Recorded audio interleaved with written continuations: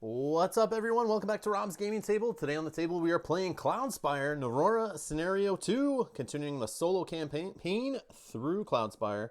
The nice big juicy solo book.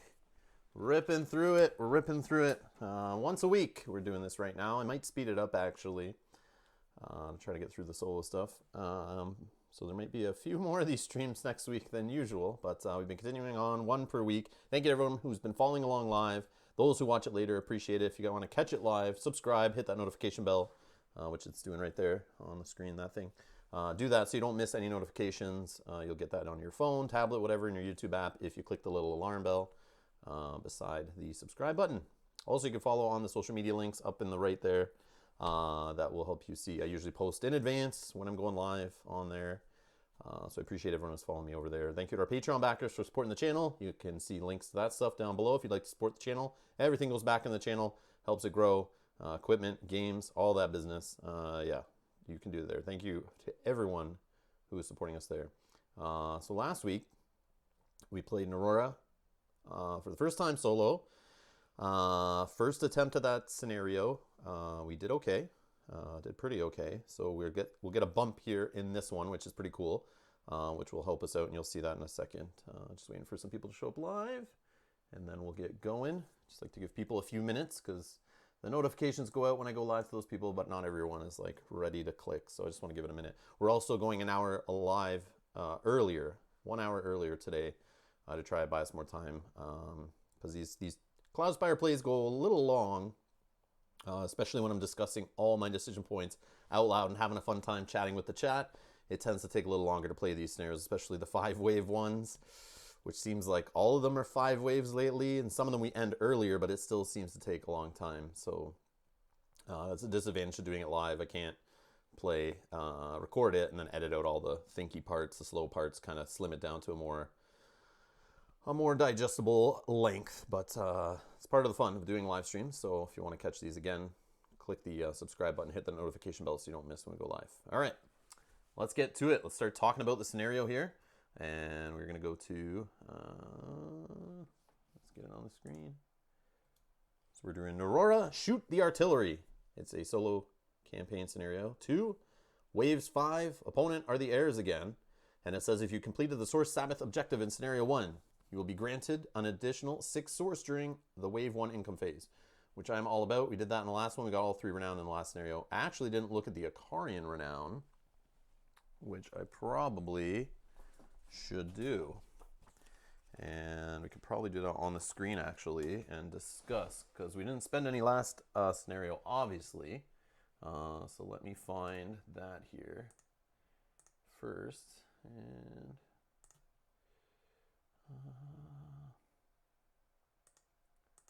pop that open in the other campaign book. So I'll just bring that up on the screen in a sec. We can talk about that to see what we could purchase. I just realized when I was setting up, I did not look at the Akarian renown stuff, which sometimes I forget that's a thing, and then just start playing and realize I had some renown I could have spent.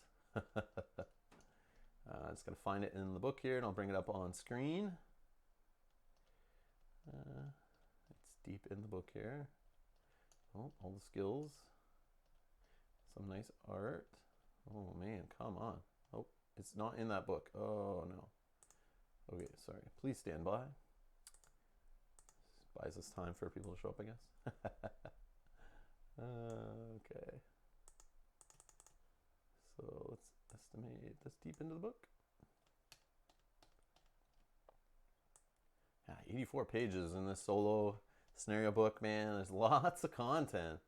I feel like I'm getting nowhere with it, doing once a week, so I feel like I gotta pick it up, get this all complete. I want to play more. Okay, so Narora, here it is. All right, Akarian renown. So if we're just looking at a blank slate here, scenario 1 I got 3. Obviously I'm carrying over 3, and we're here in scenario 2. Will we spend any? Let's take a peek here at the Narora. It's part of the fun of the campaign as you go through it. You can spend some of your renown to unlock stuff and get the gained section checked off. But you don't necessarily have to use it in that scenario. You can just unlock stuff and then save it for later. But once it's used, it's used. You can only use it once per Basically once per playthrough, I guess. So the Grand Gates. Begin this scenario with 12 Fortress Gate health. That's interesting. I don't know how much in this one. We'll talk about it in this one a little bit. All I've done is read over the scenario. So maybe let's do that first, and that'll make some of these make more sense whether some of them pop out. And you guys can help me in the chat too if you guys have any recommendations. So I think it's right here. And that's there. Nope, we don't need that one. Nope. Let's close that one. Not that one. Here we go.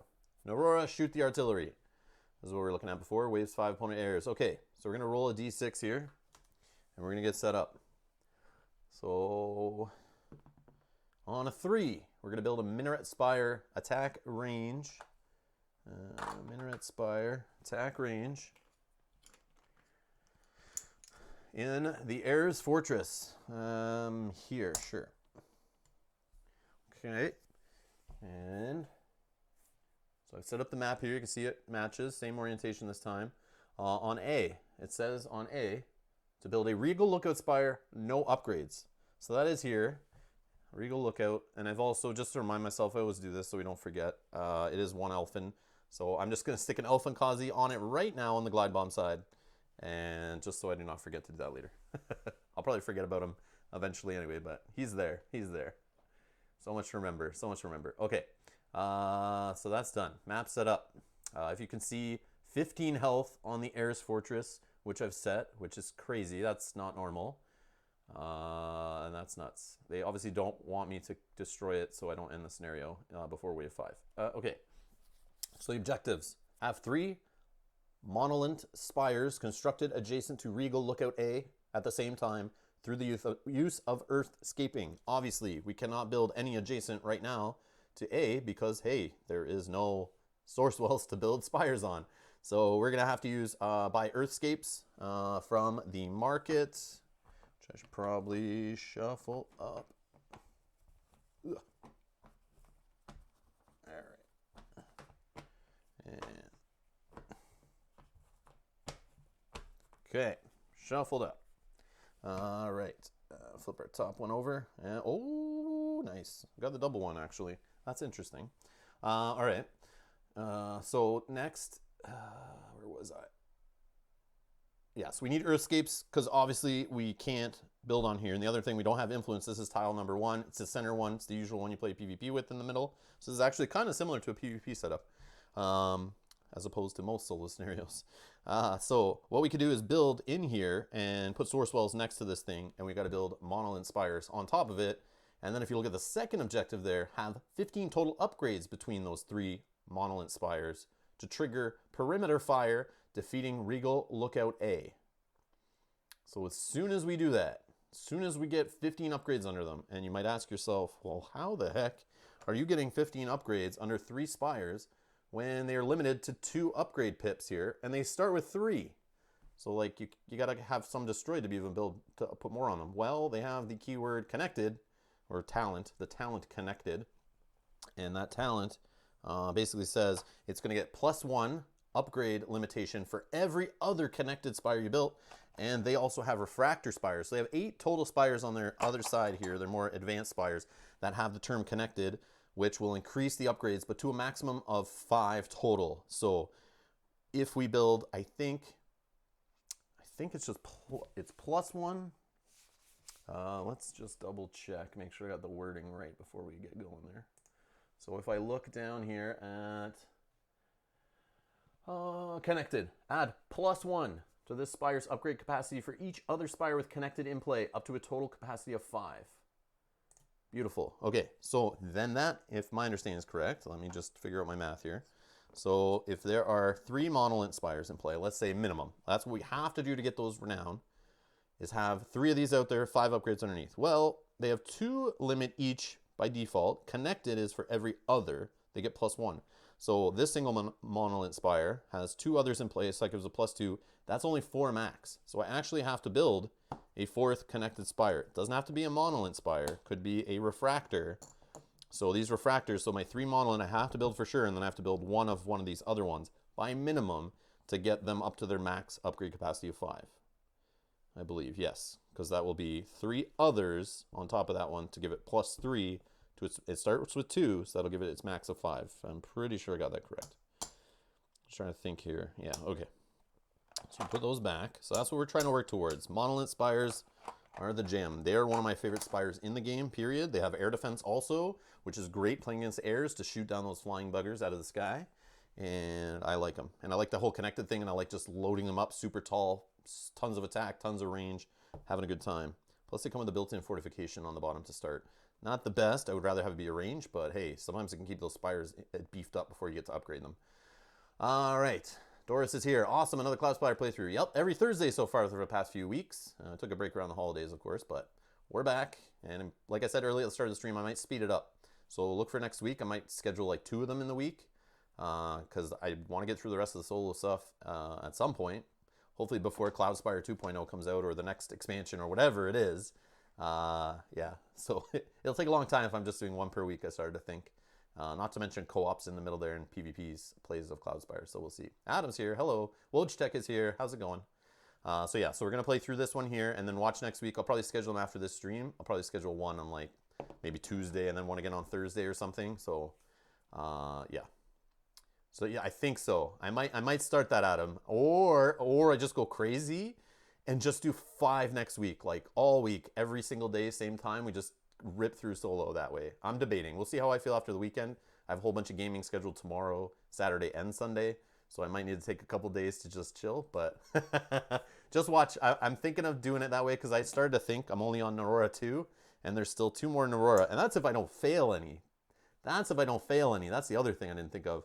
So if I do 1 per week, let's say I fail this one today, I think you have to replay it, right? You can't go on to the next one unless you get 1 renown. So let's say I get no renown and I bomb, or my gate gets defeated and I lose. Well, then I got to play this one again. Do I do that off camera? Do I do that on camera? Like, I don't know what to do in that situation. So that's still this one. Next week, it would be, I'd only be on Narora 3. Then we still have the Grove Tenders after the 4th Narora. And then the Grige have their own, I think. I don't have their book here, but I think they probably have 4 solo scenarios in that book too, right? So I might go into them eventually. So if I'm going to play all that, that's going to take another minimum 10 weeks. 10 weeks, that's crazy. So I think I got to speed it up somehow. So I might also pre-record some, just play like a Sunday and just do a whole bunch back to back, film them, and then post them later too. So I'm going to decide this weekend. I'll kind of figure out the future of Cloudspire on the channel, but that's the plan. Yeah, we're going to play co-op when my wife and I have time and we're not busy with other games and stuff. She's very limited on time right now. She's been working a lot of overtime at work. So that's why I've been posting less co-op videos with her. And my other buddies are busy too with their stuff. So we haven't really got together to game a lot. It happens over the holidays all the time where it's very rare to get together, but hopefully that picks up again. And I can even play some solo or some co-op and PvP with other players other than my wife too. That's the plan. But it may just take some time. It's just hard to find the time for this game. Because sometimes they come over and they only have like 3 hours. I can't teach them Cloudspire, play a full Cloudspire in 3 hours. So we'll just play something else. That's just how it works. So that's the unfortunate part about this game. It's hard to get to the table. So unless you're solo gaming and you have all day like me. Just kidding. All right, so let's continue with it here. All right, so the 3rd renown. Did I talk about enough about the second one? 15 total upgrades between each. So I can get them up to a max of 5. So that means I can't put like 6 under one and 4 under another. So I have to get them all maxed out to take 5 upgrades, put 5 under each. And it says the outcome once I do the second one. So it'll destroy, once I reach that second one, it automatically destroys this Regal Lookout. It is gone. And right now I cannot damage it, but we'll talk about it in a sec. Then it says outcome. At the start of the next wave, add 2 range upgrades to each air fortress. So when I destroy this middle one, any spires they have at the fortress here, including this minaret I just built, if it's still alive, or it's still built, I guess, it will get a beefed up range upgrade. So we got to remember that. Once that happens, I'll go back and look at this hopefully and remember that little outcome part. It's a little out there. It's not usually, there's not an outcome that affects it right away like that. So I got to remember that. And that's the start of the next wave. And then the 3rd renown is all air fortress spires are defeated at the end of wave 5. So whether wave 5 ends from me destroying their base, or I don't know, I guess that's the only way it can really end, or we just get to the end of the wave because all the little minions are dead. by that point, I have to have all the Heirs Fortress Spires defeated, which would only be max 2 at the time. But if they're getting extra upgrades thrown under them, and I do that perimeter fire, like let's say wave 4, that means the start of the next wave, they're getting those 2 in wave 5 added to each one. Ugh. That's bad. I don't know if I have enough CP and stuff to get enough units over there to actually do enough damage to those spires to take them out, or heroes or whatever. So that's something I got to think about. And there's another thing to think about too, is if I do the perimeter fire in wave 5, I don't have to worry about that start of the next wave business, adding the 2 ranged chips. Or if I just defeat the Heirs Fortress Spires and there are none there, then I don't have to worry about that either. So those are 2 things to think about. The best case scenario is either smash that second renown when there's no Air Spires, or smash that when it's round wave 5. So we'll see. And then I got to defeat all the spires anyway by wave 5. So out of those 3, usually I like to sit there and look at it and go, okay, which one is the easy one? I just have to get one of those to win. And obviously the lost condition of make sure my Narora Fortress Gate is not defeated. Actually, I can zoom in a bit more to make the text bigger here for you guys. There we go. So yeah. So I'm trying to make sure that my gate is not defeated. So those are 2 things. So which one out of these is the easier one to get to? I don't know. I mean, that spire, if you'd see down here in the specific rules, we kind of look at those for a sec. When Narora spires are defeated, they're removed from play instead of being returned to the barracks. That's disgusting. So if I try to build 3 monolith spires, monolith spires, however you want to say it, if I try to build 3 of them in the middle here, and let's say I build 1, and then they destroy it, it's out of the game. Now I have to build my other 3. If I'm building like 2 more then, and then 1 gets destroyed, I now can't get that renown, because I'll have 2 monolith spires removed from the game, and I'll automatically lose those 2 renown. So that's a little rough. But if I get those 3 built, get them beefed up quick enough, destroy that middle thing, I don't care after that if they get destroyed, because I've already achieved those 2 renown. So that's the thing. I can try to rush build it as fast as possible, and then I don't care what happens after that, but I still would lose the scenario if my gate's defeated. So I got to just think like that. So I could try for those renown that way. The other thing is, Regal Lookout A cannot be damaged. The only way to defeat this spire is to trigger that perimeter fire thing. Perimeter fire. By constructing the 3 monolith spires adjacent to it with 15 upgrades, and that immediately defeats it. So that's that little special rule that'll help us with that renown. So I can't do anything to this spire in the middle. It's literally sitting here with no upgrades, doing nothing right now. But at the start of each prep phase, you adjust the number of upgrades on it equal to the total number of upgrades on the other monolith spires, on the adjacent monolith spires. So let's say at the point I have 2 beside it, and let's say they have 4 upgrades under each. That means 8 upgrades are going under this Regal Lookout spire, which is disgusting, and you have to do it in the following order. Attack, range, attack, range, blah, blah, blah, until a bunch of fortifications. Because obviously most you can get under is 15, so I think they've listed 15 there. Yeah, it looks like 15. So so I have to adjust it. So the cool part is if they start destroying my monolith spires during the wave, and I leave them and don't touch them till the build phase next turn, it's start of the prep phase. Those jerks. So I basically don't want to touch those spires if they start losing chips until, what are they called? The little build windows you have at the start of each turn. Limited build options. I probably should take limited build options very seriously, because if I don't build up the spires before the prep phase in the build phase, this middle spire won't get as huge, and then I can upgrade a couple of them later. And when you use the limited build option to upgrade a single spire, you're allowed to go as bananas as you want on that single spire and put as many chips under as you want with that single limited build. So it's best to save up as much source as I can and just go nuts. But I have to watch out that the spire doesn't die, because if I start losing those spires, I can't get that renown. So it's this little like, it's going to be a crazy balancing act. I'm a little stressed about this one. We'll see. And then when adding or removing upgrades, yep, doing that order. I read that stuff. I had an example there. And then if any Heirs Fortress spires are in play, the Heirs Fortress Gate is not damaged when attacked, but it still will retaliate. So I think that was in the last scenario too. That's super annoying. Super annoying. Scenario ends immediately if the Heirs Fortress Gate is defeated. So if I go too crazy and I destroy the spires and smash the gate, which the gate has 15 in this scenario, remember, not 10. If I destroy it, I end it immediately. If I've got no renown by that point, whoops, I lose. So I got to be careful of that too. And the AI notes, once Heirs build stables level 2, It'll be triggered automatically each wave when their last minion display is defeated. So I have to remember that, and to remember that, I'll just throw a Joust. That's the one where the Joust comes into play automatically. And is it, which Joust is it? Let me get their sheet open. Is it promoted? That's the question.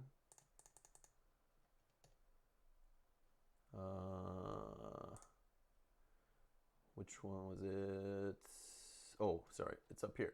Once per wave, when the last minion is eliminated, you may immediately spend 2 swords to put a Joust into play. Okay, it's just regular Joust. Just regular Joust. Okay, good to know. Good to know. So much to remember. This one's a little crazy. And the talent, Keem, when he's promoted Keem, his mark is just closest opposing unit.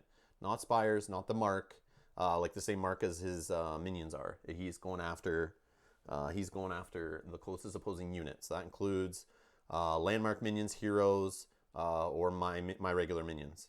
And Rodnov's here. Been a while since I last catch one of these live streams. Yeah, welcome. I'm glad you're here for it. Okay, so Rodnov, where are you? What's your time zone? Like, what country are you in or whatever? I'm curious. Like, how many hours ahead are you? I'm in Eastern time zone in Canada / North America. So for me, it is basically 12:21, 21 minutes after noon, basically. What time is it there for you? I don't know. I'm curious. Like, I schedule these streams at different times. Today we're doing it at noon. Oh. I could see why you don't catch them very often then. Oh, that's too bad. So like 13 hours ahead. That's crazy.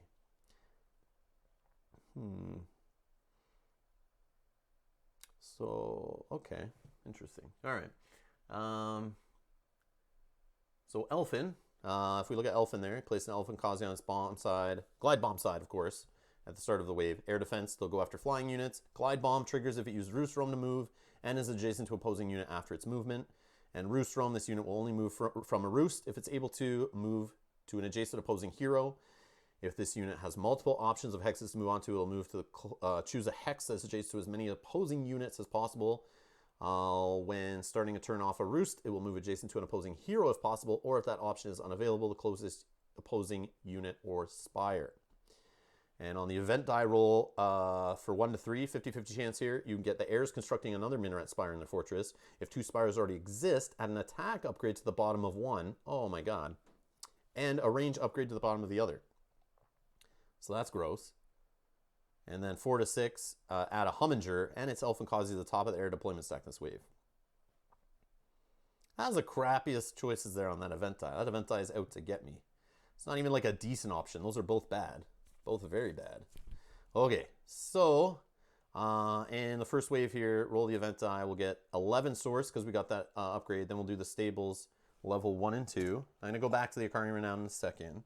I just want to show the first wave here. So stables 1 and 2 are built. So that means Harriers are +1 health by default, and that Joust unit thing will come running out after last minion is destroyed. Oh, from Malaysia. Okay. All right, and we're gonna get 5 CP to start, and then with the Harrier stuff. So let's go back to the Akarian Renown. Now that we know what's up and what the scenario has in waiting for us over here, Grand Gates, begin the scenario with 12 Fortress Gate health, is interesting. I don't know if it's the one. Actually, if we go back, usually what I look at if I had that option is what are they throwing at us? And what's our CP like? So 5 CP in the first wave, that's very standard. 7, 9, 11, and 13. This is very PvP feeling. This feels like PvP. That's the exact same CP you usually get. And then the other player, the AI, is bringing at us promoted Harriers, not grouped, mind you. And to me, not grouped in an Aurora scenario tells me, come and possess my guys. Come and step on them with incorporeal. Come and, I think that one's okay to step on anybody, but possess or stasis. I think stasis is one that needs ungrouped units. So they're kind of like saying, come at me, come take control of my Harrier. That's how I read that. Then the next one, we get a couple promoted Harriers again, 2 grouped promoted Jousts, and Keem. Keem shows up in wave 2. Then we get grouped Harriers, grouped Joust and Harrier, and Royal Talon shows up in wave 3. Gross. Wave 4, Royal Talon again promoted after coming out after a couple of Harriers, Windrush grouped with the Joust. And the last wave, usually the worst. 2 Harriers promoted grouped, 2 promoted Joust grouped, a Windrush promoted grouped with a Royal Talon hiding underneath. So that is the one where my gate will fall right there. That seems really dirty. So we have to have some Spires in play doing some damage because I don't think our units will be able to take care of that in general with 13 CP. Yeah, that's just too much. Too much coming at us. Okay. So based on that, I would then look at the Icarian Renown. And I'll zoom in a bit more here for us. Boom. So, options here. I have 3 to spend if I want. I can say I don't care about any of these and save them for later too. I haven't looked ahead to see what the next 2 scenarios have in tow. And yes, I've bought stuff before and then get to the next scenario and like, damn it, I think I was supposed to save it for that one. Because some of these are really better in other scenarios for sure. But again, you don't need to use them sometimes. Like a lot of times I'll forget about this and I won't even use any. But so we can get more Fortress Gate health. Only for 1 renown. That's not bad. It leaves 2 for something else. Or we could Temple of Sacrifice at the start of your turn within any phase in this scenario. Move a Naroran unit from your barracks into the Forgotten Graves to gain a source reward. Now that's interesting.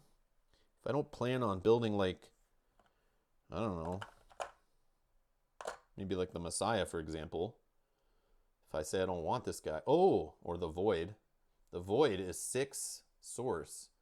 If I just dumped him and was like, man, I don't care, I'll never build him, I could throw him in the Forgotten Graves and gain the source reward. Now the cool part is I could always spend the source to get those upgrades to get him back out of the Forgotten Graves, I assume. It doesn't say he's like stuck or out of the game or anything. So I could get him back. So 6 source that way, pay, what is it to get him back? So I could spend 3 source to unlock the first Forgotten Graves naming stones, and then I can spend 2 source to resurrect 1 minion or hero. So that's 5 source to get him back, 6 I would gain from it. That doesn't seem like it's worth it, but yeah. I guess if you need an injection early, you need a source right away. That'd be huge though, because you could just get 6 source, build, like upgrade a Spire like crazy. That could help us huge in this one actually. Especially doing limited build options, because that's at the start of your turn you do it within any phase. So I could do it start of like, it doesn't matter. I could do it start of prep phase, get a bunch of source and then carry that into the wave in the onslaught phase.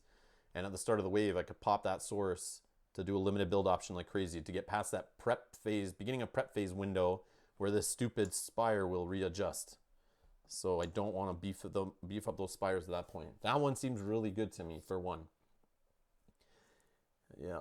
And I don't necessarily need that unit back. I may never need them back. So like I would lose access to the Messiah and Quantum Dark. Or if I didn't care about building like Arc Lights or Arc Brights, it's only 2 source. That doesn't seem as good. Yeah. But what I could get the source and help me up front. And if things are going good, I could always try to get the Void back later. That's an interesting one. That is a friggin' interesting one. I like that. That's cool. And it's an Naroran unit, so I could do a hero. If I never planned to build, like, I don't know. I wouldn't do it to a hero, though. That's too much. No, that's too much. All right. That's not enough source. Okay.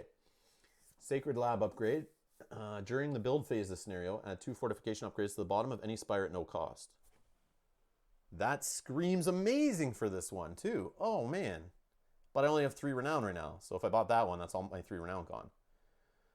Oh, but I don't want to do it in the build phase. I don't want to do it in the build phase because it'll make this middle Spire so beefy. Don't want to do that.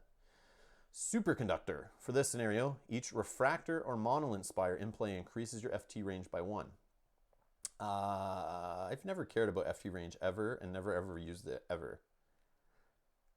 And I've played co-op with them, I've played solo, and I've played PvP. Never ever touched the FT range and never lost with Narora, so I don't know what that's all about. I've read it, I've looked at it, I don't know. I see some cool stuff, but it's all like crappy gambling. Like it's like you gamble on your FT range, which is not a way I want to spend my source in something that may or may not turn out good.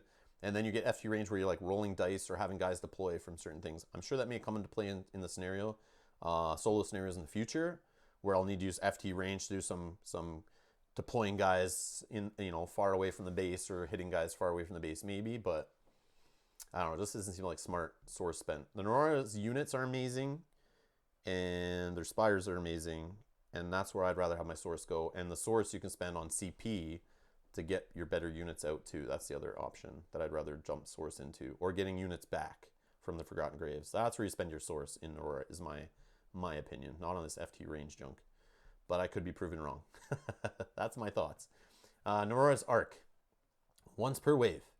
At the start of your turn, during the onslaught phase of the scenario, deal 2 damage to any one unit within FT range of your Fortress Gate. I can't afford these anyway. And Euphoria during the prep phase of wave 2 or later in the scenario. Select a hero to deploy at no CP cost, but the hero's deploy with 1 health. You deploy him for free, and then you put him back in the base to heal back up and to full, and then he comes out in the next wave. That's what I would do with that, and that seems pretty dirty, because I could get Bidra out and play, and this jerk cost 8 CP. And I could bring him out for none. He comes in with 1 health, and then I just return him to the fortress.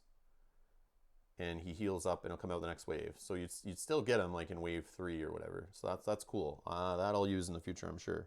So that's another thing. That costs 4 renown.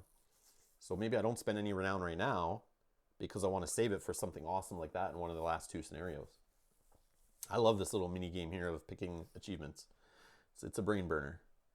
It's a brain burner, especially when you don't know what is coming up. But let's estimate if I win this one, I'm going to get at least 1 renown. So I'll be back up to 3 if I spend just 1 right now. And I think I'll probably do the Temple Sacrifice. At the start of your turn with any phase of the scenario, move a Naroran unit to your barracks or to the Forgotten Graves to gain a source reward. I think I'm going to go with that, because that'll help me get Immanent Spire upgraded. And that might be, I'll be able to do that at like the perfect situation. So that I could do it right when I'm like, that 3rd spire is built, and I just need to get it up to the 15 to fire that off. That might be the injection I need to do it right there. So, but it's at the start of a phase, so I gotta be careful when I use that. So I'm gonna open up Temple Sacrifice. That's what I'm gonna use. So hopefully I remember it. If I don't use it and I forget all about it, then I'll not have spent that renown. But hopefully I remember that I did that. So that's my plan. All right. So I set my source to 11. We're going to roll the event die here. And this event die, what's it going to do to us now? One of these dirty things here. It's a 2. And the 2, another Minaret Spire. Killing me. Let's turn these around. Minaret Spire. And this one is attack range. That's the default.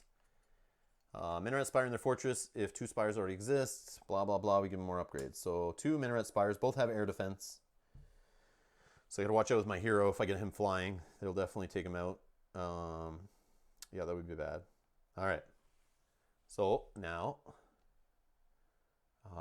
income phase, market phase. Nothing modifying it. Let's actually finish setting up the game. Actually, that's probably a good idea. I haven't done the market stuff yet. I shuffled that. I did that one already. Let's shuffle the relic deck. Then we got to shuffle the market stack. I'm all out of order here. Okay, relic deck, which I never use, is shuffled. Let's see here. Okay, let's just...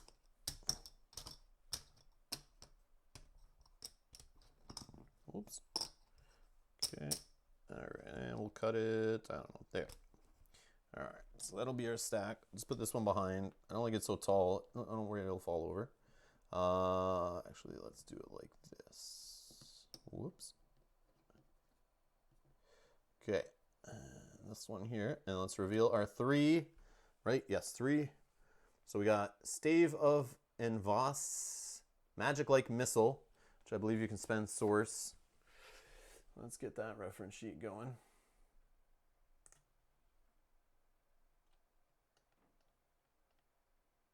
Magic-like Missile, boom. Once per turn, before or after this unit's movement, you may spend 2 source to deal 1 damage to a unit up to 3 hexes away. That's fun. That's fun. Just costs source, though. It's like giving a unit range, so that's kind of neat. Okay, that's something. Let's see what's next. Berrybond. He's evasive, and evasive says, when attacked by a unit with the number range talent, we're going to reduce the damage dealt to it by 1. Oh, reduce it to 1. Yeah, reduce it to 1. It's got hardy. Hardy against range. Cool. Next, we get Roa. He is 2 range. This guy can go on mountains or lower. He's a hero. Oh, he's a hero too. Yeah, Berry Bun's a hero too. 2 health, 1 attack, 2 movement. He can go on mountains also. And this guy's 4 health, 1 attack, 2 movement, but it's got range. I like that. That's cool. Both, no, this guy's good because he can shoot down flying guys, so he's good for Royal Talon junk. And the evasive, no, evasive doesn't, oh, Magic Missile is what I want to look at. Yeah, deal 1 damage is, to me, says it can hit flying units, right? I'm pretty sure, right? Just dealing damage. Because it doesn't care about flying. It's not, I know flying can only be damaged usually by range and flying and air defense, but Doris, my thoughts are I obviously like the game or I wouldn't keep playing it. On Rob's gaming table, I play what I want. So if I stop playing Cloudspire, I'm just bored of it. I don't want to play it anymore. But obviously the fact I'm spending a day a week still playing it, whether I get the views or not, like it's not my most watched game, that's for sure. But that's what happens when I play through a campaign of a game. People watch the first couple episodes and they go play it themselves, or they don't want to see spoilers and stuff, so they don't watch. And a lot of people haven't got this far in the campaign. So the idea is here, I'm playing through them all, hopefully get through them all, and then they'll be up on the channel for people to watch later, like a year later, 2 years later, whatever, when they're actually on that scenario and they've played it and they want to see someone else play it, or they can't beat it and they want some strategy tips, or maybe they're just curious, how different is the game when someone else played that scenario based on landmarks, dice rolls, all that stuff. But I do like it, Doris, a lot, obviously. Yeah, it's fun. The only downside is really the setup and takedown. Like, it's taken me forever to get into the scenario, just reading all the rules and the talents. Not to mention the half hour I sat here setting this all up to make it fit on camera correctly and read through the scenario and try to refresh myself on the rules and stuff. Yeah, it's a beast to dive into, and you got to keep at it. If you leave it, it's like a lifestyle game. If you step away from it for a month, you start and you play other games, you start to forget the stuff in the game, which is what happens to me. So that's why I'm trying to get through it now while I have all the rules and talents and stuff back fresh in my head. So yeah, I want to keep playing it. So that's the thing. So I'm going to start doing more of it probably. Okay, that's my thoughts. All right. And that's the market there. Let's do landmarks. Let's shuffle up our swamp chips. Okay. So we'll do 1 swamp here by my gate. Their gate, I'll put the swamp. I could do it here or here. They're both tied to close to the fortress gate. I'll just throw it there. Because if it's some nice toxic secretion, that's a good spot to have that by their base, right? Yeah, over here might not get them, right? So there, it's like a for sure thing. All right, so let's just do some little pile shuffles. I don't know.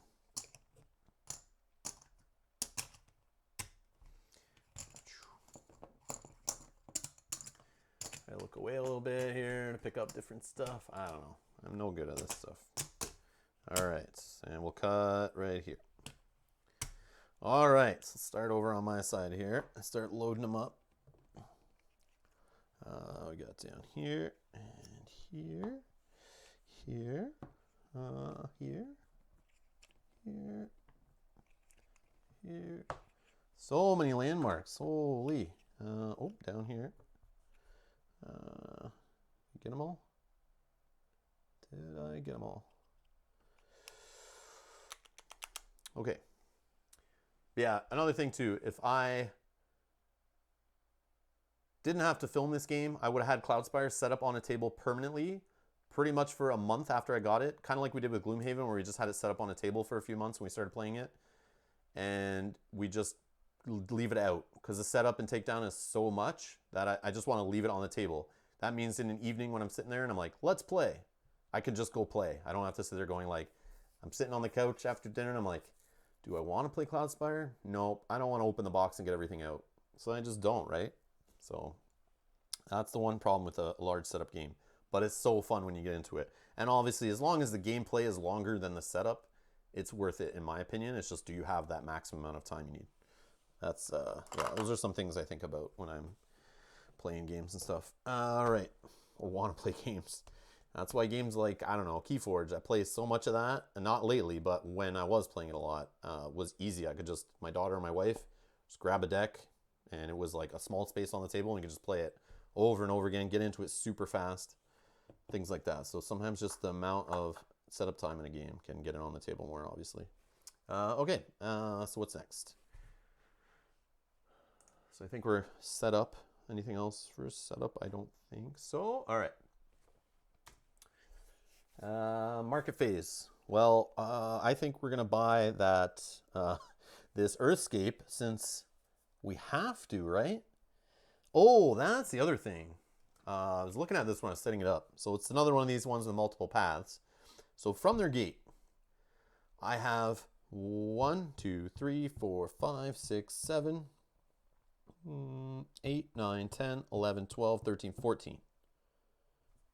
1, 2, 3, 4, 5, 6, 7, 8, 9, 10, 11, 12, 13, 14. Okay. So going this way right now, it's 14 hexes to get to my base. 1, 2, 3, 4, 5, 6, 7, 8, 9, 10, 11, 12. 1, 2, 3, 4, 5, 6, 7, 8, 9, 10, 11, 12, 13. Okay, so right now the most direct route is along here, dead center. And I hate it when they have multiple ways to go, because in this game it's nice when you can funnel guys together through a row of your enemies, your heroes, and your spires, just smashing the crap out of them. That's the tower defense thing, I guess. I don't want them taking multiple paths, which they can do, right? Because the AI is trying to use their full movement. So I can see here where they might get like separated and go different ways, especially with Harriers that want to move 4, Jousts that want to move 2. What else do they have? Windrushes move 4, Talons move 2. I don't remember what else we saw on their list, but Harriers mainly is the thing we're going to see early that move 4. So if I think this is how it could work. 1, 2, 3, 4. The next one would come out and go 1, 2, 3, but he'd want to use his full movement, right? So I'm pretty sure he would go 1, 2, 3, 4. Is that more progress?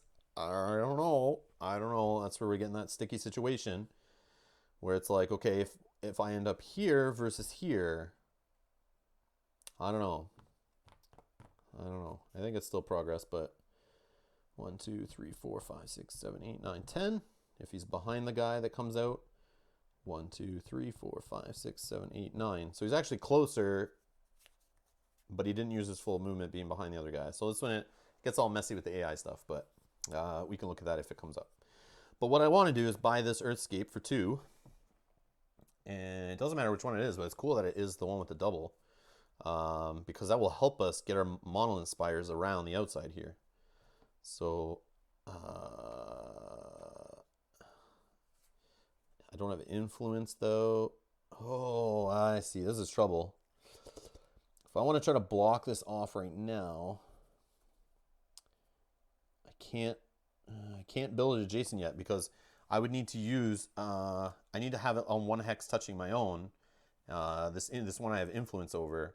So right now I can't even really build it. So I could hold this to be more efficient. I could leave it on the top and try to do it with my hero, Avance, who has that matter distortion, who I'm definitely going to be deploying later. If he can get on that tile. Ooh, yeah, maybe I'll leave it on the top there. But can he get over there quick enough to choke their movement?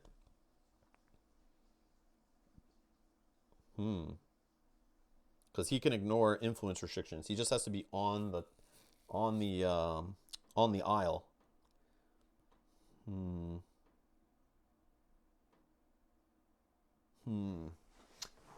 Yeah, this is a tough one. This is tough.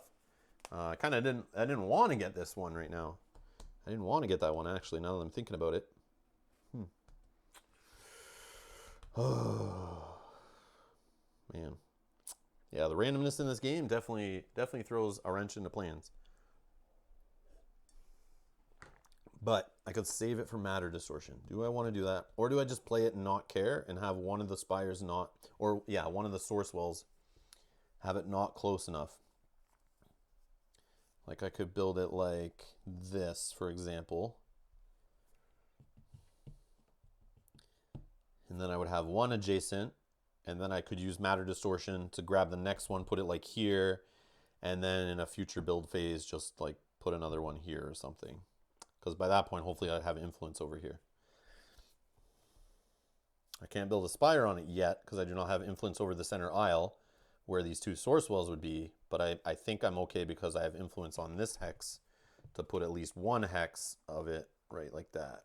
And then that would block off them coming through this way and buy me a little, basically an extra hex of movement. Is that a big deal? I don't know. I don't know. I don't know, man.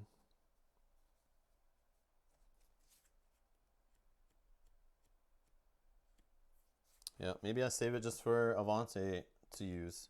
But I gotta watch out for this Elephant Kazi too. If that hits him and kills him before he can do that ability, I'm in trouble also. Oh man, what to do? What to do? I also could use Avante's ability to just choke off this point of the map. So I could, let's say, build this right now to choke off the center, and then Avante could build one here somehow to stop them from going this way, and then that would make them all go that way. That's another thing, because that's the longest path, right? It buys me time. And then I could build some spires. Hopefully build a spire on here to get influence. Yeah, I think I'll buy it. I'll put it like this. Yep, I'll put it like that. It's not the most efficient. It sucks that I got this 2-1 and I can't use it for later, but I need something to block this off for now. And then I can use another one to block it off with Avance in this wave. Oh, so we'll reveal the next one. Can that even block us? If I use his ability to take the top one, yeah, that would be enough, right?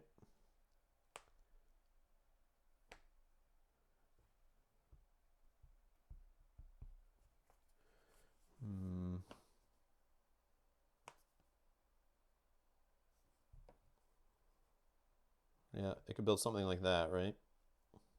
Okay, just thinking ahead, just thinking ahead. Whew, so much thought process here. I love it. All right, okay. That's just market.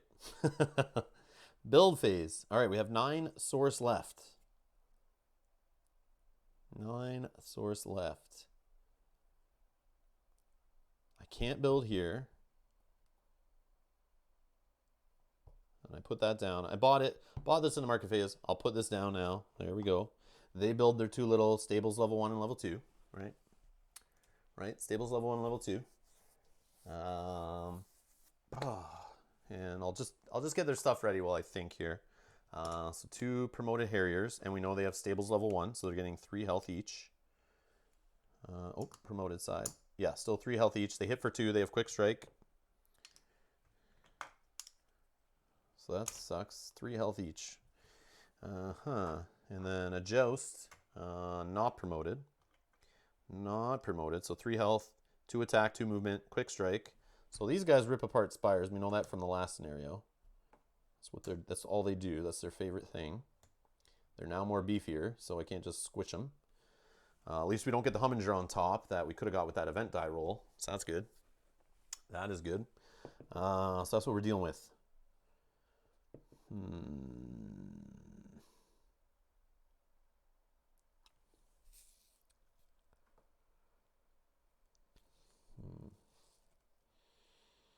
So I just want to check one thing. I'm actually going to go to the FAQ. I do want to read. Do I have it open? No, I don't. All right, I want to go to the FAQ, and I want to read that whole section about enemy AI movement, because I need to know what these Harriers, because one of them is going to block the other one, and it's not going to be able to use full movement. I just want to make sure I do it correctly, because this is multiple paths here. That's the problem. Once you get multiple paths, it's only every so often it happens. So I need to like refresh myself. Pass movement. Here we go. There's a nice little array here. They added a January 2nd, 2020. Finally added a nice little right up here. Oh, it's super small. Let's do a, whoops, wrong way. All right. Player controlled minion movement.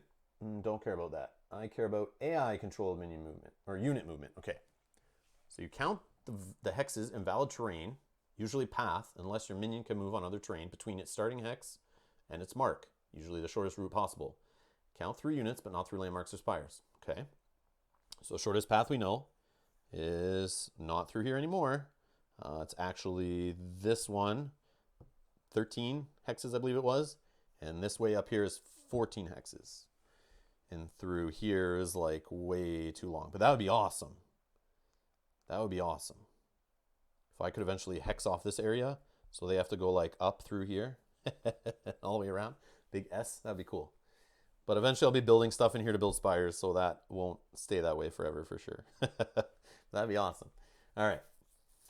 Now, find all hexes it could end its movement on unless, using its full movement, and considering that it can't move through units unless specified. Count them from those hexes to its mark. If any are closer than its starting hex, that's where it moves. Okay, see, that's easy. That makes sense. If more than one is closer, it moves to the hex that's closest to its mark. Okay. If it can't get closer using its full movement, subtract one, and then find the hexes it now ends its movement on. See if any of them are closer to its starting hex, closer to the mark than its starting hex, basically. If so, that's where it moves. If more than one are closer, the hex that's closest to the mark. Repeat step 3 over and over again until that works. So keep reducing the amount it can move by 1. If there's no hex at all that it can move to, that's when you can start looking at hexes that get it no closer, no further away. And this is considered a lateral move. And it can move to one of those hexes, or it can stay where it is. Player's choice. Okay. Nice little refresher there. Okay.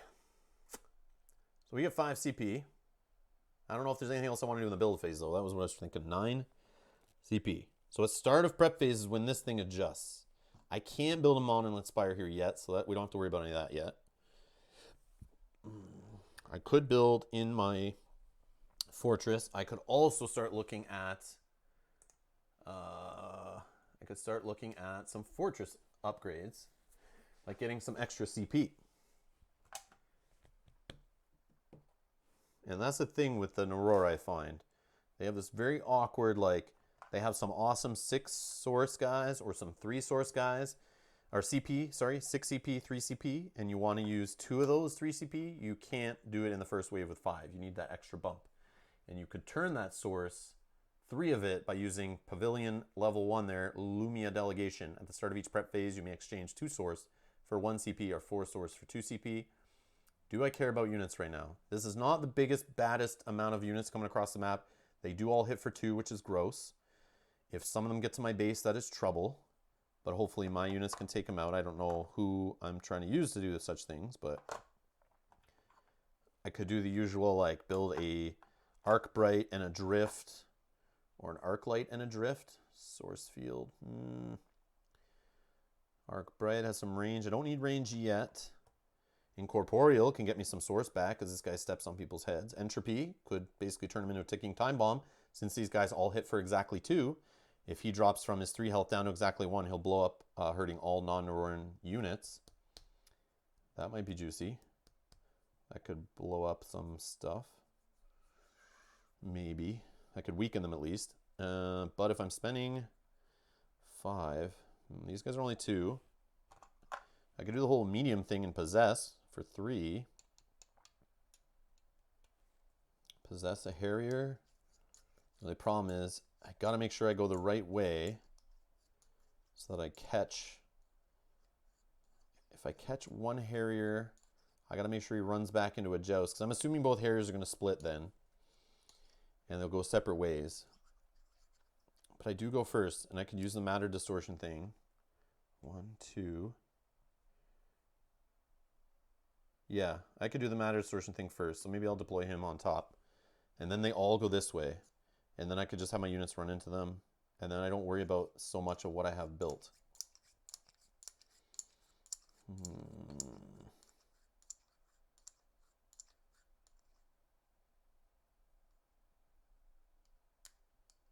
The only problem is he'll get sent back to the base. No, if I do that, he builds it here. Yeah, he'll get flip spots, which is super annoying. So this guy will go 1, 2, send this guy back, and then the other guy comes out, sends Avance back. Yeah, that does suck. I can't do that super quick. And then these guys will be in the way. Okay, he's getting deployed last. All right, Possess and Entropy, Stasis and Incorporeal. No, Stasis costs 4. 4 CP for this guy to use Stasis, Step on the Heads. I don't feel that's really good early because there's nothing really to shoot at them, Spires and stuff yet.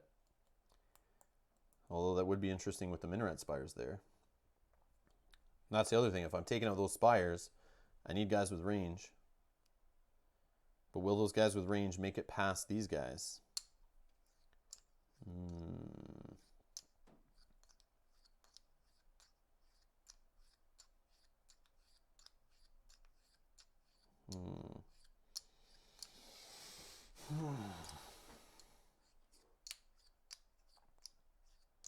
So I could have my units. Oh, I can still do the matter distortion from this spot, let's say, and I could block this off anyway. I just gotta make sure nobody moves there. So I gotta keep a 2 move unit up front.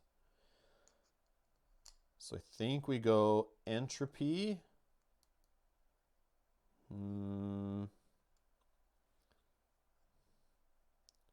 Incorporeal could get me some extra source, which leads to building more Spire stuff, but I could use that later.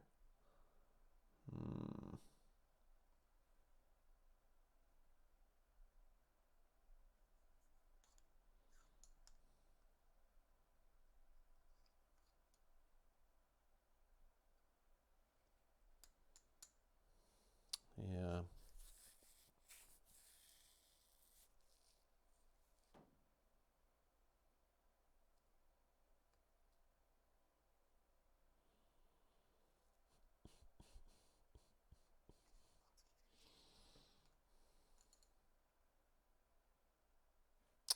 Man, this is tough.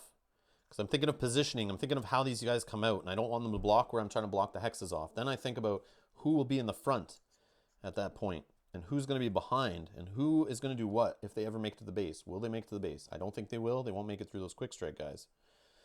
Do I want an incorporeal guy stepping over them? Probably not. I want somebody to kind of sit in front of them and take a beating. Lightress would be cool because of channel. But again, I need to spend some source in the build phase to get this guy out because he's 6 CP. 6 health, but every time he gets attacked by anything, I get 2 source out of it. So this guy starts paying me back nicely. And right now, that's the other thing. This guy's only 1 source. The Harrier, both Harriers are 1 source only. And the Joust is 2 source only. Yeah, 2 source only. So that's only 4 source, plus that last Joust that'll come out. That's 6 source I'm only getting from their units this wave. And I need to build 4 cost Minaret or Monolan Spires. I have to purchase in market phases more Earthscapes. I have to put upgrades onto Spires. Like, this is going to be super expensive.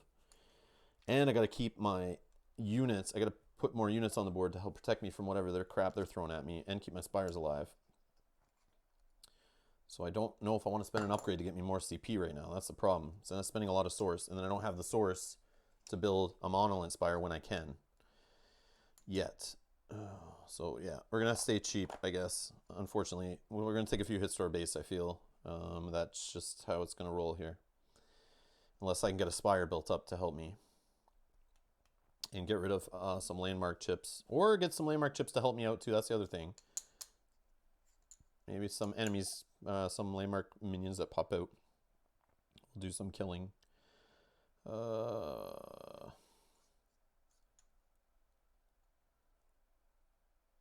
So I'm thinking. I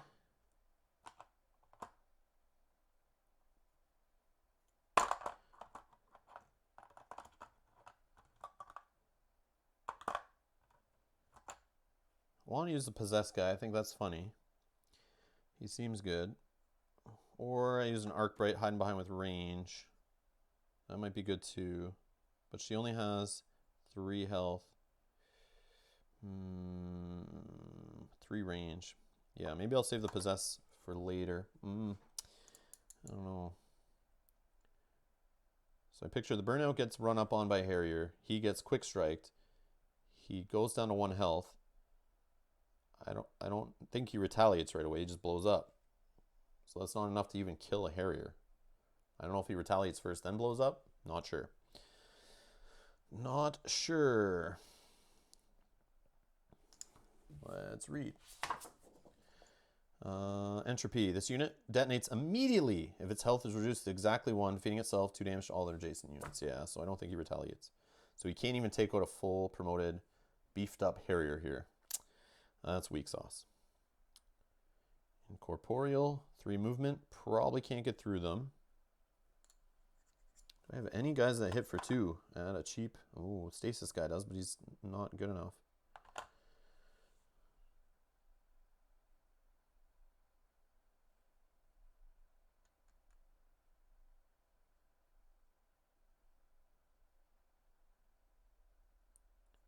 Okay, let's do...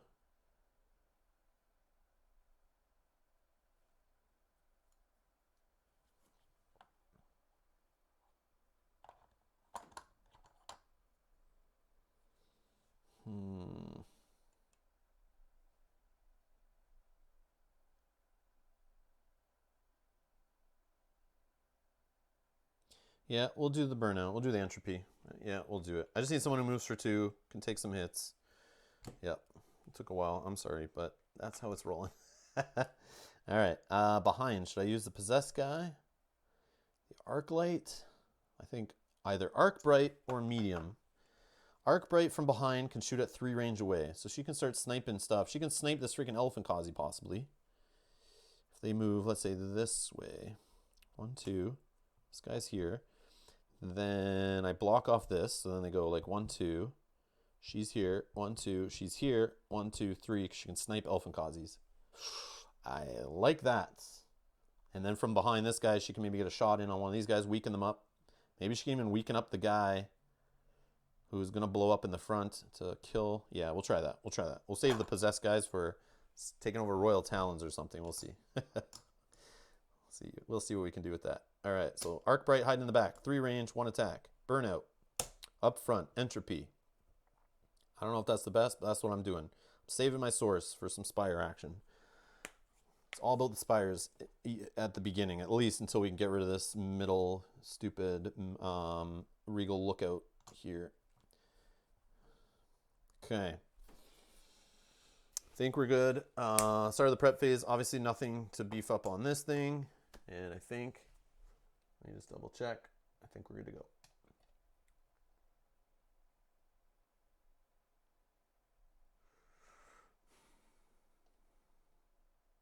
Can't damage the Air's Fortress Gate while there is dudes there. Okay. And next wave, we're going to see 2 promoted Harriers again, but we're going to see grouped 2 promoted Jousts underneath and Keem. So it's going to get real gross next round, and we only have 7 CP to work with. All right, we'll see what happens here. Okay. First is the Narora. Let's go. So we're going to go 1, 2, 1, 2, and...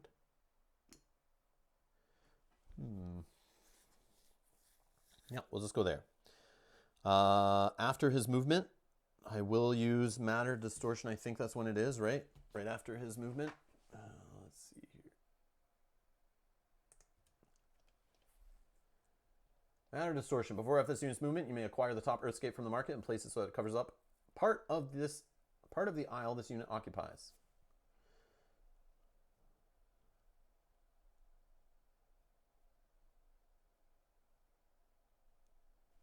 Yeah.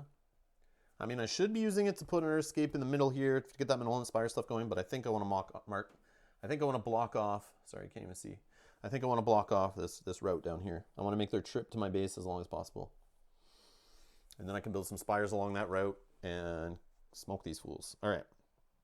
So I'm going to use it now. He'll flip, promotes himself, loses all upgrades. I'll grab this off the top of the market, flip the next one, and I will put this here. So I have a source well right here.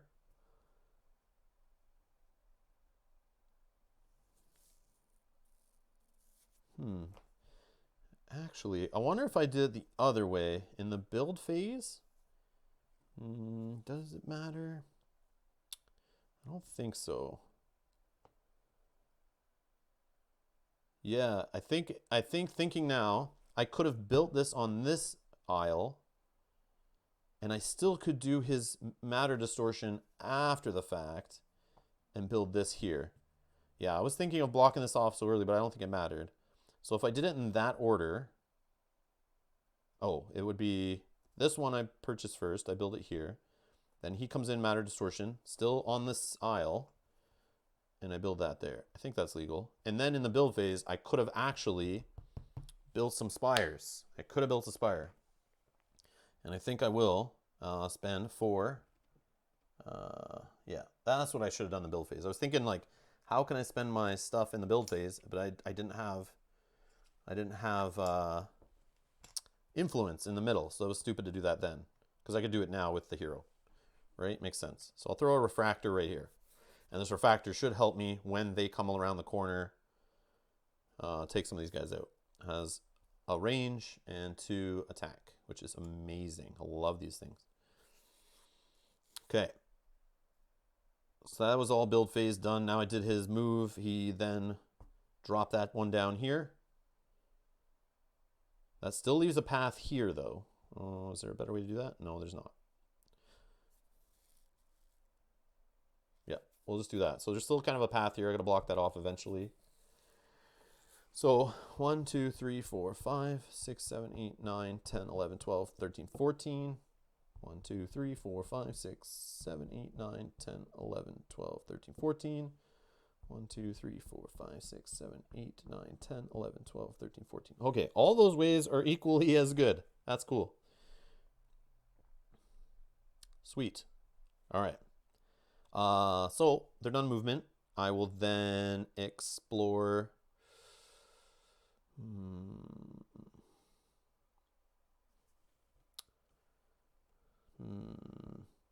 So the engage under this one, I believe if it's an engage one, it only does 1 damage. It's the gauge under these ones that does 2.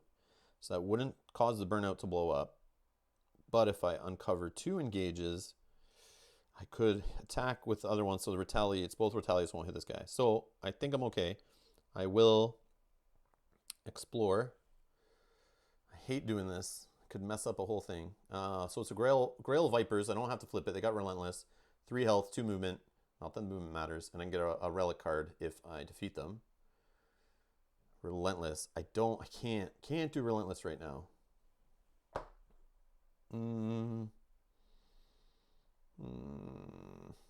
But I can hit it at 3 range away though.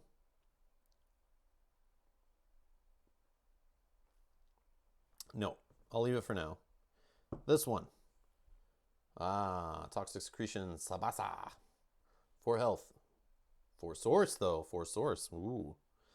So if I flip this over now, I need to kill it now. Is that possible? No, it's not possible because he only hits for 1, she hits for 1, he hits for 1. And then when they move away, Burnout's fine, but the Arc Bright's going to take 2 Toxic Secretion. Yeah. So I kind of can't flip this one yet.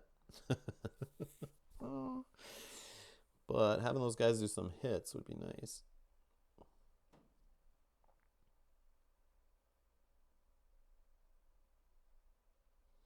Is there a way? No, it would still be alive.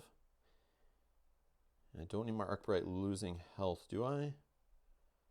This keeps my hero stuck. That's the other thing. I wouldn't move my hero. Oh, but my hero would kill him. Yeah, he would be stuck for 1 extra turn. Does get 4 source going, though.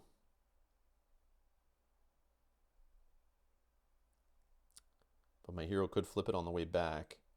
This could be useful later. I think I'll leave it for now, unfortunately. So I don't really need the source well like I usually do. I usually need to build a source spire there, but I have this as back me up. So I should be okay. So they're not going to attack anything, I guess. Yeah, that's awkward. All right, these guys will go. So this guy, is he close enough? 1, 2. No, he can't hit a hero, so he's a leading minion. He ain't gonna do jack. And what do we say? This is all blocked off, so it really doesn't matter. 1, 2, 3, 4, 5, 6, 7, Yeah, so it's definitely not going to go this way. It'll go 1, 2, 3, 4. 1, 2. What just happened there? 1, 2, 3, 4. 1, 2, 3, 4.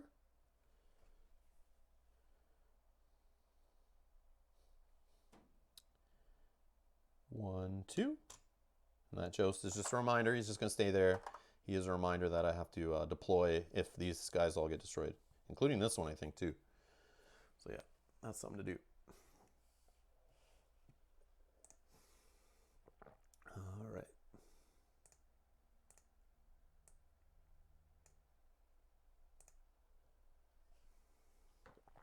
Okay.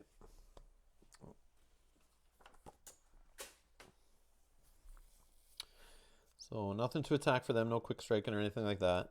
Back over to me. Oh, I could have built here.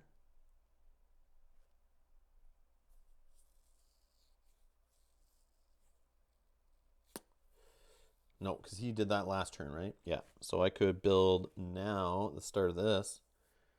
Put a Monolith Spire there. That has air defense, right? So it could shoot down some stupid Alpha Kazis. Yeah. Yep. Yep. That seems like a good purchase. 4 source down to 1. I don't know if it's a good idea to build it yet, but I'm going to do it. Because if I can stick some range chips on it. Whoops, wrong way. 2 attack, 1 fortification, Monolith Spire. We got 1. 1 done so far. As much as I don't want to build there, because in the prep phase, that thing's going to get some beefed up stuff, but I think it's fine right now.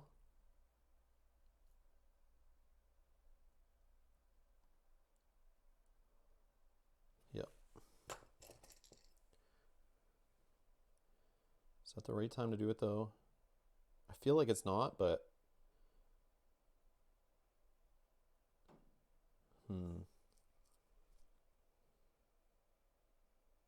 Because I'm going to have this thing to deal with. Yeah, I don't know. I don't know if it's the right time to do it in round 1, but I'm doing it. That might bite me later. Okay.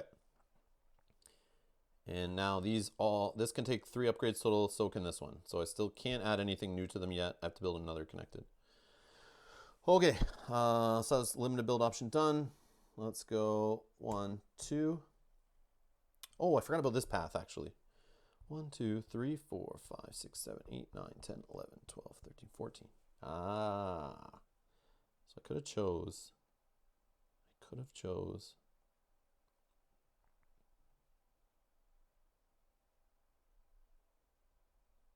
Doesn't matter. I think that's what would happen no matter which way I went first. Yep. I think that's fine. Okay. Continue movement. This guy. 1, 2. Can't really get through there. Does he care? What is he doing even? He's already done his ability.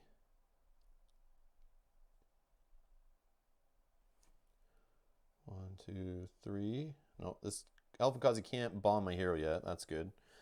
Okay, so under here was Grail guys, Grail Vipers. Do I do this now?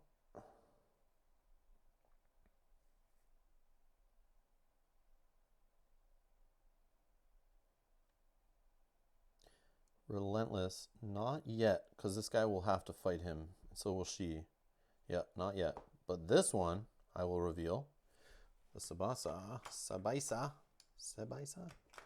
however you say it. Hey, John, how's it going? So I'll throw that there for Toxic Secretion. My guys are out of range of it now, so that's fine. And then I think that's good. Range 1, 2, 3. Still not in range with this to fire on this guy yet, but this air defense tower should. Okay, so my flying guy will hit this guy with no retaliation. The Arc Bright will hit him for 1, no retaliation, of course. And our Sabaisa is down to 2 health left.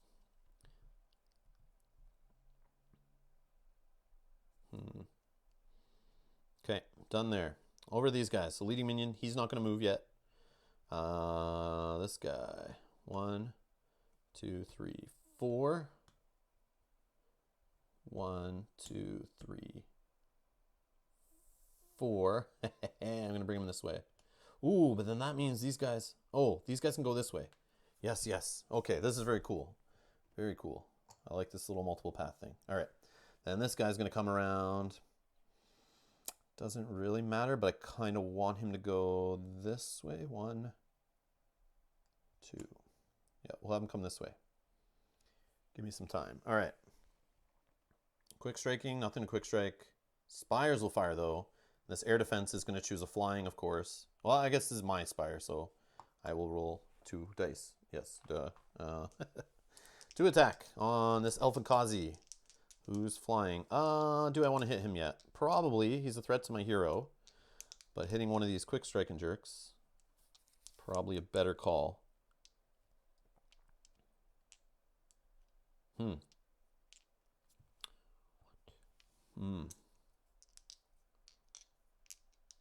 think I'll leave Avance there for a turn, so that might be okay. Oh, this doesn't have range to anything but this guy. Doesn't have a range chip. Doesn't have a range chip. That answers my question. So I hit it for 3. So I think that kills Elfenkazi, and it's 1 health. And I get 2 source. Up to 3. Yeah, yeah. That feels good. Okay. No other spires to fire on anybody. We're good. Back to my turn. 1, 2, I can have them go either way, I think. 1, 2, 3, 4, 5, 6, 7, 8, 9, 10, 11, 12, 13, 14, or 1, 2, 3, 4, 5, 6, 7, 8, 9, 10, 11, 12, 13, 14. Yeah, it's the same. So I could have this burnout go either way. He can make his full movement. But do I want him to get mixed up with these guys? I think so. That's his job. That's his job. Get in there, buddy. This is the perfect situation. I didn't even plan for this. This is I just was hoping you would hit 1 guy, but he's in a position right now to blow up and hit 2. Mwah. Entropy for the win. All right. Then this one. She doesn't need to shoot Elfenkazi anymore. Where do I want her going? What do I want her doing? Do I want her exploring up here and seeing what's underneath things? Do I want her to be safe and survive to shoot at some minaret spires with her range later? Do I want her in the mix here, poking at these guys from behind? Do I want to leave them at 1 health so then Avance can get some upgrades? Well, I can only take 1 really, so it doesn't matter too much. I could leave them at 1, totally ditch the area, and leave the Sabaisa to kill them off if the Refractor even doesn't. So I can totally forget about these guys once this entropy blows up.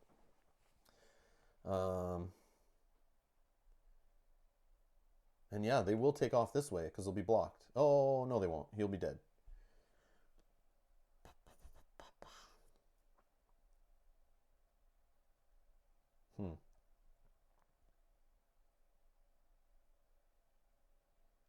Yep, she'll go the high route. She'll go this way. She'll go that way. Avance will... Should he stay? I think I want the source from this. So maybe I won't leave that there.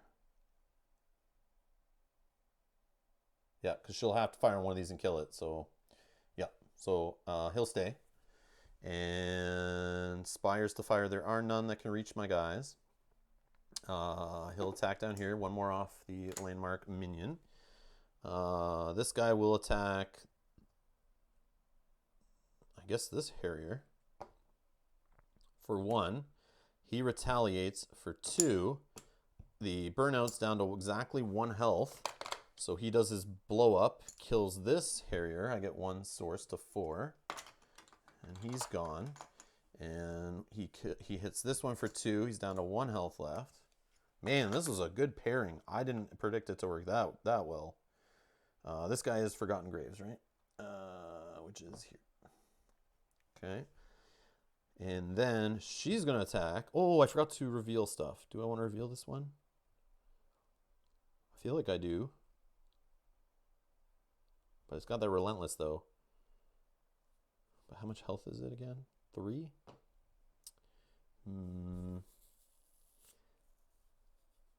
Forgot that. Whoopsie.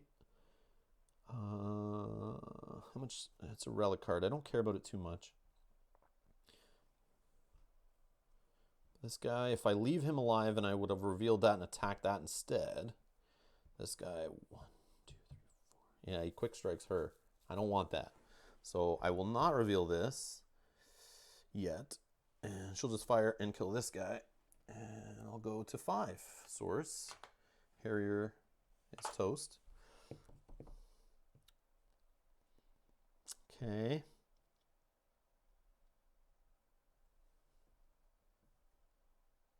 Think I'm done. Okay, so yeah, he can get an upgrade next turn on this landmark chip if I destroy it, which is good. Yeah. All right, they'll go. Leading minion is here. 1, 2. Quick strike and nothing. Attacking nothing. Spire can't reach it. Spire can't reach it. So they're good. Then we're going to go back to my turn. He's going to stay there, deal with this guy. Get some source. Get, oh, limited build option though. I feel like not. I feel like not. Not yet. Not yet. Nope. So I'll buy in the market phase. I need 2 source for that. I'll slap a hex here. I'll slap a hex there, and then I'll need source to build on that to build a 4.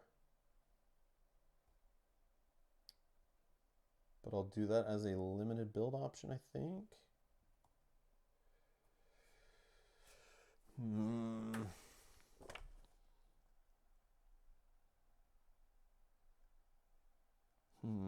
Okay.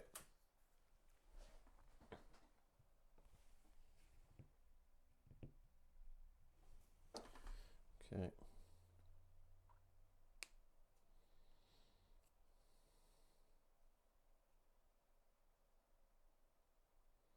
Yeah, no limited build option. I'll stay there. 1, 2.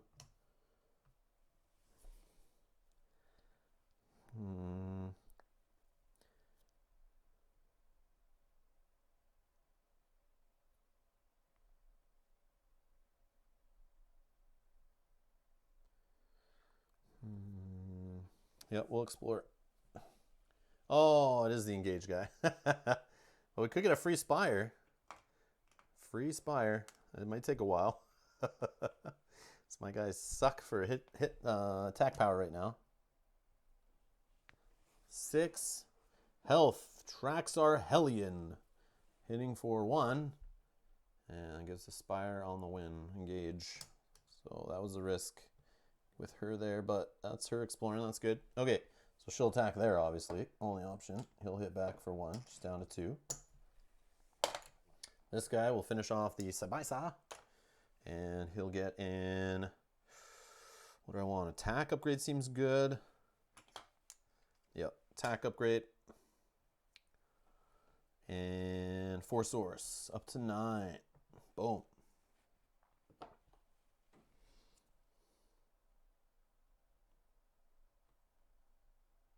All right, these guys. 1, 2. Nothing quick strike. No spires to fire. My turn. 1, 2.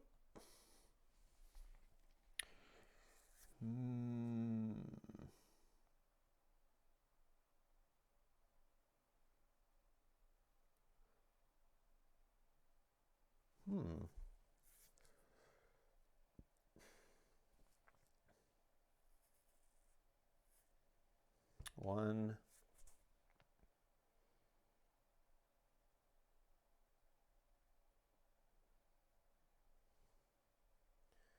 2. I'm gonna go up and check this one out. I think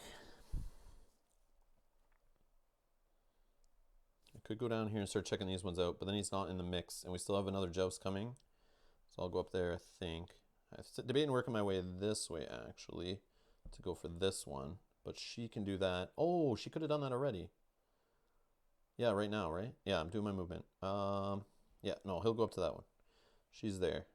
And that is her move. Okay, let's explore.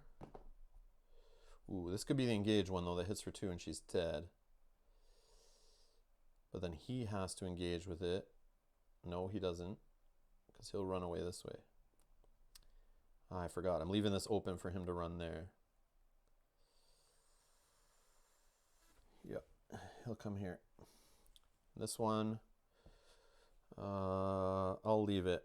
I'm not going to touch it. All right. Or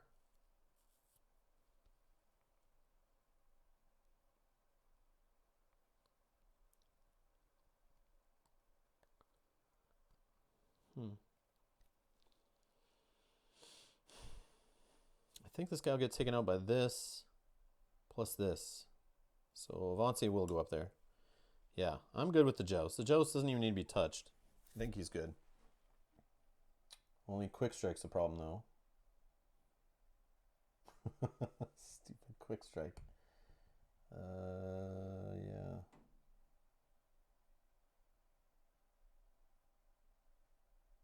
Can't stop it from knocking an upgrade out from under this, but that means I can replace it with a range, which is not a bad thing. Yeah, we're good. We're good. We'll leave him. All right. So she will attack here. No retaliate. She has to attack that way because engage. He's good. We're done there. So they'll go 1, 2. Quick Strike. He'll knock a fortification out, which I'm okay with. I'm actually okay with taking less upgrades because that means this gets less upgrades at the start of the next prep phase.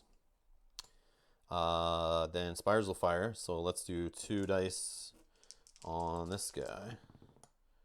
Blanks. Ugh. I didn't bet on that. This one can fire on him for 2 more. Hit him for 2. He's down to 1. Okay. Should be dead before he quick strikes this one, so that's fine. Okay. My turn. I don't need to kill him with Avance. He doesn't need any more upgrades. So Avance will move up here to check out this one. She's going to move down here. Range 3 from nothing. He will check this one out. Oh, wow. It's the other engage. Oh, my God. Wow. Dirty. Dirty, dirty, dirty. It's not good. This is the Traxxar Roughneck. 5 health, 2 attack, 2 move. Not that the move matters usually. And then it builds me a Spire also. If I can kill them, which is like super hard. And that kind of sucks because that's like the path out of my base. So now my guys will probably get to them first. Maybe not. Maybe not. Maybe these guys will still get there first. It's just who's going to get the final blow on them. That's the question. All right. And I'm forced to attack with my hero, right? Am I? I'm pretty sure. I've always done it that way. But I know heroes you can choose whether they attack. The landmark the landmark must be revealed when explored. If a unit can attack this landmark during its attack stage, it must do so. Well, that's pretty clear. He's a unit. He's got to attack. Just double checking. All right. So yeah. So he'll just attack for 2. Get retaliated on for 2. Go down to 1 health left. I think he's got to go back to home base. Lance's got to go back to home base. Okay. This guy will go 1, 2. Spire will fire. Gets hit for 2. Blows up. I get 2 more source up to 11. Joust is gone. Now, how does it read exactly? Where is it? Oh, the stable's level 2, right? It says, it will be triggered automatically each wave when their last minion in play is defeated. And heirs. Reserves. Once per wave, when your last minion is eliminated, you may immediately spend 2 source, put a Joust into play. Place the Joust on the closest path hex to your mark that's adjacent to an heir spire. Of course, that's why that other spire's in the middle. So this guy is going to come be deployed right here. Another dirty reason this thing is out in the middle here, just to make Joust appear that close to my base. Okay. So the fact that it was defeated, this came out. I'm still in the step of Spires firing, and this one hasn't shot yet. And that happened immediately, so I'm firing on this guy. Because I only fired with this one. I have not fired with this one yet. Come here, boy. Hit him for 3. Boo! So that is 2 more Saurus up to 13. And campfire mode kicks in because I have no opposing units. So Avance is stuck there, cannot get back to the base, unfortunately. Arcbright, 1, 2. Will reveal this. Did we already have the engage? No, we haven't. Knowing my luck, that's what it is. We'll check. Nope, it's the Source Peddler. Ooh, that's a good one to get 6 Source from, but he hits back for 2. And I don't have to fire on him, though. I can leave him up there to annoy their next guys coming out. And whether I get the Source or I don't, not so worried about that. But he does hit back for 2, which could be trouble for their units in the next wave, which I like. Spire's fire, 1, 2. No, they can't reach yet. She can reach them, though, and she will fire on...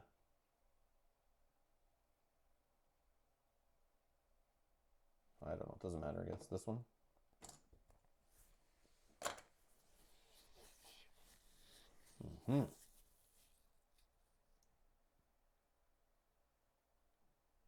Feel good, feel good. Okay. All right. Now my turn again, right? Nothing else happening. 1, 2. No, she'll just go. Oh, I have to go there, don't I? Yep. So I probably then should have taken out the range on this one. Yeah, that makes sense, I think, because then this one can't hit me. But if I left the range on this one, it could hit me, and so could this one. Yeah, I was trying to think of that. I thought I could stand here, but I don't think you can. I have to use a full movement. So go there. Spiral fire. This one here. Hits for only 1. She's still alive. Luckily, not a 2. Would have been nicer being a blank. Then she will fire... I just try to take out the Spire. If I shoot this one, it loses range, but still can fire on me. But then there's a chance it could miss, and then I'm just allowed to run wild and kill them both. But then I might fail and leave 2 alive. At least with... How does it say again? What does it say? The Air's Fortress... No, it's the die roll thing, right? Construct an Air's Minaret Spire in their fortress. If 2 spires already exist, so I think I want to have it so that there's not 2 there. Yep. And then also, if I complete this Renown thing, the outcome, at the start of the next wave, I have 2 range upgrades to each Air Fortress Spire. So the less spires, the better. If I have 2 there, they get more upgrades in both those aspects, and I don't want to have that happen. So I'm going to fire on this one and just destroy it. Also gets me a source. I don't know. Yeah, a 15, I think now. It looked like it was kind of, was it 13? Yeah, I think it was 13. I'll go to 14, I guess. It was kind of like in between 2 numbers. That's the problem with that dial and the different angle. I'll leave it on 14. All right, we'll destroy this. Boom. Got some chips back in the tray.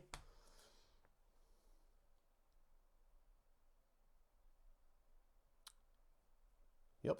All right. Spire will fire. She'll not move. Spire will fire. And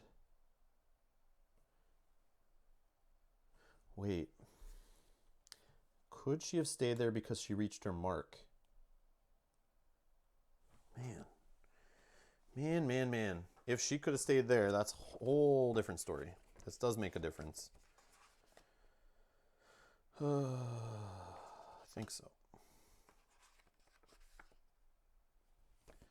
I just need... Oh, I know where I can read. Minion movement. We were just reading the FAQ.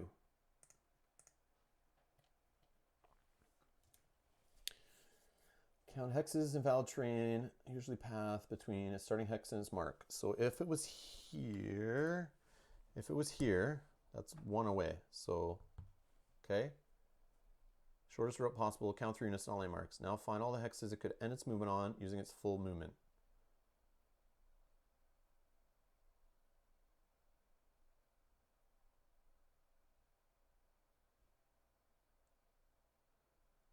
Yeah, so it does have to get stuck there, I think. Because it says, now find all the hexes it could end its movement on using its full movement, and considering it can't move 3 units if specified, count from those hexes to its mark. Which is this one, full movement, and it's literally next to the mark. If they're any closer than the starting hex, that's where it moves. Yeah, that's it. That's done. That's clear. That's clear. Okay. So all that's the same. I just thought maybe I could stop there, but there's no like, I can't jig her through there. That's interesting the way they did that. I think they did that on purpose, so my guys get stuck next to a spire. That's kind of cool. Very clever. All right, so I am there. Spire will fire. Give me a blank. No, it gave me a 1.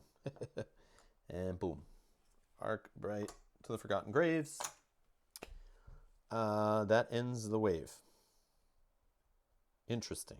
Okay, that was cool. Yeah, full movement's priority, John. Yeah, I was just double checking. I just want to read, make sure I got it down. Just like I'm studying for a test here every time I go to play Cloudspire. Got to remember like 8 pages of text. All right. Let's see. All right. Next wave. 2.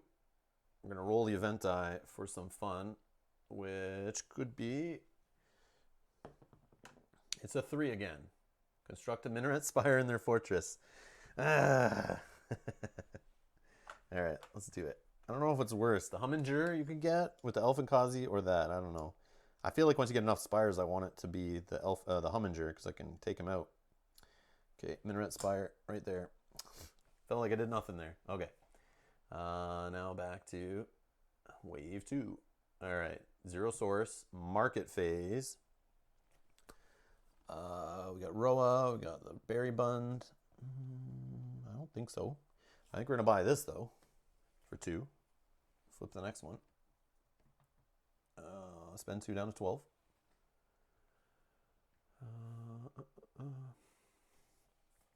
And we'll place it. I feel like I want to cut this little path off here, so...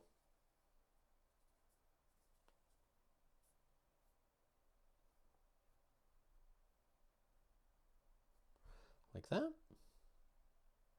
I have influence there. This is built on that hex or that aisle or whatever. Hex group, whatever they want to call it. So that's there. Okay. Anything else in the build phase? I don't want to build spires because this at the start of the prep phase is going to get 2 upgrades, which is an attack. What is it? It will get attack and a range because I have 2 chips on those other monolith spires. Yeah, attack and a range right there. Okay.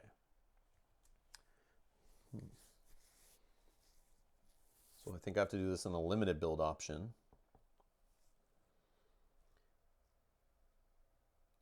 Yeah, I need to keep these toned down for sure. Toned down. And then what I'll do is in a build phase like next wave, I throw a whole bunch of chips under them and get them to their 5 under each, and then that's when this thing blows up.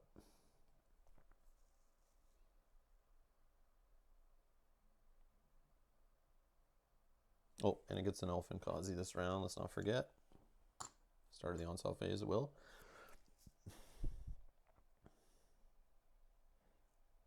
I don't think I want to build anything else. I could build spires down here, though.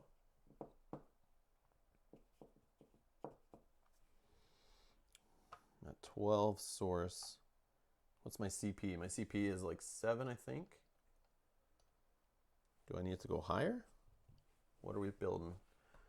We're getting a 2 promoted Harriers again. Same thing we just had in the last wave. This time the jousts are grouped. I only have 2 jousts to use, so I can't leave one there to remind myself of that little thing.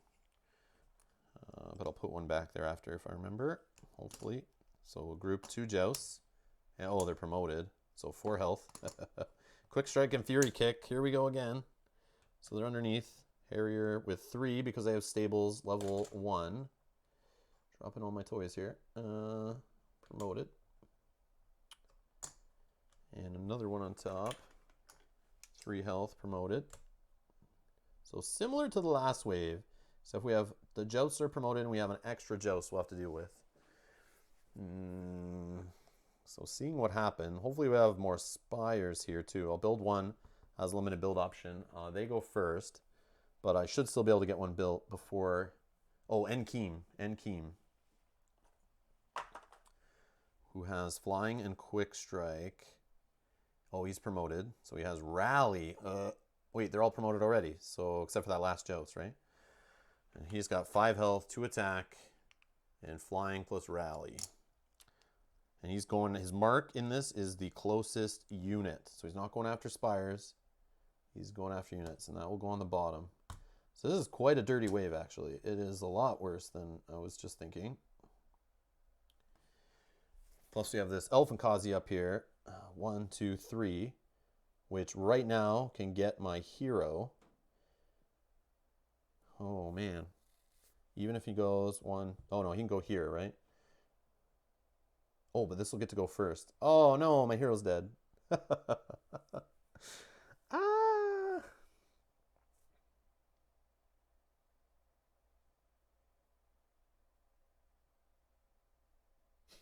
Forgot all about this stupid thing. I left him out in harm's way. That was dumb. Okay. I should have just stuck him up here in this corner. Yeah, I didn't think. I missed that. Oh, man. All right. Losing a hero feels bad. So Bydra's 8 CP eventually. We'll look at Bydra. Should be a reason I buy a hero. Should I have bought one? I don't think so. Although range would be nice. Berry Bund is against range, which they don't have. Magic like missiles, interesting.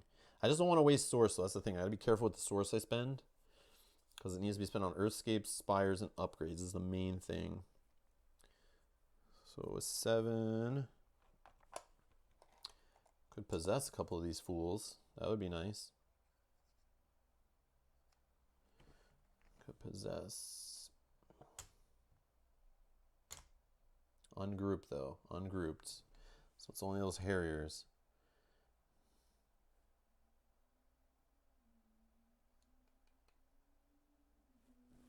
I think we'll put one of those in the mix. I just don't know build phase. Anything else in build phase? I'm not sure. I don't really want to build a Spire up here yet. I have 12 source. The source we're looking at getting is possibly 3, 7, 8, 9 from them alone. Maybe 10, 11. I need to spend some. There's the Source Peddler, which could be something. If I can get one of these guys killed, that'd be amazing. Do some Bishop, maybe? Bishop's good if I put something in front of him, right? He's 5.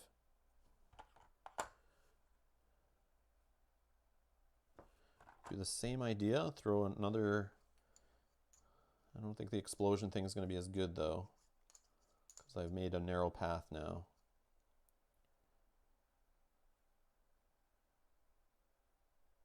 I also want my guys to move slow, so these guys deal with these guys here first. That could be interesting also.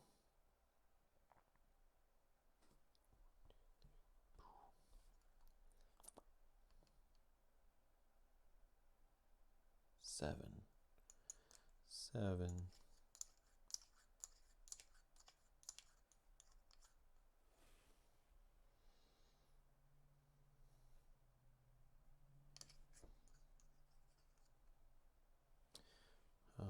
2, 2, 2, fire, attack.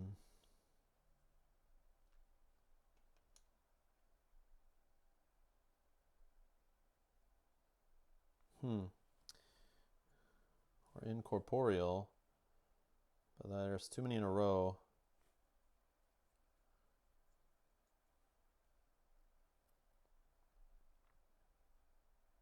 I just need to hold these guys off a little bit. I am hoping these guys do some help here. This guy will do some help. Spires will do some help.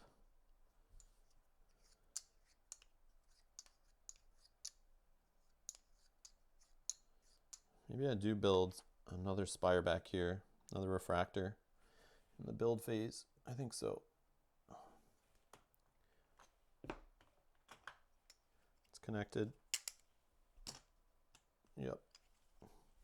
Help keep my base alive because I think my guys aren't enough. I don't have enough CP right now. I don't want to spend the source on fortress upgrades to get me the extra CP that way. I'd rather spend it on here to give me that extra ceiling. As soon as I build my spires, I'll have the window to go just crazy on them.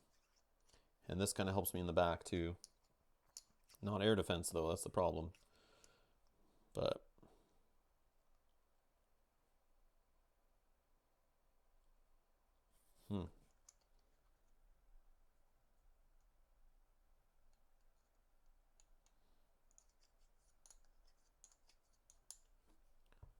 if I just give this one range chip, that's not bad.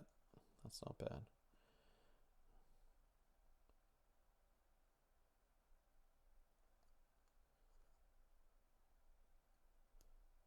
Yeah, I don't know if the possessed guy is the better option. Not really. Stasis not good. No. I think we do the entropy or the incorporeal drift or the burnout, and then we do a bishop. Oh, I always forget this evangelist is a thing too. Assimilate. Let's assimilate. The source reward for all units defeated within 2 hex this unit is gained by you, regardless of how they are defeated. Ooh. He's range 2. Range 2 hits for 2. Or 3 range. 3 range is better. Range 2 is still good. Both 4 health. Could get more source that way possibly. Yeah, if I put these two guys together.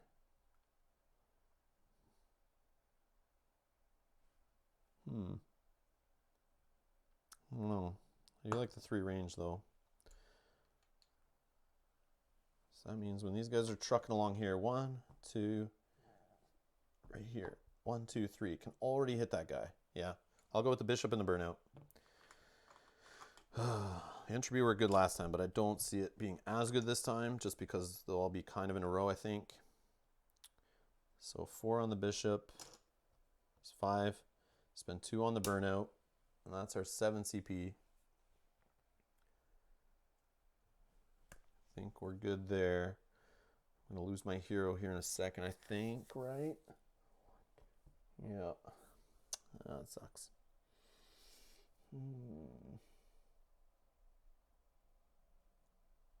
Yeah, I didn't think far enough ahead for that one. That's interesting. Okay.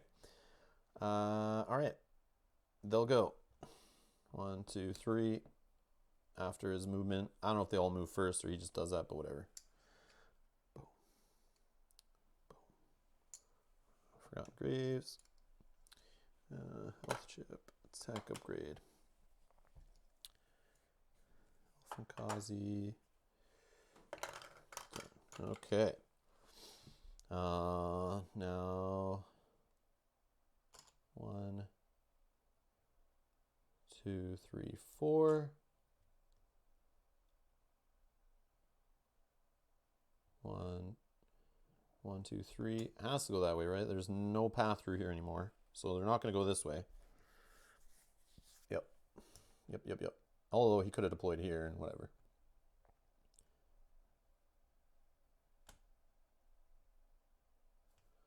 Here and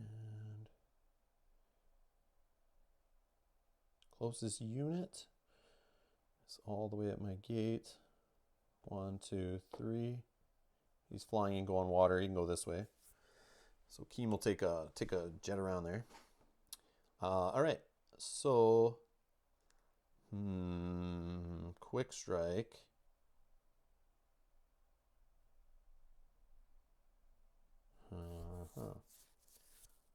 Who do I want it retaliating against?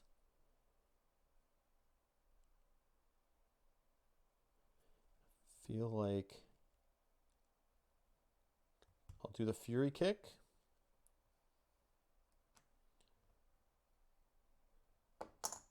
Take away 2.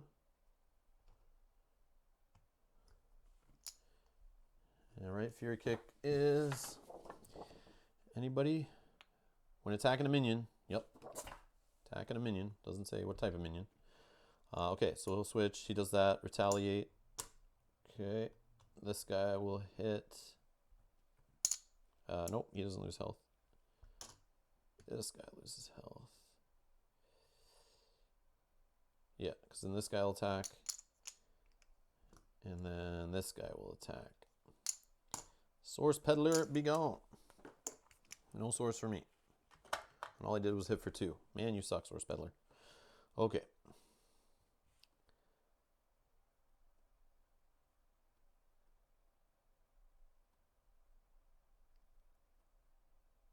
Yeah, they're done, right?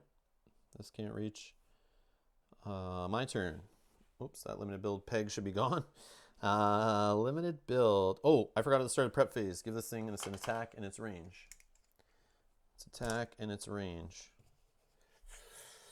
Yeah, I forgot that. So Regal Lookout has an attack and range under it now, the one in the middle here, to match the 2 chips that were on here. The Narora are the most opaque faction to me. See that? All right. Let's see here. Oh, drink time.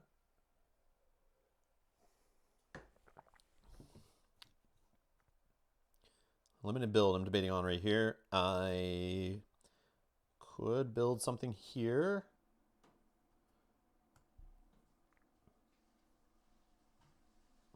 Which probably should. Get me 2 built.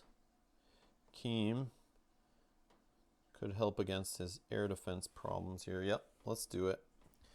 Let's go from 8 down to 4. Monolin Spire number 2 with 2 attack, 1 fortification. Wish I had range, but that's how it's got to roll.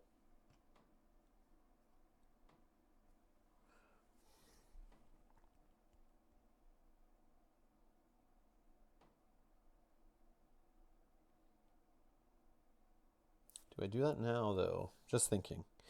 So the cost on this,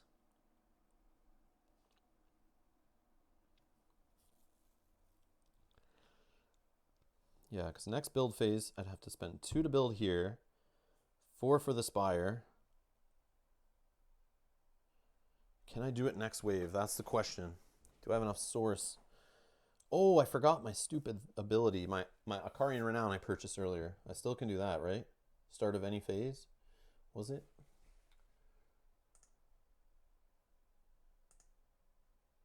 Yeah, Temple Sacrifice. At the start of your turn within any phase, move an Auroran unit from your barracks into the Forgotten Graves and gain its source reward, which I was going to do with this Void at some point to get 6 source. Is now start of your turn within any phase. No, I could do it in the build phase. Get 6 source, and then I would build a Spire, and then fully upgrade all 3 to then get rid of this before next prep phase where it goes nuts. So I need to have the 2 source for the build here doesn't matter so much. So I get the 6 source for that, which would be the Spire, 3 upgrades. I could just throw fortifications under it to save money. I might not have a choice if all the range ships are gone for some reason. So 4, it would have 3 on it. So the 4th upgrade would be 4 more. And the 5th upgrade would be 5 more. So that is 9. Yeah, I probably would have to do a fortification there. That's crazy. Yeah, so it is 4 for the Spire. And 2 fortifications more is 4 more, so that's 8. I get 6 if I do that ability in the build phase next time on the start of my turn, which allows me to slap down the Earthscape I purchase. Yeah, so I got to end the wave with 2 for the Earthscape. And at least 2 more, so that's 4 to get this built up. And then whatever upgrades need to be thrown on here. Oh, man. Yeah. Hopefully we can do it. Hopefully we get a bunch of source from these guys, and that might not be enough. Maybe I didn't need to build this. Oh, man. If I didn't build this one, but I don't know if I'm going to get these for free. I was thinking of these for free would help me get more connecteds going, but I feel building that in the build phase is not a bad idea. Against Keem especially, sneaking by the backside here is a good idea. Oh, they don't do air defense. Oh, that's a bunch of junk. I forgot about that. That's okay though. Connected, connected, connected means I can do 5 full upgrades on these now. Okay. Man. I need more source under landmarks, I think. Yeah, more source under landmarks. This is a premature build. I shouldn't have done that. Okay. All right. So that's limited build option there. And then I move 1, 2, 1. I'm not going to reveal this Grail Vipers yet. That seems silly. And he was a relic card, right? Yeah, he's a relic card, which could be helpful, but I don't really know them that well. And they're usually, I get something I don't really need at the time, and it's like, okay, cool, fun. Like, yeah, nothing that helps me really. Okay, so I can't reach anything there. I'm done. Over to these guys. 1, 2, 3, 4. 1, 2, 3, 4. Right?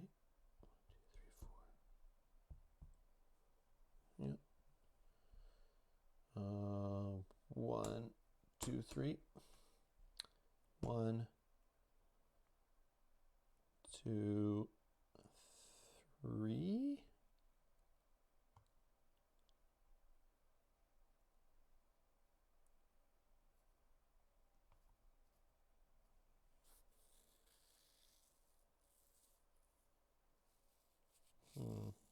Okay. All right, Spires to fire. I don't see any that are reaching anyone. Oh, quick strike. Quick strike. Hits this guy for 2. He gets hit back for 1.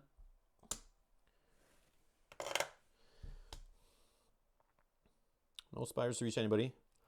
This guy's already done his attack. He can't attack. He can't attack. He can't attack.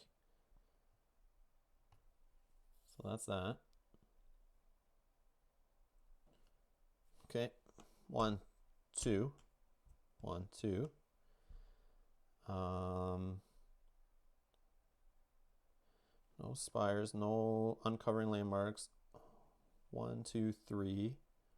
He has to hit the engaged guy. So he'll range attack. Bishop will range attack for 2. Yeah, that sucks. Those guys are going to kill those guys for me. Yeah, that sucks.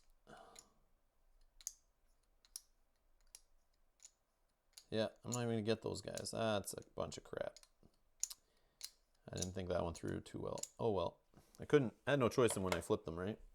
I looked at them. That was my fault. Okay.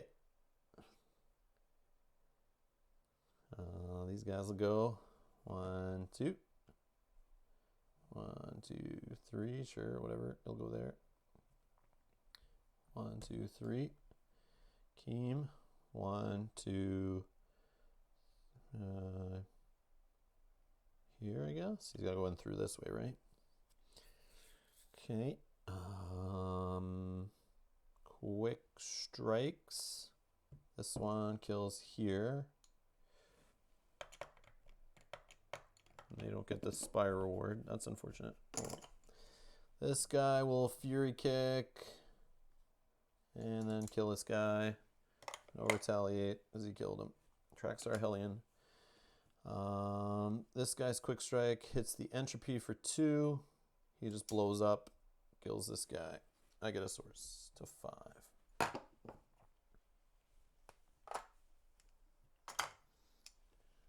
Forgotten Graves. Okay, this is gone. Spires on this guy. So let's fire with this one. Is the only one that can get him. Hits for 3. 1, 2, 3. Boom. And now he's going to attack. He can't defeat either spire.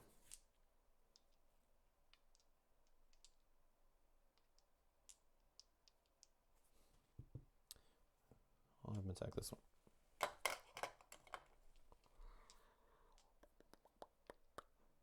Actually, I should have uncovered this guy. Yeah, because then Keem would attack him. No, he wouldn't. He'd still attack the spire. Yeah. That's okay. That's okay. That's okay.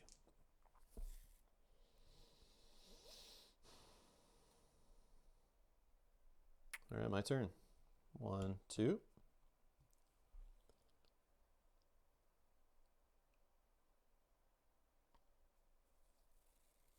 No spires to fire. I think I'll shoot Keem out of this guy. I feel like it's the best use there. Or I could shoot this Joust and kill him before he gets over there. I mean, the next one will come out. Yeah, that bishop's not going to get too far. Yeah, let's take out Keem. Boom. 3 source. Seems like the juiciest target. Up to 8. Keem is dead.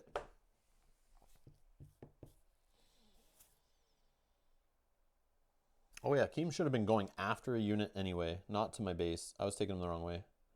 He should have probably like went up this way. But either way, I think the same thing would happen because he would have got hit by this. Either way, it would have been beside one of these air defense spires, I'm pretty sure. I did take him the wrong way though. You do love to look at landmarks. I always think the worst of them. Yeah, I should never do it. I always get greedy hoping I'll hit something that pays off like a bunch of source or I can use against the enemy. But then usually I reveal them and they end up hurting me. Or I think I'll leave a toxic secretion revealed and then it'll like help me later. And then I just find out, wait, it only hurting me later because I didn't see it far enough ahead what was actually going to happen, which is part of the fun. Like things change. You don't expect some things get deployed or are alive still. You don't expect to be alive, and guys are in different positions than you expected. And all right, so that guy's done. Now these guys will go. This guy can't go anywhere, and this guy will go 1, 2. He goes there. So quick strike. I think the bishop's about to die, but who is he going to retaliate against? That is who I got to figure out here.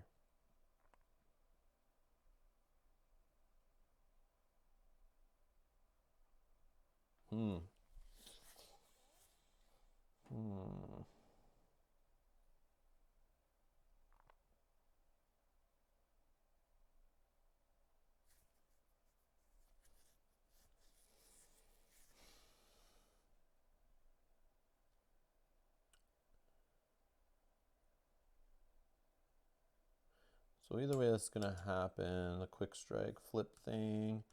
I think he'll just fight back and kill this guy, who will then come back out. The next group one's there. And this Joust I'll put here to remind me that a Joust still is to be deployed from over here somewhere, which is weird. So adjacent to this one, closest to the mark, so here, and then it's got to go back around. Interesting. Okay, so he got Fury kicked. He hit back, killed the other guy. And this guy will quick strike. Killing this guy. Bishop. Oh, poor bishop. And now we have 2 full health, Harrier promoted and Joust promoted, ready to come down and smash my base. So I think this was a good purchase. I have no hero, nothing to stop them. Oh no, it's so bad. My turn. Do I build anything on one of these spires? I feel like I should. I'm at 8 CP, or 8 source. I get 3 more when these guys die.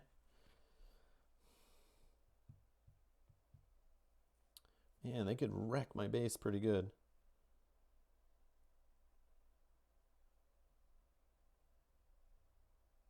So this connected can put up to 5 chips under it.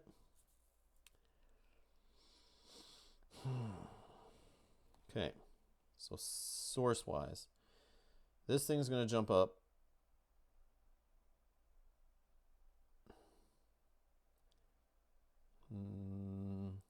2.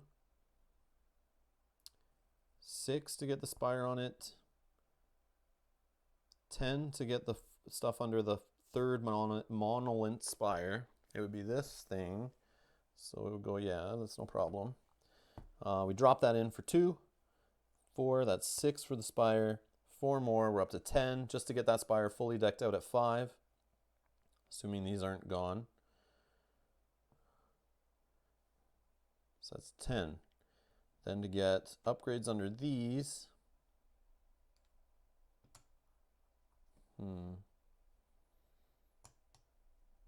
That's another 6. I don't know if I have enough fortifications, but it's another 6 spent. That's 16.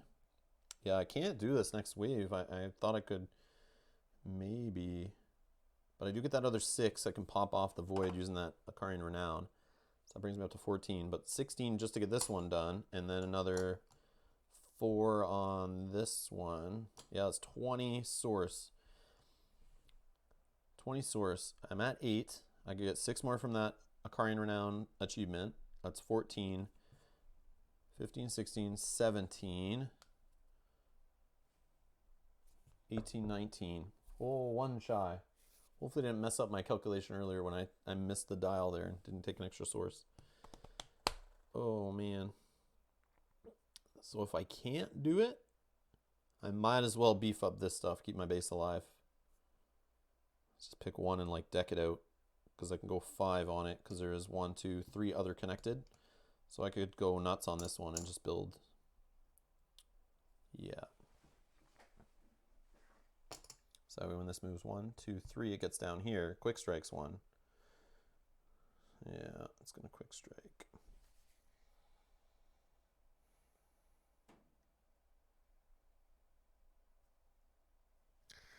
So it doesn't matter about range there. This one will hit the next guy.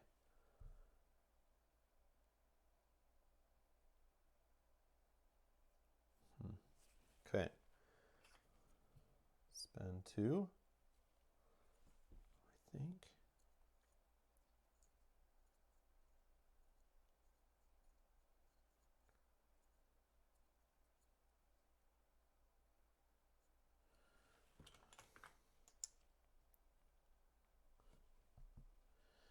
Okay, so this will cost 3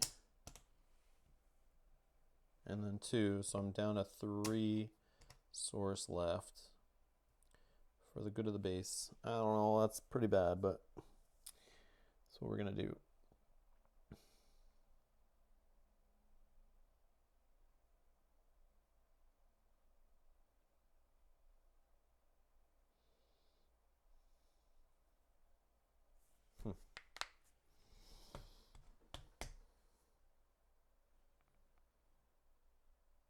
All right, that was limited build option number 2, and that's all we can do there. All right, so now these guys are gonna come. I can do anything else on my turn. So 1, 2, 3.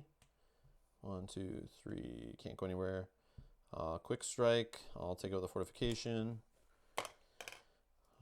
Spires will fire. This guy's about to hit the base. So let's. This one will shoot. Let's go after the joust with this one. 3 total. Boom. Down to 1 left. Now do I try to just finish him off? Because this guy is going to just attack the base, right? When he gets there, if the joust is gone. Yeah, opposing Fortress Gate is his priority at that point. At least he won't hit my spires anymore, which I'm kind of okay. The base will hit him back for 1. My spires will hit him. Should be okay. Yeah, let's just try to take the joust out. Just 1. Just 1. That's all we need. Oh, man, if that was on the Harrier, I'd be ticked. I want to take the Harrier out. All right, so that's 2 more source, up to 5. Okay. They'll go again. He goes there. Attacks the base. Quick strikes the base for 2. Gets retaliated on for 1. It's down to 2 left. Spires will fire. Let's fire this one in the back, I guess. Hits for 2, kills it. 1 source up to 6. And this thing will deploy. This Joust coming out, not promoted Joust. We'll deploy right here next to this, closest to its mark. I guess that's the count around though, whatever. Okay, so then 1, 2. 1, 2. Ooh. What if it deployed there?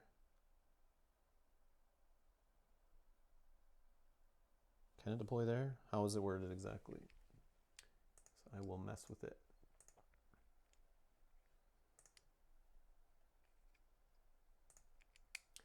Once per wave and your last minion is eliminated, you may immediately spend 2 source, put a Joust into play. Place the Joust on the closest path hex to your mark. That's here, right? Closest path hex to your mark. That's the closest path hex out of these 3 to my mark, or to his mark, which is this, right? I'm doing it. I'm doing it. So it's actually, that's where it appears. That guy was quick striking, which happens before Spires fire. Oh, so this guy could quick strike. I don't want to do that. Is that where it goes though? Is that okay though? Do I want it to be like that? That might be okay actually, because even though he hits this for 1, still fires back on him during Spire fire phase, and this thing's taking less upgrades. That will cost me more to get stuff under it though. That kind of sucks. Or is it closest to their gate, my gate, like counting path? I don't know. Whatever. All right. Then Spires will fire. No, only this one for 1 die. Hits for 1. All right. Now this guy will get going. 1, 2. Nobody to fire. 1, 2. 1, 2. 1, 2. 1, 2. 1, 2. 1, 2. Right there. You can get fired on. All right. Let's do it. Hits for 2 and kills it. 2 more. Source up to 8. Joust. Gone. That ends the wave. Okay. Okay. Whew. Limited build option peg's gone. All right.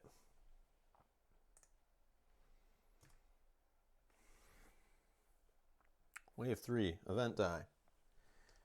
And the events 2 again, man. All right, so you're getting upgrades under these things. 1 range, 1 attack. I choose which one gets what.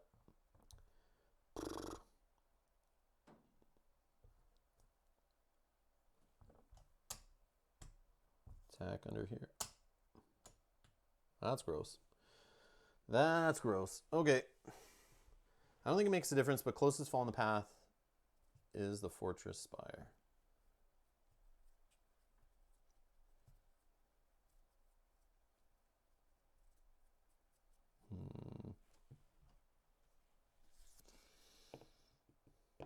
Oh, I see what you're saying. Okay, let's count that out. I didn't even think of that. Yeah. If I dropped it here. 1, 2, 3, 4, 5, 6, 7, 8, 8, 9, 10, 11, 12, 13, 14. We know that number already. If I drop it here, 1, 2, 3, 4, 5, 6, 7, 8, 9, 10, 11, 12, 13, 14, 15, 16. Ah, yeah, that makes more sense. I forgot all about that one. Yeah. Let's do this. Let's rewind. You are correct. You are correct. So, okay, correct. So he would have come out for 3. Here.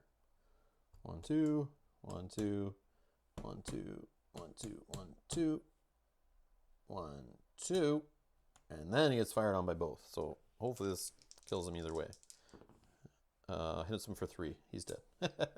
So I got the source already. Okay, good to know. Good to know. Yeah, that makes sense. That makes more sense. Totally forgot about counting from that. I keep thinking like this is the one that would make sense, but you might be right. This, because it's actually on the path, it's kind of closer, like if we're counting path-wise. But this spire's like kind of closer to the mark, but if you start counting path, it's this one really. which is weird. Very weird. Weird way of thinking. Okay, so we roll the die. We got that junk there. What do we get? 0 source. Awesome. Market phase. Let's spend 2. And we'll get this one. Down to 6. Build phase. Oops, let's flip this. Build phase. And we're going to throw this. I don't know. Makes sense. Here. So we can shoot their dudes over here maybe. If we get the right upgrades underneath, which we probably won't. Could be helpful though. Could be very, very helpful.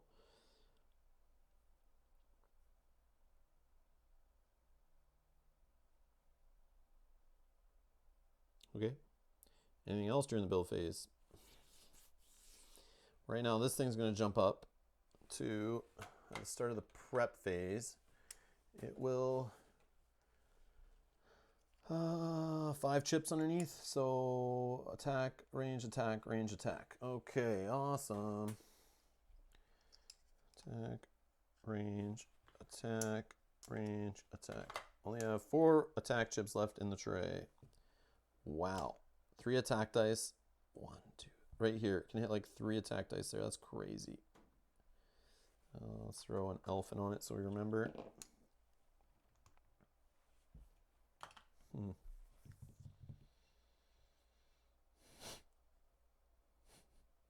That's insane.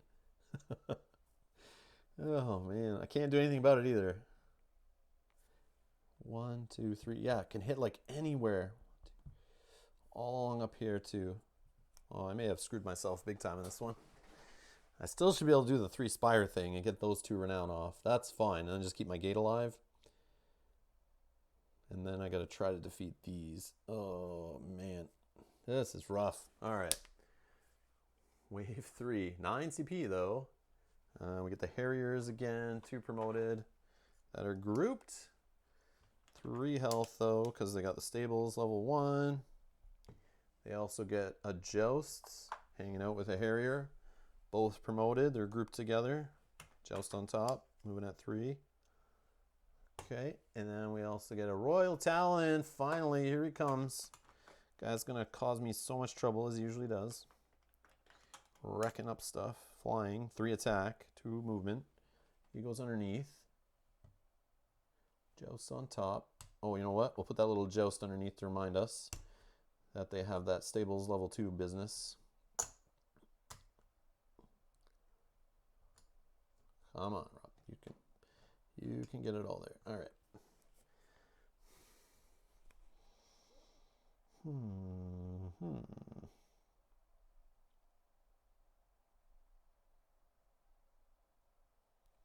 I always forget I have these source wells open too. I could build some spires there. But I think I need to focus my source. All my source now needs to be built up, ready for this business so I can... Do I do it now? I don't think so. I don't want this getting bigger.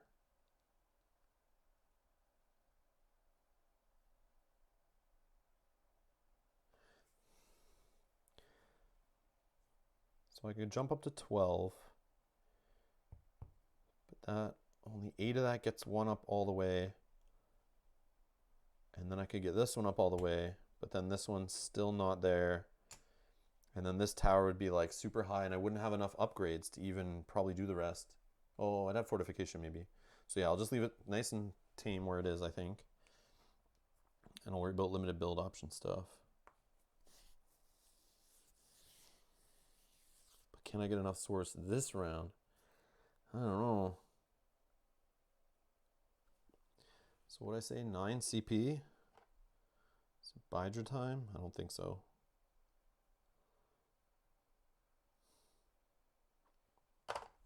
It's too dangerous out there for that. Incorporeal works great with spires shooting at range. Who's got Incorporeal? Oh, the channel guy. I forgot about him too. He can help me get lots of source. I should have deployed him last wave. I should have deployed him instead of the bishop. Yeah, that was stupid. Because he would have taken enough shots to shoot me up in source that I would have been able to build. I would have had so much source right now. I would have been maxed out. So I could definitely have done this objective right now. Dumb, dumb, dumb. I forgot about the channel. Yeah, channel. That leaves me 3 left. That could get me there.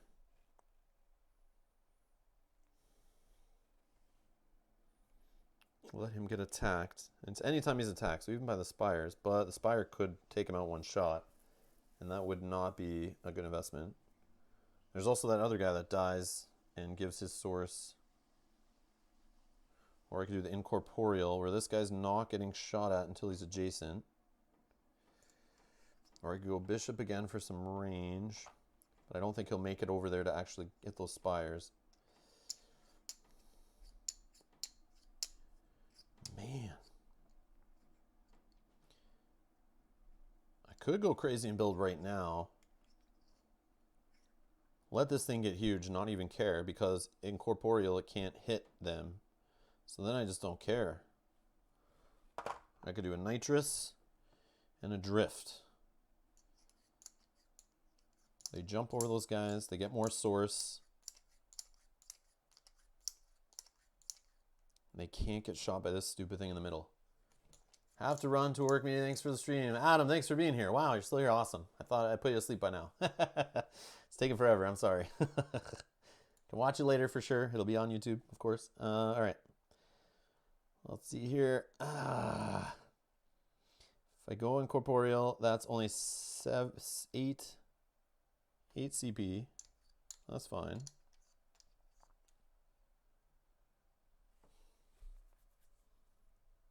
I do like the channel idea though. Oh man.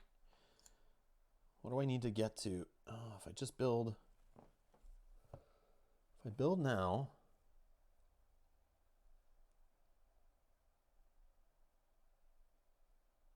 I don't do a hero. That's fine. Then I have a spire that helps me kill these guys. Yeah, even the Royal Talon, you piece of junk. But then I just have to make sure I come out with enough source. 2, 3, 4, 5, 6. No, 5. Man, these Harriers only have a 1. That sucks. So that's 5. Plus 4 is 9. 10, 11. So 11 source here from their units. And who knows how much will get taken off these spires if I do build one. And I have the 6 from the Icarian Renown. 6, 7, 8, 9, 10.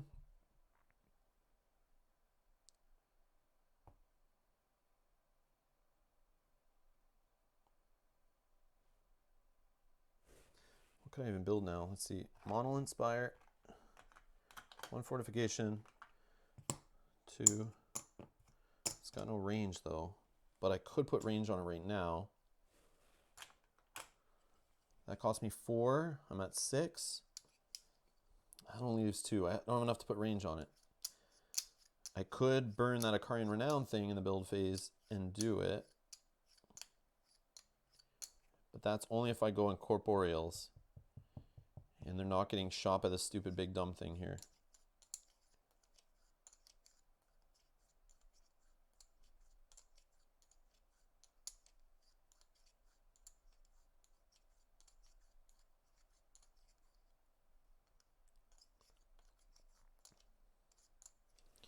Yeah, let's do it. Let's throw the void. He's going there. Get me 6 more source up to 12, I think. Is that right? So to build that, I spend 4. I go down to 8.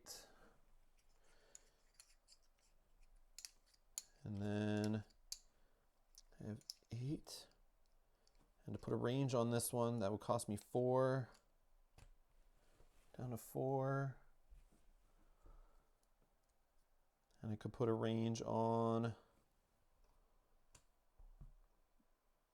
this one maybe. Yeah, let's put a range on this one for the last 4. Yep. Yep. That's just me saying I don't care. Go nuts. All right. Go nuts. And then this thing in the middle should have 4, 8, 9, 10. So it's gonna get 5 more. Lurk at work. Awesome. Lurk while I work. Sweet. Okay. Let's go. And then range, attack, range, attack. Oh my god. That's only 9. And another range. Yeah, see, it steals all the chips. But that's okay. I don't care that much. I'll just use fortifications. Yeah, okay, so that's happens at the start of the prep phase. Elfin Kazi on the top. I'll build incorporeal guys and not give a crap. They'll steal some source, I hope. I hope. Maybe channel would have been a better option, not building that now, but yeah. Incorporeal hopefully will earn me some stuff back. Ugh. Right? Can't be damaged by adjacent, non-adjacent units, right? That's what incorporeal is. Only adjacent units or and spires may attack this unit. And during movement, the unit may pass through opposing units, but cannot end its movement on the same hex as another unit, stealing 1 source from the faction of each unit it passes through. Okay, so that should help me get some source back. Hopefully. I mean, this one hits for 3. That's not the worst thing either. And the drift, getting 3. So who goes in the front? I don't know. Both have 3 movement. I don't think it matters too much.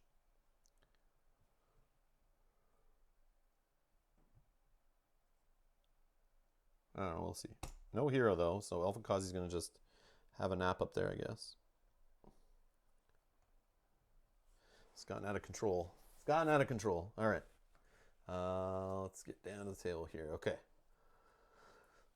This is so weird. So weird. Okay.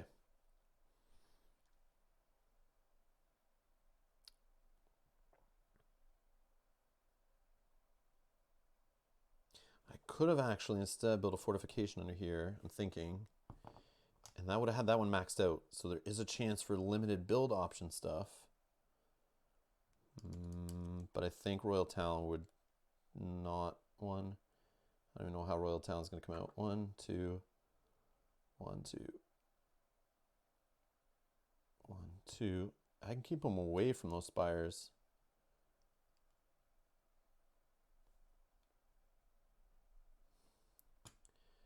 Because if I, instead of this upgrade, I threw a fortification under here for less cost. Because that would have cost me 4. This one only cost me 2.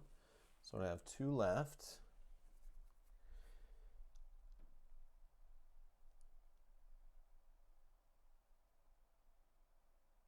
And then I could just put, no, that's not enough.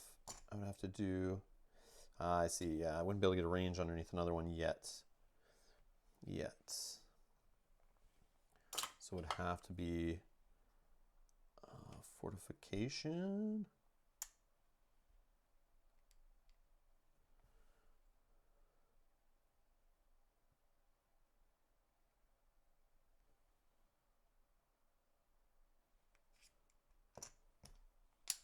Let's go to this one.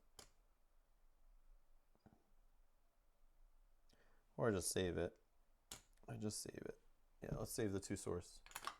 Yeah, let's just do it under this one. Don't worry about throwing range under the other ones yet.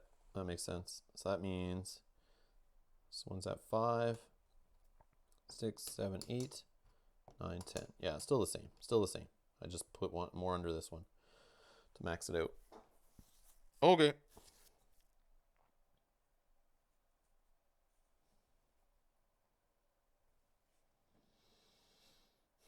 Who was first? Wave 3, Narora. Great. All right. Whoops. Oh, man. So probably doesn't matter. Oh, my God. What have I done? Okay. 1, 2, 3. 1, 2. Wow. All right. No spires to fire because they're incorporeal, so this is not going to shoot on them. All right. I don't want to uncover this guy. Yeah, no. He is 3 health. Oh, I can kill him with this guy. Yes. So I'll reveal this guy who just gets one-shotted by my 3 attack, and I get a relic card, actually. I'll take it. Ball of Crystal, ongoing. Once per wave, you may look at the next face-down event card, or in solo co-op mode. If required, to roll a d6 in the following event phase, you may roll it before the current wave ends to know the result in advance. This one, yeah, that's not really helping me in this one. Sure.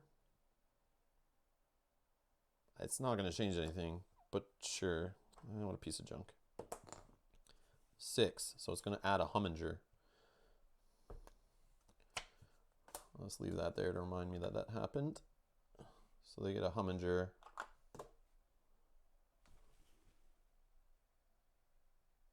Yep, to the top of their thing, they're going to get a Humminger with an Elfinkazi. Next wave. Not more Spire upgrades, which is interesting. So I'll just leave that there to remind me. Okay, so some advanced knowledge, sweet, whatever. Okay, this guys will go 1, 2, 3, 4. 1, 2, 3, and 1, 2. Oh yeah, he's going to go straight on. I didn't even think of that. Damn it. Okay, this guy's still here. We can just give him some health. Remind us that he's coming later.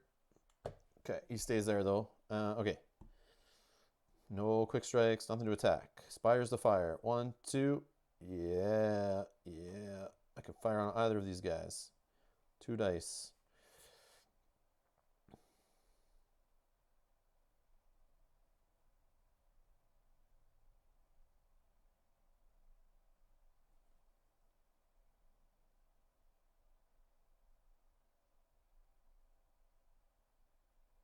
Corporeal doesn't care about grouped units, right? Right.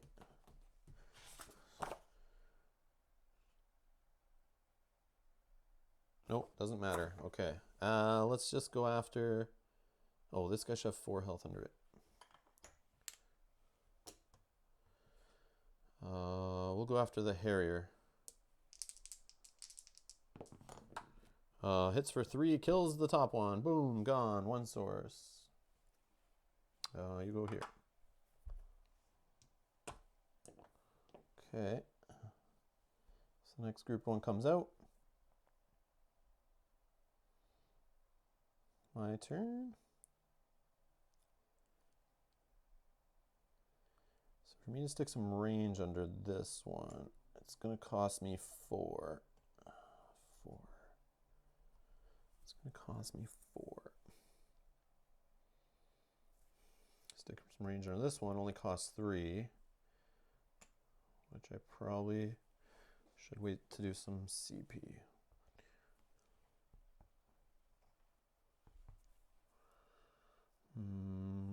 No, doesn't make sense. This one though, yeah, cost me 4. Okay.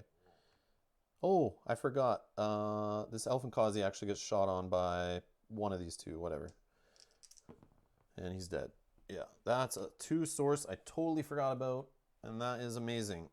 Amazing. That's, oh man, that's huge. I miscalculated that one. Oh, that could have probably had that all done. Probably could have achieved this stupid thing already if I did it all properly. Oh man. Yeah, I forgot about that, calculating that in there. So I could have probably limited build option and just, yeah, with enough of it there, I could have done it. Okay. So I got 5 source. 5 source.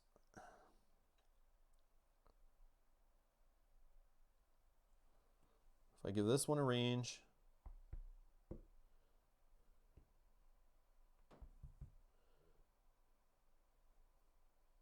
could hit 1, 2, 3, 4. Nope. Nope.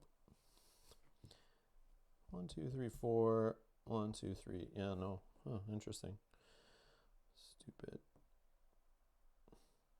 But I should do it though.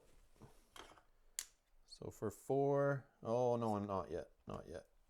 Because I don't have enough to fully max it out. I need to be able to max it out. Okay. Pass on limited builds. All right. 1, 2, 3. 1, 2, 3. Yeah, they'll get me some source, hopefully. Just need these guys to separate. Yeah, well, they will. This Royal Talon will keep going this way, I think, right? 1, 2, 3, 4, 5, 6, 7, 8, 9, 10. 1, 2, 3, 4, 5, 6, 7, 8, 9. Oh, yep, he's going to keep going straight through. All right. So, 1, 2, 3, 4. 1, 2, 3. 1, 2. Quick strike. Retaliate. God damn Harriers. Damn you. All right. Okay. Spire will fire on the Royal Talon. Hits for 2. Down to 3. He hits back and knocks away one of my upgrades. Of course. So I can't end it here, but maybe by the next build phase we'll be fine. Okay.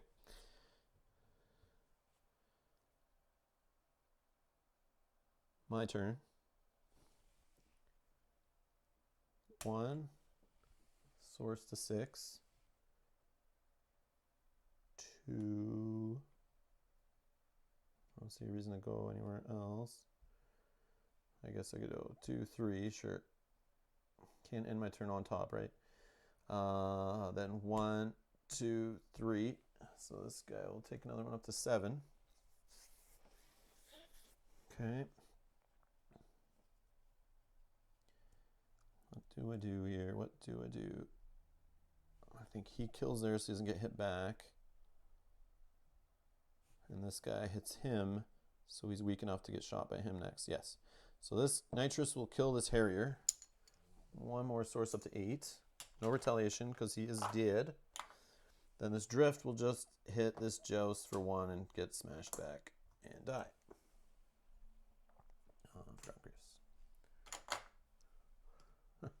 Got these bodies, pile of bodies here. I love it. Units do not retaliate against Spires. I say it that he's hitting it, but he's actually doing it in the attack phase. It's not a retaliate.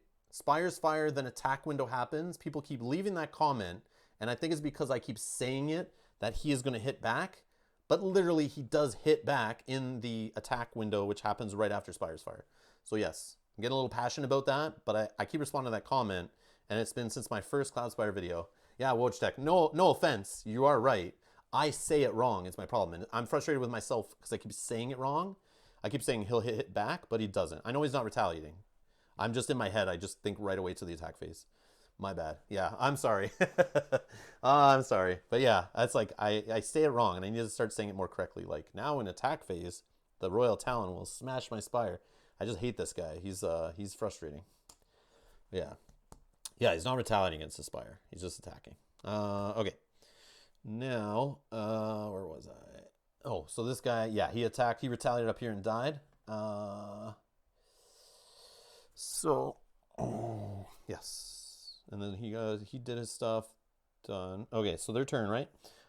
This guy will just keep on going. And this guy will go like this. And this one can fire still. It has range still. So it'll roll 2 attack dice on the Royal Talon. Spire's firing.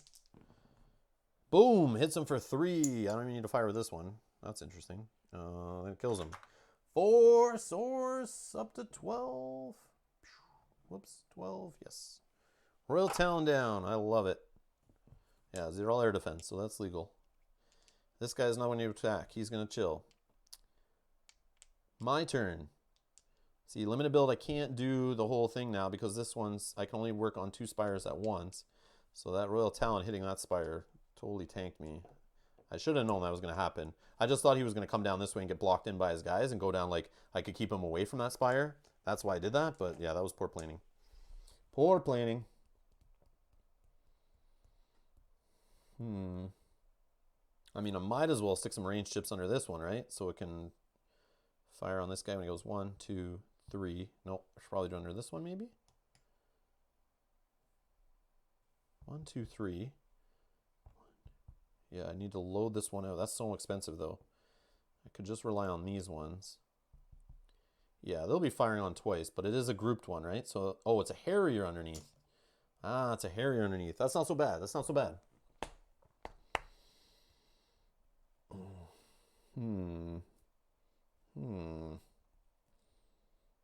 I still have this Joust coming, too, that I need to think about.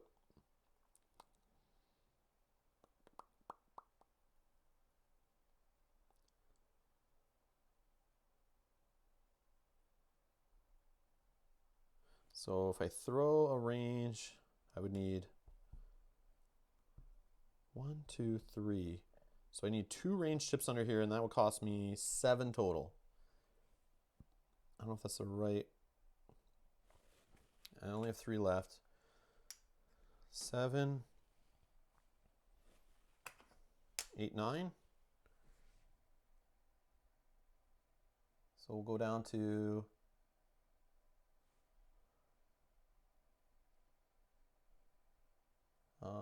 what do I got? 3 left? Yes, 3 left. It was 12. Take away 9. That makes sense. Limited build peg in there. Okay, that should help me a little bit. I probably should have built that for Royal Talon. Oh, I didn't have enough source yet, yeah, to stop him from hitting that. Because then I possibly could have done that this turn and finished off with this one. Okay, we'll do that. We're down to 3. My turn, this guy will go. 1, 2, 3. No spires.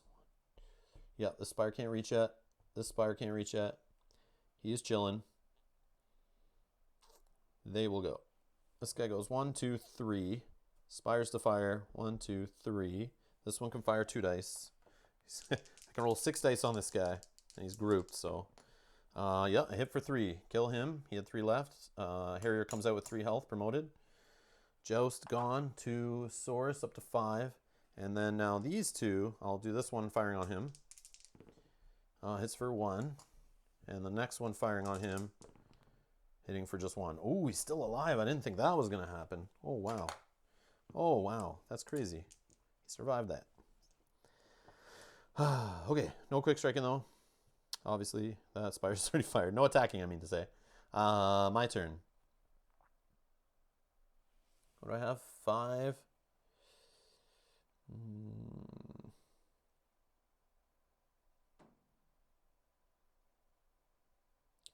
Does it really matter at this point? It might.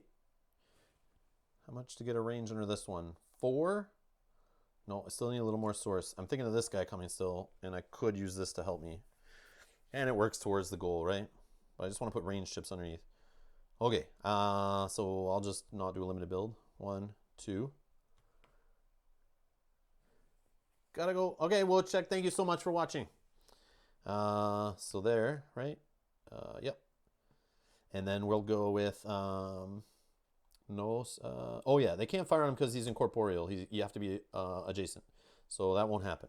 So we're good. Okay, so he just chills, right? Their turn.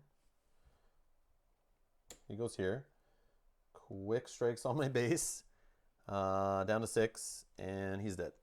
Oh man, this little guy's getting shots on my base. It's killing me. I get 1 source for that, up to 6. Okay. Immediately this guy deploys, we said, is here.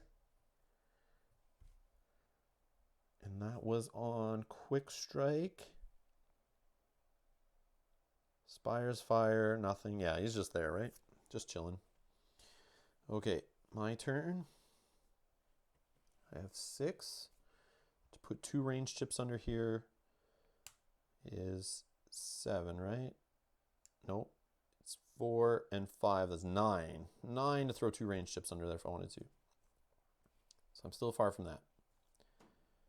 But I have to be careful because I got to make it so I can achieve this. And there's only 2 source left. So to get, I could throw a fortification under here. That's 2.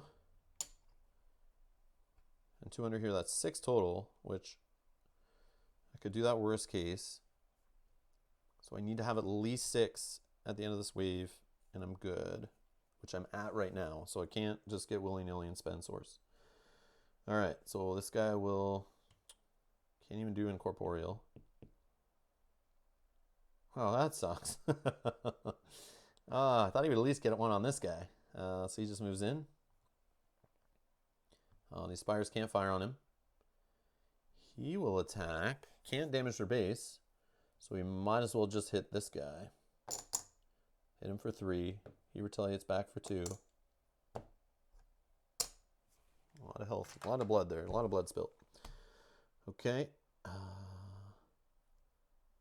Their turn. This guy does his whole fury kick, quick strike thing, kills this guy. Nitrous dead. Okay. And then this guy just goes wild. 1, 2, 3. Spire to fire. And there's a 2 there. That kills him. Boom. 2 more swords. All right. Joust down. Sweet. Okay. Wave done, right? All right. Let's go here. All right. Wave done. Wave 4. Let's start off by rolling. Oh, we know the event die. We know the event die. This is happening. So let's just discard that. We don't need to roll it. 0 source. Market phase. I don't need to buy any more of the Earthscapes. But do I want to buy a hero? A 2-range hero is not the worst thing. What is coming out? Promoted Harriers not grouped. So we could possess them and use them against the Windrush. Slow the Windrush down. And we got Royal Talent coming out again doing his business. But we don't have to worry about these spires once we build the upgrades on all these. This spire in the middle will disappear. And then we don't worry about the objective. These spires will shred the Royal Talent apart. I'm not worried about that. Elfin Kazi. Throw that up there before we forget.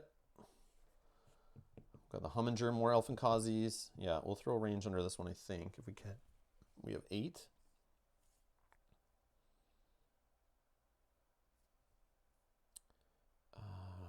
I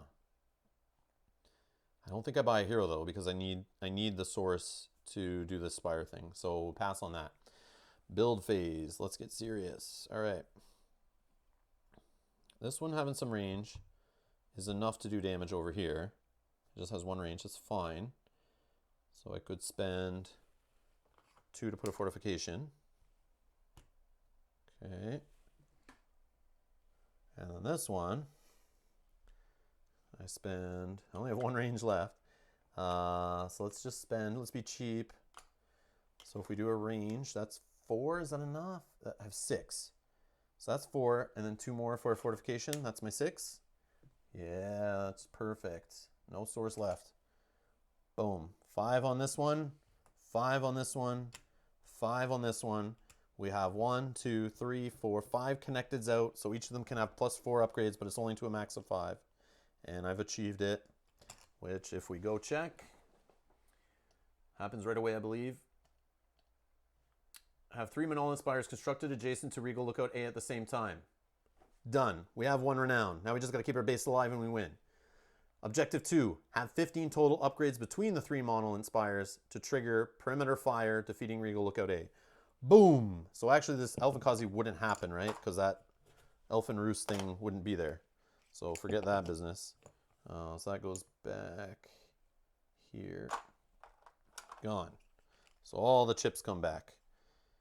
Which sucks, because now I want to put different chips on. No, just all right, so let's sort out our... Look at all the chips this guy was hogging.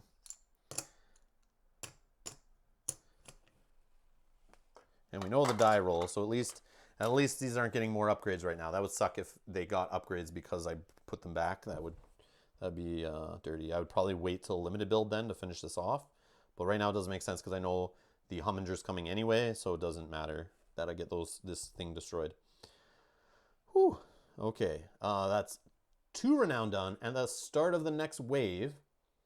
So next wave, we'll add 2 range. I'll put these there to remind myself they're not there yet. So wave 5, those jerk things are getting 2. And that's the last renown, is to destroy these spires. And in the next event phase, they could get more upgrades. So I really need to destroy those things ASAP. And keep my base alive. So destroying these, base alive, that's the thing. Okay, So let's get back to what we're setting up here. Wave 4. We get 11 CP. I don't have any source left to do anything in the build phase.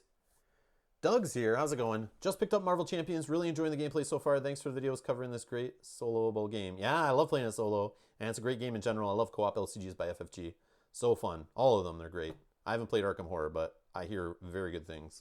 But yeah, they do a quality job. Nate French put together a solid design on those things. He's a good guy to come up with that co-op LCG. I like that. All right, let's see here. Let's see. Oh, I guess we can set up their stuff. Let's go Harrier, 2 promoted, separated. They get 3 because the stable's level 1. Okay. And they'll be on top of a Windrush that has 5 health, 1 attack, and it's got Assault, which, I mean, it'll suck if it gets down here, but that's fine. But underneath it's hiding a Joust, promoted Joust. Who we just saw those guys in the last wave being annoying. So that's 5. And then underneath that is, of course, our good friend Royal Talon sneaking out there, being a jerk.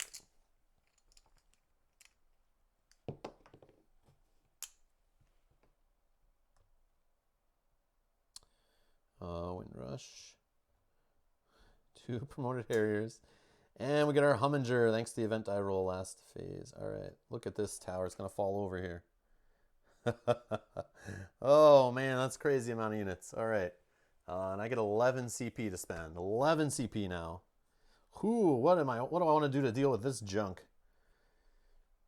Where are my big hitters? I sold them. They're all dead. Let's see here.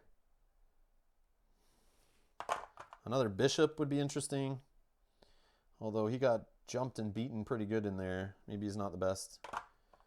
Taking control of a Humminger could be funny. Possessing, but not the best. Stasis. No, that's not a good call right now. Source Field.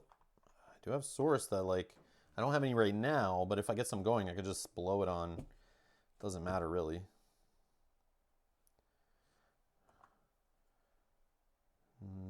Anjabin, don't like you.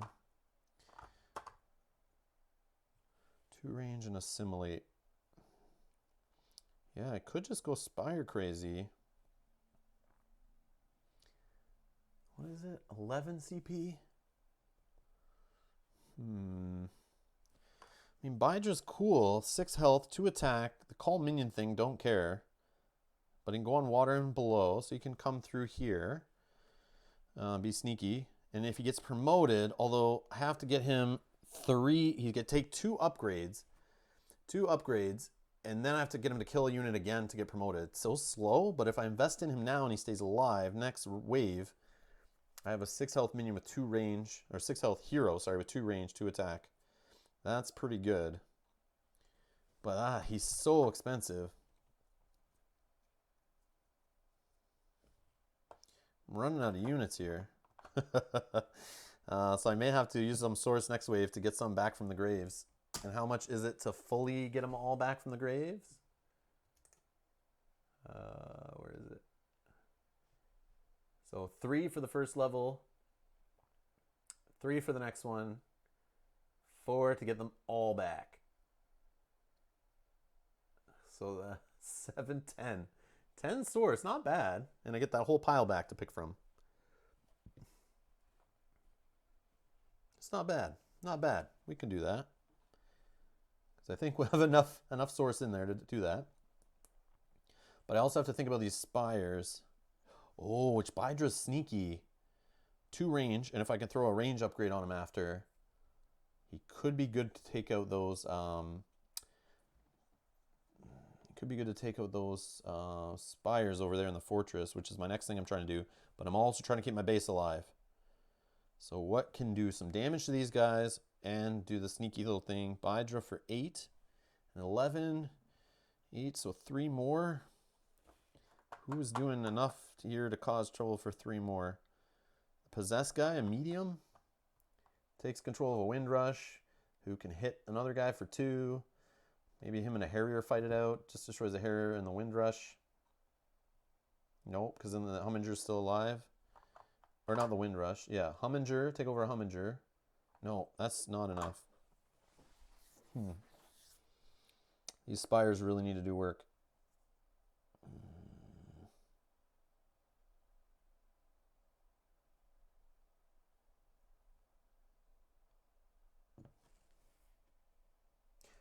The Humminger can go on water and blow too. Okay, so he'll get shredded up going through here too. All right. Him and the Royal Talon are going this way. Yes. So the Spires will take care of those guys. They're good. I just have to worry about 2 Harriers, promoted ones, and then the whole Windrush stupid thing with a... Windrush with a... What was hiding under him? A promoted Joust. And then the other Joust that sneaks through later. You gotta remember that. Okay. Do we just do Bydra? Do we do Bydra?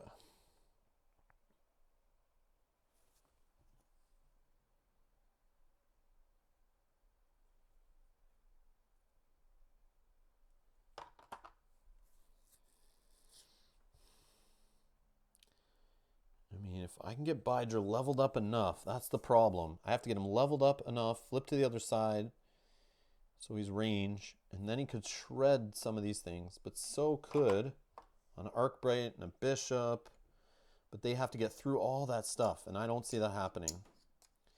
That will not happen. So I have to rely on Bydra to do it.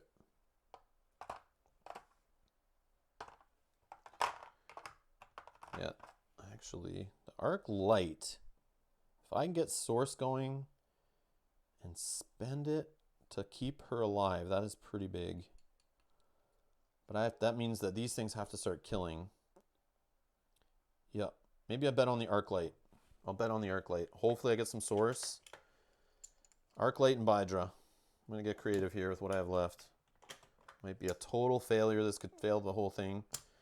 But maybe Bydra can help keep the base alive. If things go hairy, I can just run back. 6 health.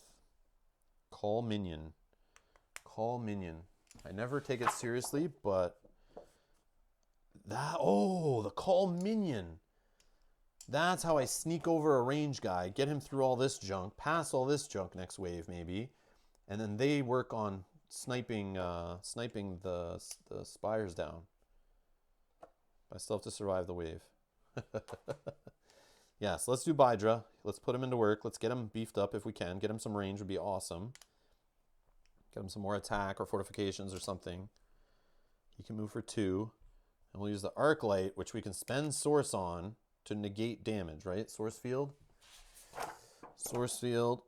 When this unit is attacked, you may spend Source equal to the amount of damage dealt to negate all of the damage. Unit still retaliates. Like, yeah, because I mean, I want to keep Spires upgraded, but I mean, this could be a good defensive line for at least a little bit of this trouble. And let the Spires do the cleanup. This could totally flop, though. Yeah, we'll put Arc Light in front.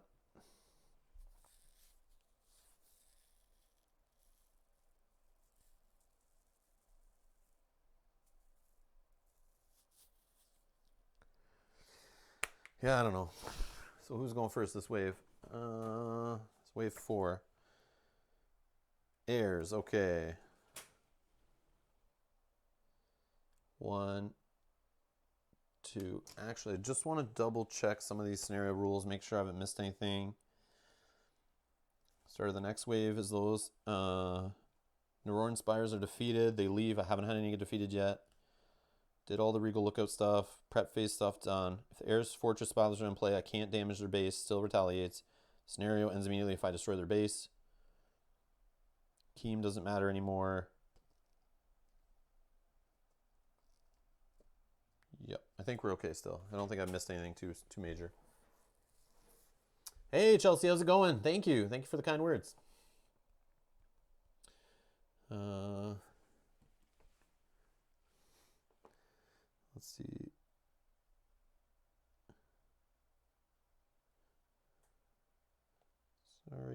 sec.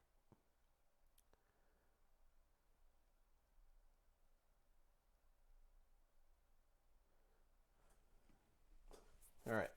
Let's see here. So they deploy first, then these guys deploy. Whatever. And yeah, he only moves for 2, right? 2 roost, elephant, flying. Oh, is he supposed to be on the promoted side? Man.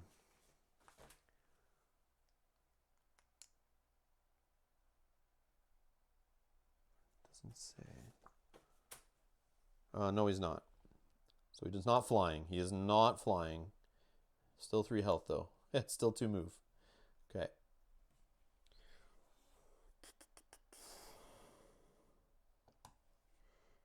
This thing can't get anywhere. Royal Talon's still stuck. Okay, that's how we look. Spires to fire. 1, 2. Nope. Not yet. Not yet. Okay, my turn. 1, 2. Oh, don't have a limited build option yet. 1. Doesn't really matter. I'll stay there. Okay. 1, 2. 1, 2. 1. Do we deploy this first or do we deploy this?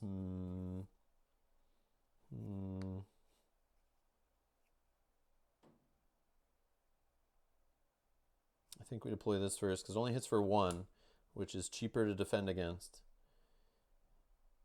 And then let's get the Royal Talon in play. No. Oh, he's still going to come. He's still going to come. Yeah, either way, he'll come this way. Or this way.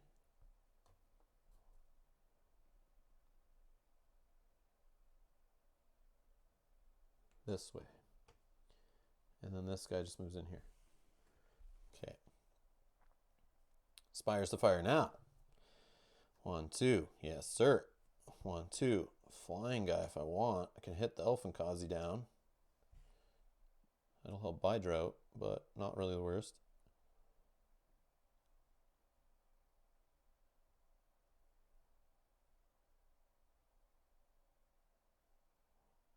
Let's take a shot on the Humminger.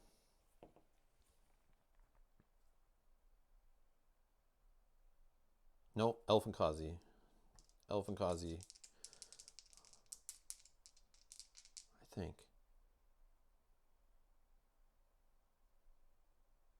Yeah. We take out the Elfinkazi. Sweet. And we get 2 source for that, which is what we need for source field to be effective, which is great. 1, 2. Can't fire there. All right. That's that. My turn. 1, 2. 1, 2. Okay. Nothing to happen there. All right. 1, 2. Oh man. Oh man. Slippery, slippery. Dropping, hitting them all with my hands here. Okay. That goes there. Oh, yeah, the Humminger only on its promoted side had the water stuff. I was like, there should be another unit going this way. Whoops, totally missed that. That was dumb. Okay. Here. 1, 2. Spires to fire. So this thing, I think I want firing on the Windrush. Actually, let's do this Harrier for 2. Not the Royal Talon yet. Actually, 1, 2. Nope, not enough there either. So we got 2 on the Harrier. Okay.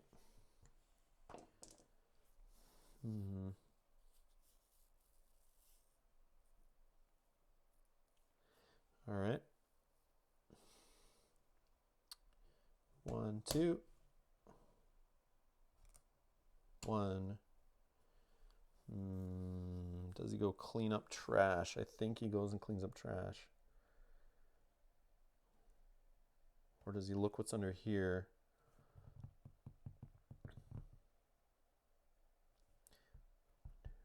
Could go this way. Oh, I can't hit him because he's flying anyway. Can't hit him because he's flying.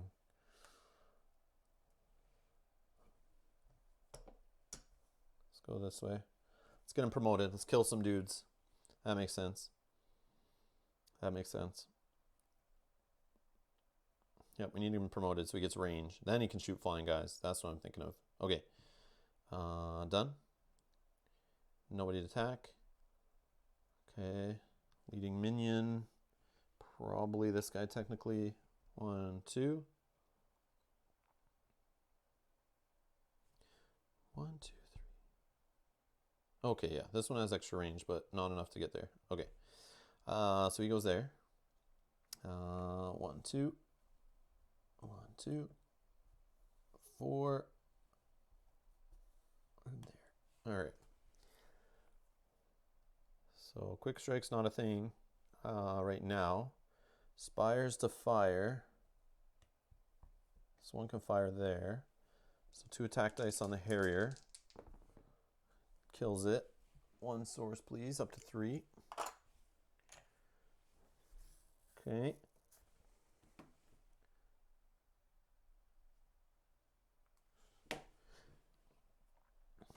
This Spire can't reach anyone. Oh yeah, it can right here.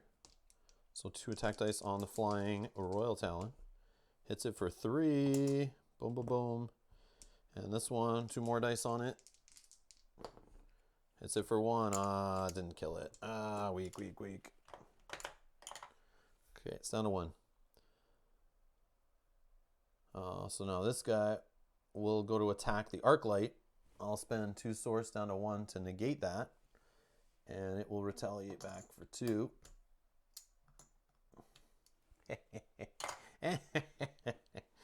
All right. My turn.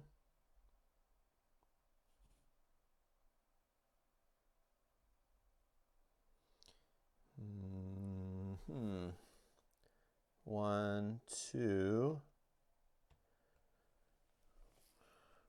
Who to kill?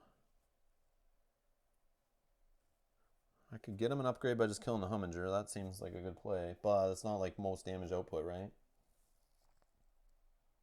But I don't want him retaliated on either. So yeah, that works. Let's kill the Humminger. That gets me 2. Gets an upgrade. Take an attack chip. And I get 2 source out of the deal, up to 3. Humminger's dead. Done. There we'll go. 1, 2. 1, 1. Quick strike on my boss man, who then hits back and kills this guy for 1 source. Harrier dead. Upgrade chip. I'll take 4 attack now total, please.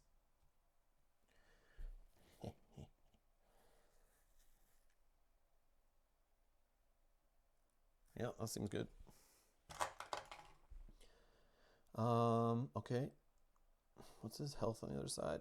Still 6, damn. Okay, that's fine. Maybe I can find the source geyser and heal him up. That'd be nice. I don't remember what color chip that is, which background it is. I know it's not a swamp. Maybe I'll find that. I'll get lucky. Okay, let's see here. So he's done. Oh, that's on a retaliate. This one, what does he want to hit first? Hero it can damage. Really? Really? Should I have walked up there like that? That was dumb. I should have walked here. Yeah. Yeah. Yeah. A little rewind there. A little rewind. I put my hero on way too much. I didn't think the hero was going to get attacked. I thought this guy... No. Yeah, see, I thought this guy would attack here, but that was dumb. So This guy should still have a 6 health. He would have stopped here to kill that Humminger. Get his upgrade. We'll bring that Harrier back, right? Harrier. Who was here. Who would have... Take a defense upgrade? Yeah? I thought of that, but I'm trying to get him promoted as fast as possible. And if he takes a defense upgrade, then they go away. And then I'm trying to get him flipped to get the range going so that I can eventually start shooting on these spires with him. That's my plan. And then I want to give him a range upgrade on that other side, because then since he'll have 2 range, that's the beauty of Bydra, is giving him that 3rd range and shooting for 2. It makes him very dirty, and he could then possibly get these without getting shot back. Maybe. Oh, but they're going to get range upgrades anyway, but still. I can take those range upgrades off. That's my plan. So sorry, it was Humminger here. And I move here, I kill that, I get an upgrade, attack upgrade. And then what? This guy was here, this guy was here. So this guy might still have been in here. Yeah. Who was first? This guy was first, right? Oh no, Spires fired because there was... No, that guy got killed. I'm having trouble here. All right, this guy was here, Humminger here. So this guy would have been in here because I wouldn't have been there. Okay. So this guy still would quick strike me. I can't avoid that. Never mind. I can't avoid that. But at least I avoid this guy. So then I smoke this guy. I still get all the same source. I'm up to 4. This guy I'm going to give an attack upgrade to. And the reason why too is because this guy... the Joust here's 4 health. This guy's 5. I might be able to one-shot him with Bydra. It's the plan too. Get him some more upgrades. Or any landmark chips I reveal. I could smash for 4 and not take any Relentless back or something like that. So that guy's gone. Where'd the other guy go? He's there. Yeah, that works out better, I think. Okay. So now it's my turn. That was just retaliating back. This guy can't attack anybody. Yeah. So my turn. Okay. So I'll move my hero here. Arclight here. I'll reveal Unstable Rift. Should I pop that off right now? Nope. Nope. Nope, nope, nope. Oh man. That would have been awesome.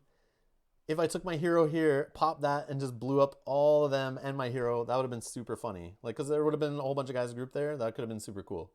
But it never, ever works out that way. Never works out. That would have been so cool. All right. So now, attack time. Is it source field only from attacks? Or retaliates? Only when this unit's attacked. Okay. So I don't want to hit this guy to get a retaliate back. So I need to hit with Bydra first. Well, then he gets retaliated on for 1. That's not the worst. But it's more health loss.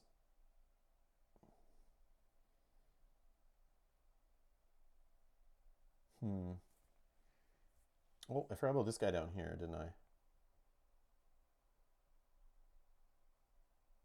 Yeah, I think I forgot about him. Spire's firing on the Royal Talon. This one, whatever. I totally forgot. Yeah, he's dead. 4 source. Up to 8.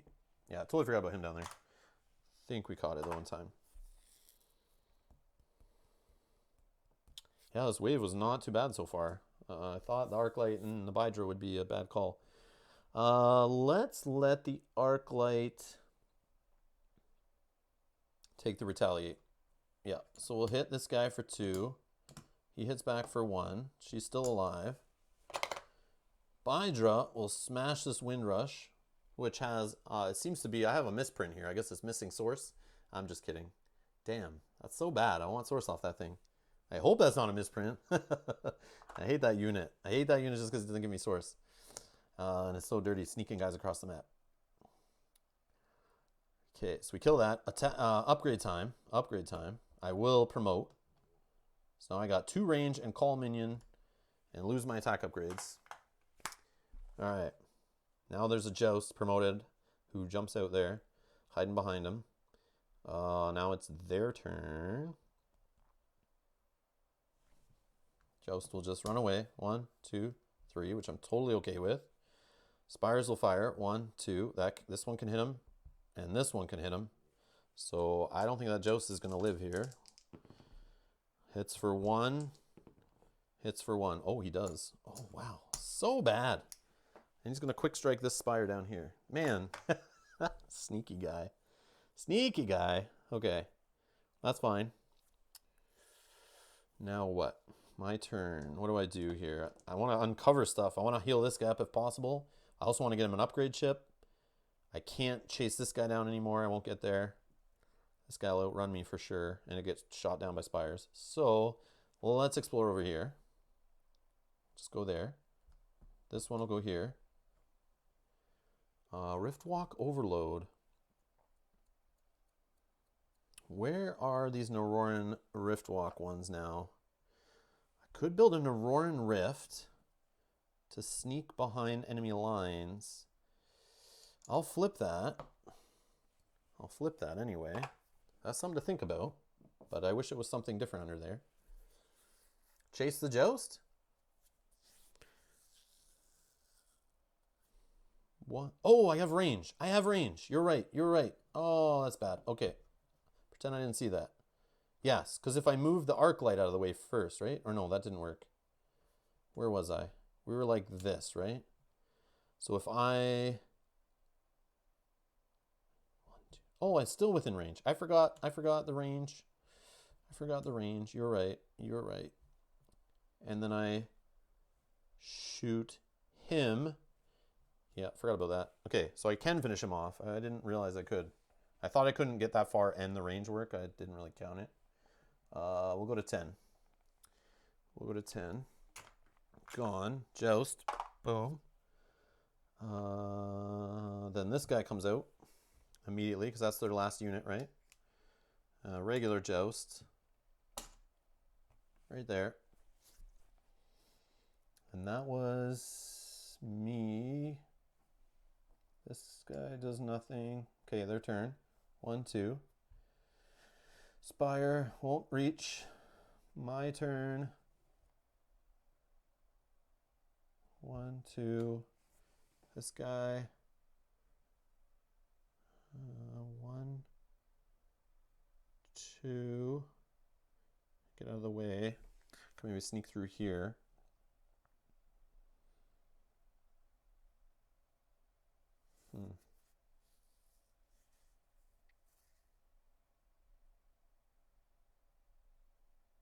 Yep. Then she... Oh, it's retaliates the problem. Call minion. Hold on. Maybe I can do some call minion sneakiness. Once per wave, before or after this movement, you may spend 2 swords to teleport an ungrouped friendly minion to an adjacent hex to this unit. Okay, so if I instead... I'm here. This guy is here. So I can move this guy first. I don't think it matters. Yeah, I'll move him first. Her first, I guess. Or him. I don't know if that's guy or girl. Can't really tell. All right.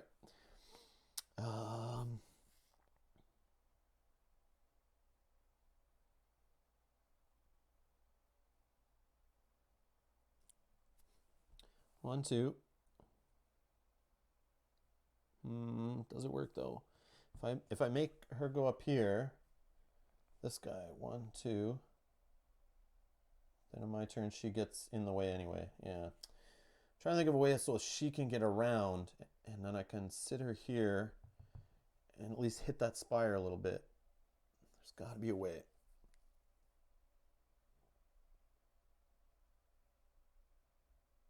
If I make her go behind him, right?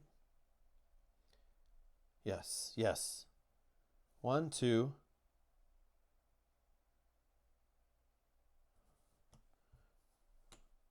She's here.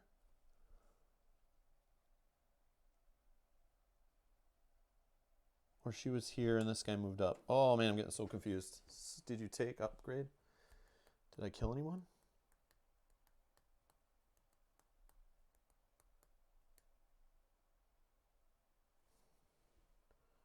No, I didn't.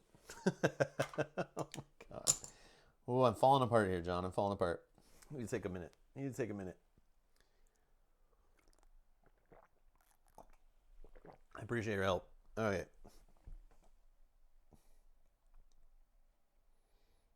So if I do call minion, I need to get this minion basically behind me, which I think I'll just do, right?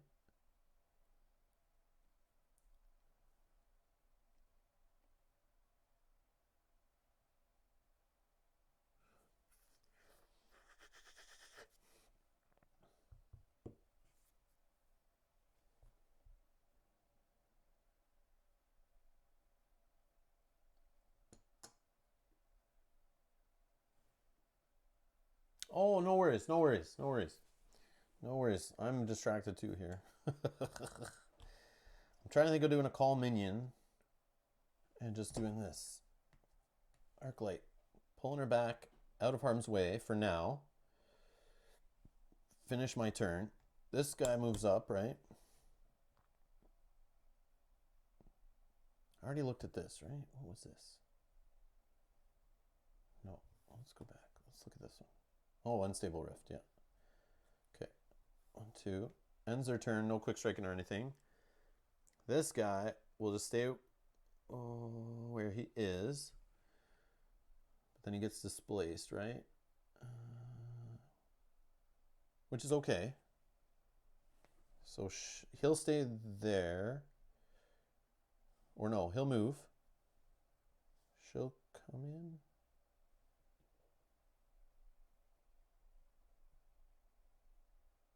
Yeah, she'll come in, displace him.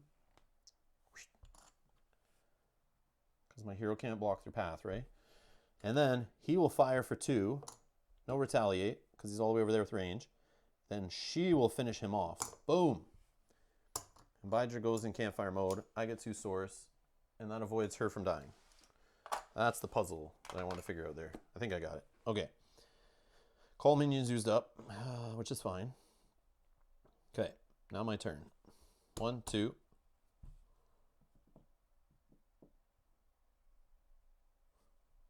One, 2, 3.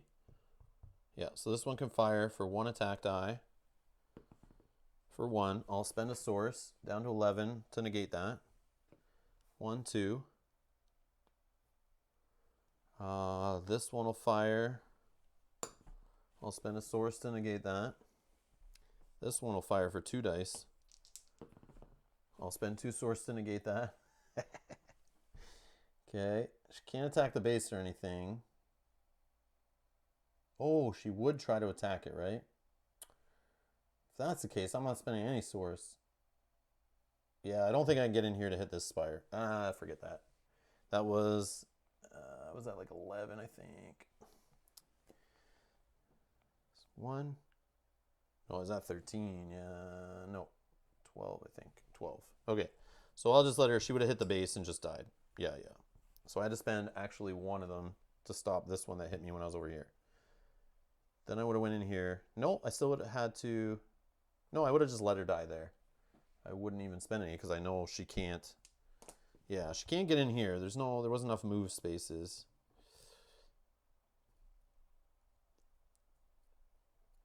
Because she would attack the base and then just die. That was a bad call. All right, arc light done. Okay. Wave done. Next wave. Let's see here. What are we doing? We are rolling the die. 6. That's a Humminger, right? Yep. Humminger with an Elfin Kazi. 2 roosts.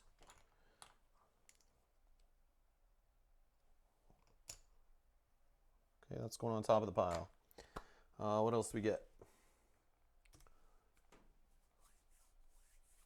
Market phase. I don't know. I think we're okay. I think we are okay. Build phase. Do I want to build to get all my units back? I need my burnout bishops. So what do I have CP wise? 13. So if I want to get a bishop, 2 bishops going. What do they have? They have the Double Harriers grouped, Double Joust grouped, Windrush with the Royal Talon. So they'll all be going up this way. Royal Talon won't go through this business like he did before.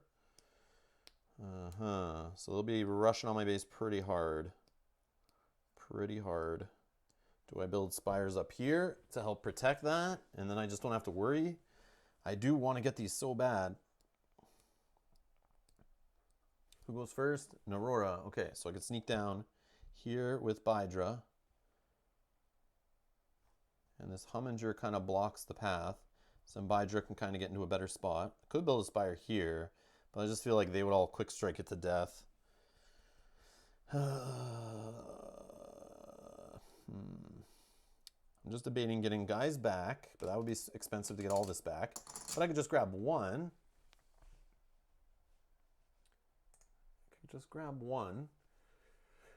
That would cost me 3 plus 2 to get back a minion or hero. I could get back my free one if I spend another 3, 1 minion or hero at no cost, and then 2 for another. Oh, that's so expensive, all that.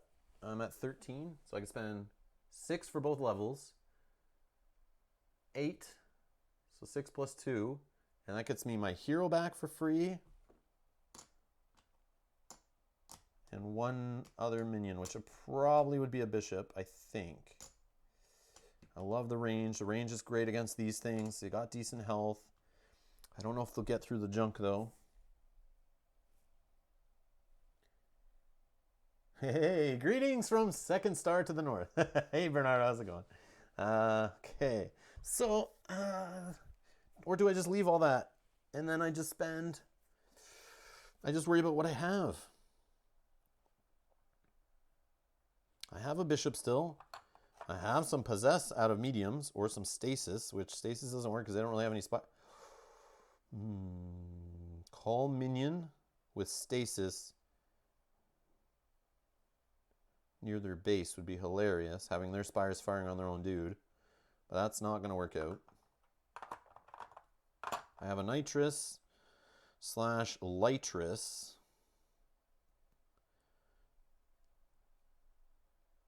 Well, that could be a cool combo with Litress in front of the Source Field Arclight, getting Source when he's attacked, spending it to keep her alive. That could be cool. Wow. I love the units in Narora. They're so fun. So powerful.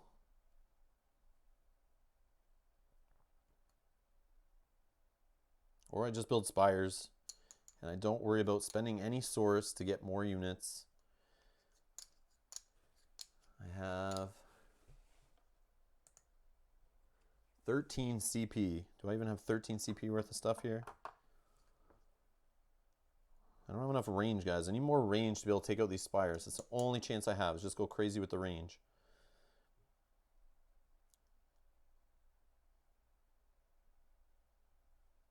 So if that's the case,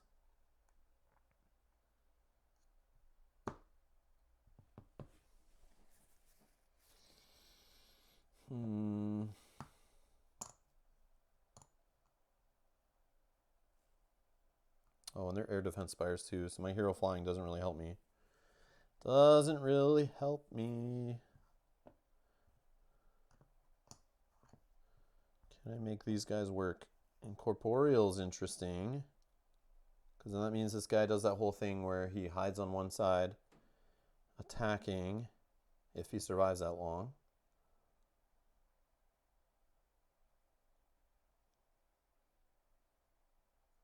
I don't think he would, though. That's 6. Bishop behind him. A bishop behind him is 5. That's 11. I get 2 more. And 2 more gets me all of them? Is that what it is? But do I want all of them? Like, am I going to even spend? Oh, 4 more gets me all of them, right? Yeah, not spending the 2. I get it. I get it. Do I just do that and get them all back? But like, what am I trying to get them back for? I get the hero out of it, who I can deploy for free, Avance. But he doesn't help me I mean, I could put him in the front lines and just let him block guys with flying and... Or I guess he wouldn't be flying yet.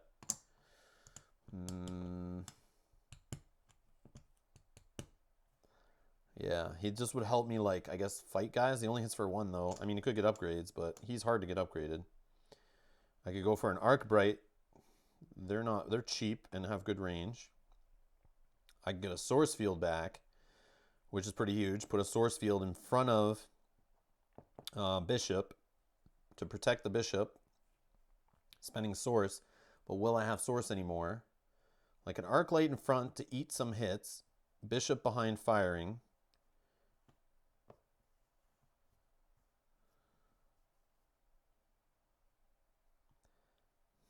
Can't get a Nitrous out in that case unless I do some craziness. I still have this guy left.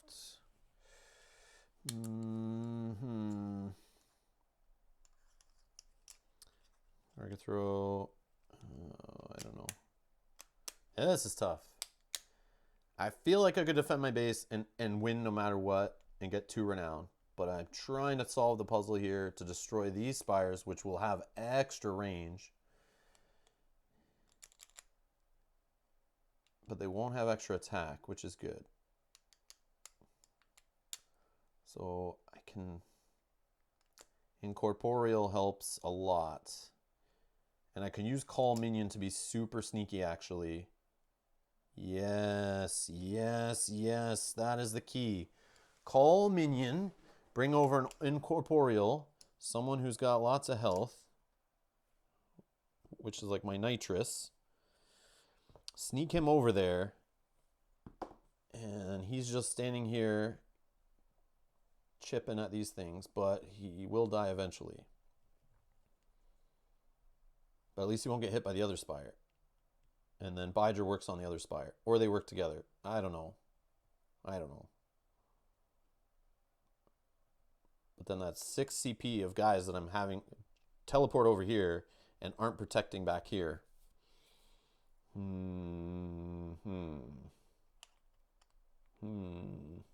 Oh, but that would be so juicy.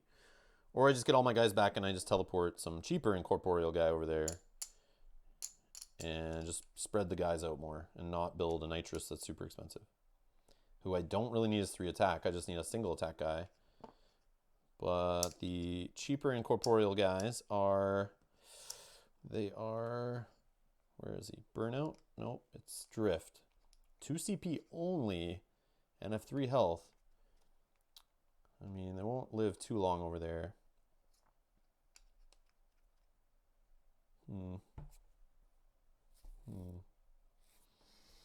Oh, what a pickle. 13 source. 13 source. Or I just say back it all out, just build up stuff up here. But I could do limited build options up there. So let's screw it. No spires. Demo Koso, thank you for subscribing. Thank you so much. Appreciate the support. All right, so yeah. Let's actually build their guys. 2 Harriers grouped. 2 Harriers grouped. They get 3 health. 3 health. We have a Humminger on top. And what else is there? 2 Jousts promoted. Back to back. 4 health. Okay. And then underneath, Windrush hiding a Royal Talon under his jacket. And is it promoted Royal Talon? Oh, you betcha. Promoted Windrush too. Hitting for 2. Quick Strike on the promoted Windrush. Oh, wow. Airs, man. Airs. Oh, so good. All right. And then we'll have a Joust coming out later once we get one back.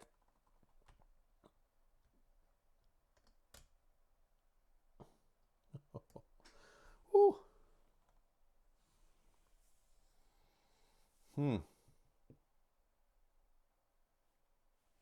Yep.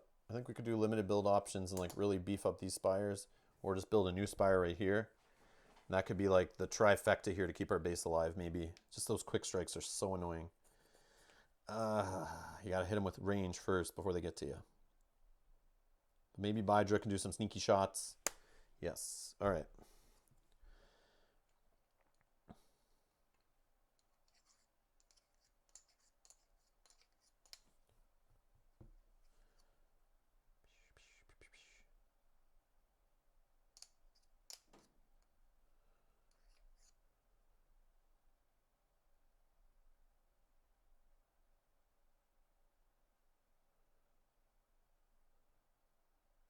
I don't know who the better is to call over there. I don't know who the better is. It's 11 CP, 11 source. I could get one of these other guys out just as extra and possess somebody possibly.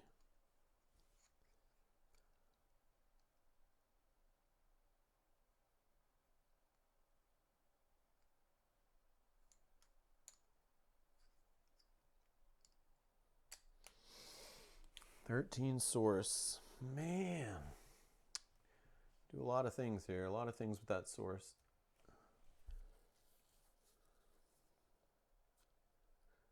See, I could do this Lumia delegation stuff, right? And I could spend some of that source just to get me that extra CP. So this would be 10, right? I have 3 left. And I wouldn't have enough left to do this and spend.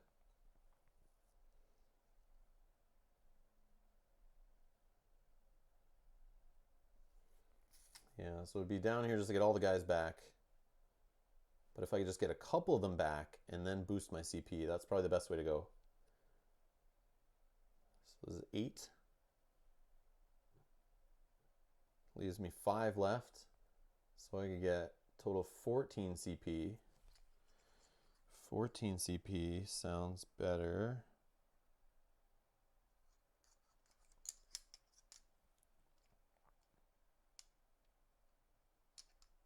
Yeah, let's do that. Let's do that. So we'll do naming stones. Naming stones for 3. Oh, but then I wouldn't have enough to get 2 guys out. Yeah, I gotta do them all.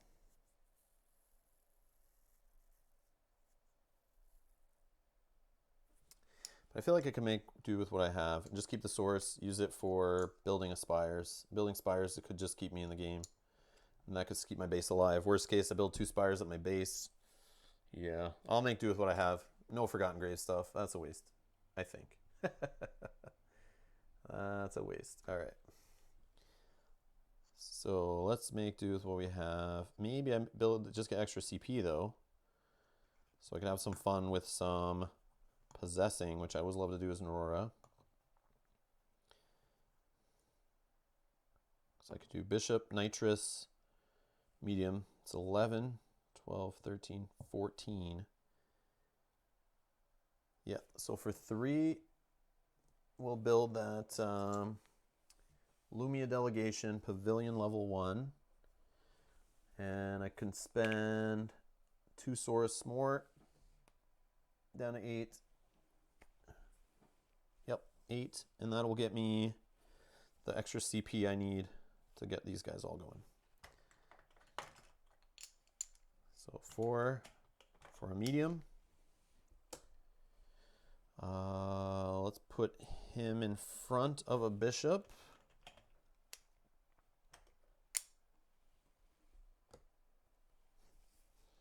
I don't know who the better is to call over there. The Nitrous. The Nitrous with Incorporeal.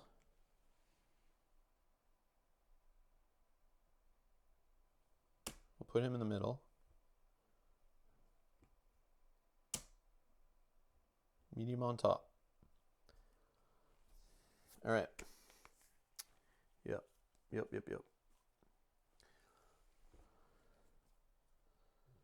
Because the call minion is huge.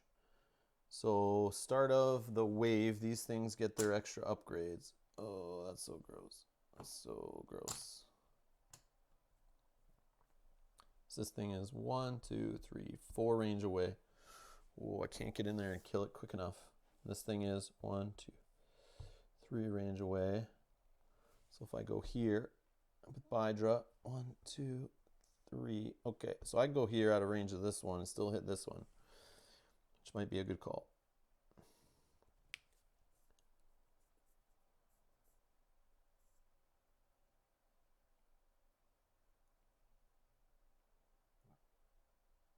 Oh, building a Naroran Rift right here and a Naroran Rift right here would be freaking hilarious.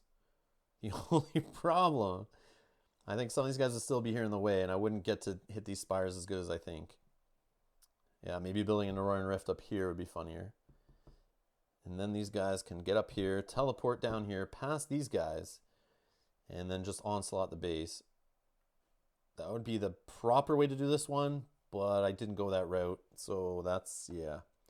That would be another way, I think, there, where you could creatively get your guys over there. But, oh, the Naroran Rifts are on the other side of these, so you can only really build one.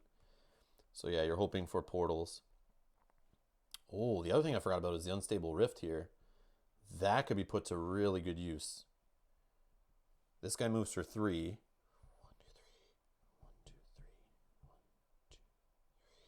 Okay, can he get there before these guys get there? I think he can. I just don't know how many guys he can blow up. We'll see, but that might be a call. That might be a good call to do. Okay. So, Narora, here we go. Let's Bydra. What's Bydra doing? Bydra's going to go 1, 2.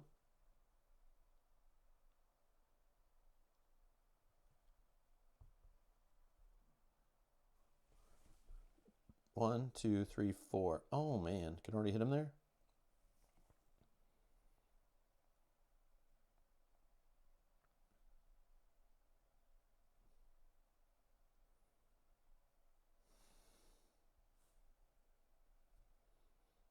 Can you go there? 1, 2. Yeah, then I'll do the uncover thing like I did before. Whatever. So yeah, this one, 1, 2, 3. 1, 2. Okay. No spires of fire, nothing to attack. Relic card, not worth it off the gate port. I don't think so. Don't think so. What is an interesting call? I have 8 source. 8 source, can build a spire and a jam. Okay, these guys will go 1, 2. Windrush first. It's actually kind of good getting the Windrush to kind of, or the Humminger, to kind of hold them up. Like, that's not a bad die roll, actually. Better than getting spires like we've been getting most of the game. This guy will go here. Okay. Spires to fire. Nope, no reach yet. See, building a spire here might not have been too bad, actually. But then, yeah, quick strike, quick strike, quick strike. No, not smart. And I see FT range could have been played out here too to make guys deploy like near spires up ahead to then have them sneak around. That's what this whole goal is, to just you try to use Narora's making guys teleport across the map to your advantage, and using their ability to build the Earthscape thing with that their opening hero and stuff. Yeah, this one could be played totally different. I see totally different paths now. Now that I see later in the game here. Okay. Just got to keep my base alive and we win. But I want these spires. And then we get the 3rd renown. All right. Okay. So they're done. Oh, Elfinkazi, you bugger. Oh, yeah, that's so bad. No. Yeah, I don't need him in Elfinkazi range either. No. I need this thing to shoot the Elfinkazi off first. Or he needs to shoot it off first. But yes, Elfinkazi being on the top, forgot about that. Should not have my hero that close for them to fire on him. He has 4 health left though, but I want him to be able to go in range of this thing, take a shot from it, still live, and then be able to shoot on the spire. So however it keeps him out of danger until that can happen, that's what I need to do. Okay, so they're done. No spires to fire. I wish. But because I put stupid upgrades on these things. Such a waste. Okay, my turn. So if I bring him 1, 2. No, he gets shot on. If I bring him here,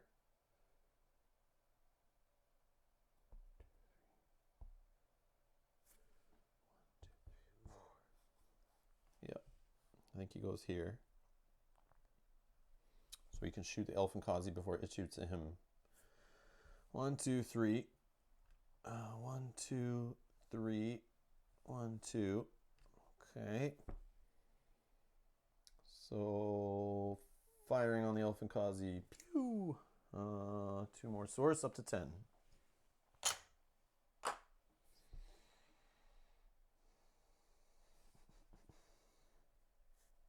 Nothing else. 1, 2. 1, 2.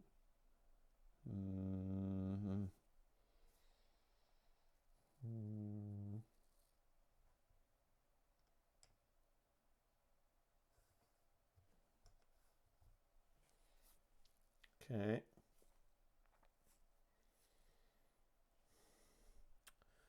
So this guy will attack my hero for 2. And I hit him back for 2. That's unfortunate. Yeah, I don't think there's a way I could get him out of harm's way. Either way, it was taking 2 there. All right. No quick strikes, nothing from them. Oh, Spires fire first, actually. Oh, Spires fire first. Hold on, hold on. Maybe could have not had that happen. So, 1, 2. Yeah, fire on the Humminger. Fire on the Humminger. 2 dice. Nope, didn't kill him. That's okay. But now, at least when he hits my guy, he dies. 2 more source. 12. 1 enemy down. Okay. They're good. My turn.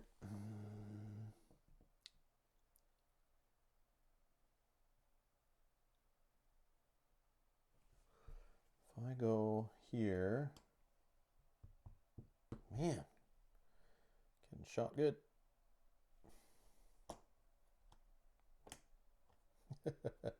I'm going to be a chicken. I don't want him to die yet. I'm going to sneak him around. Okay.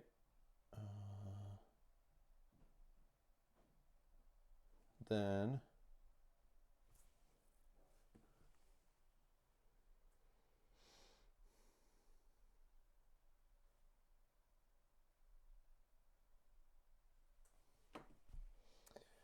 one, 2, 3. 1, 2, 3.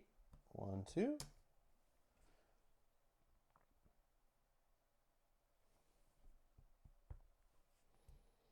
Okay. Nothing going on. Nope. Just gotta go here, here, here.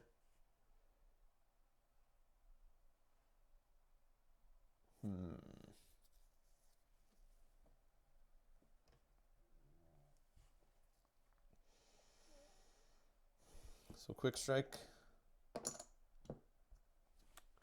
That's unfortunate. Retaliate for 1. 1, 2, 3. Actually, I could have moved the Elytras here, right? No. Do I want to do that at all? I don't think I want to explore that and blow it up. I don't think that would help. That would be bad. Is the possess guy? Oh, is it only ungrouped possess? Forgot about that part of it.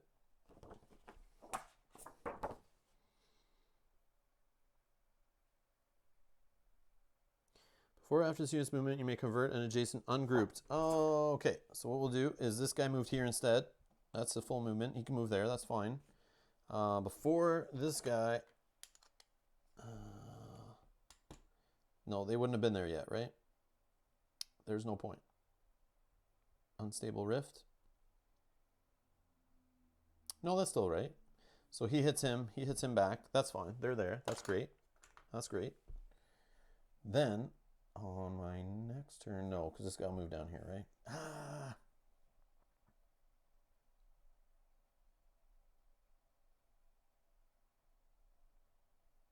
It doesn't matter. Yeah, it doesn't. I'm not going to use Unstable Rift. I don't think.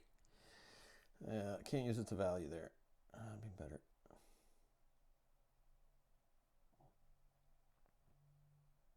It's too bad. Okay. Like I could clear his whole group, but it's like this guy will be down here, I think. Or I think he doesn't make progress, so I can keep him there. And optionally do a lateral move? Yeah. Yeah, I can do that. Yeah, I don't have to make a move here. I don't have to. And this guy will only move to here. Okay, so they're done. My turn. This guy is stuck. They're stuck. Can't get any closer. This guy goes here.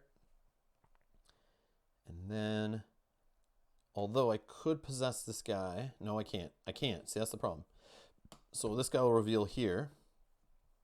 Unstable Rift, which reads...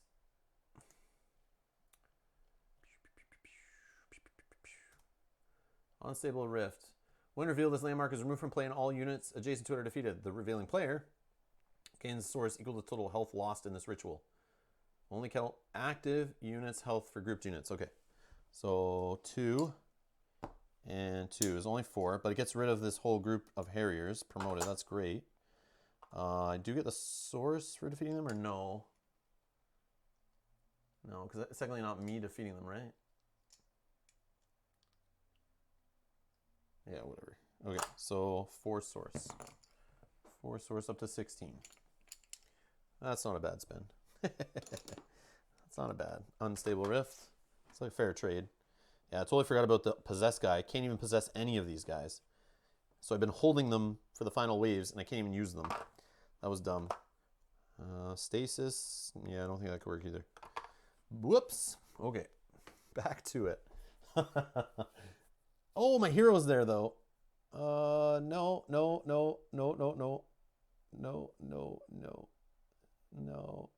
Do I want that to die? No, I can't do it. I can't do it. That's bad. I forgot about my hero. 12. Keep that flipped. Where did he go? Did I throw him back in there? Oh, right here.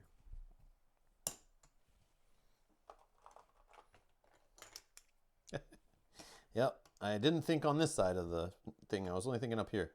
So yeah, can't have that happen. Can't have that happen. Okay, so my turn. I can't possess there. I'm going to get retaliated on.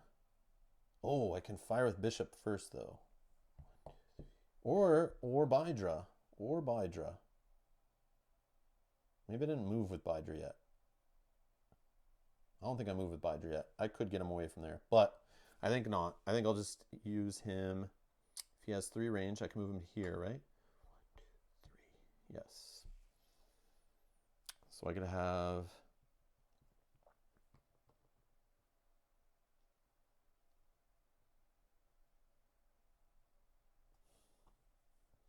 Let's leave Bydra there. That's fine.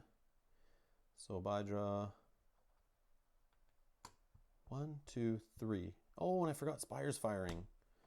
Oh, I'm getting so messed up right now. Okay. So on their turn, before that happened, Spires would fire. I killed Humminger. Then these guys moved up. Spires need to fire again. 1, 2.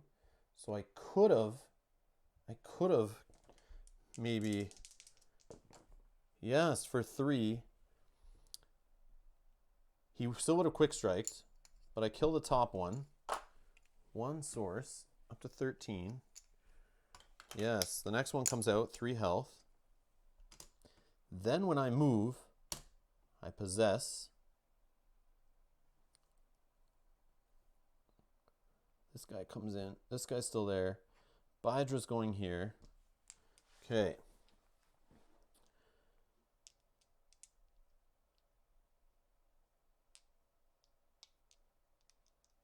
And now... Oh no, possess works the other way. Possess works the other way. He's underneath. Okay, so...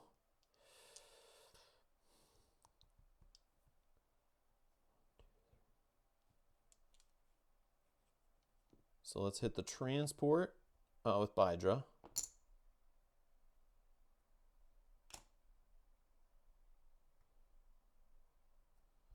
No retaliate. And then this guy attacks here. Okay. Yeah.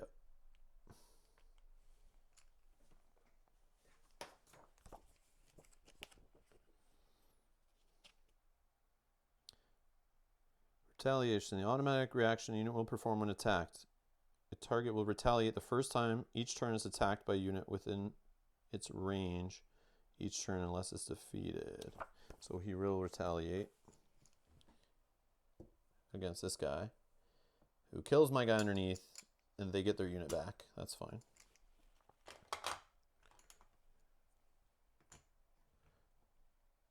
Oh, that's fine.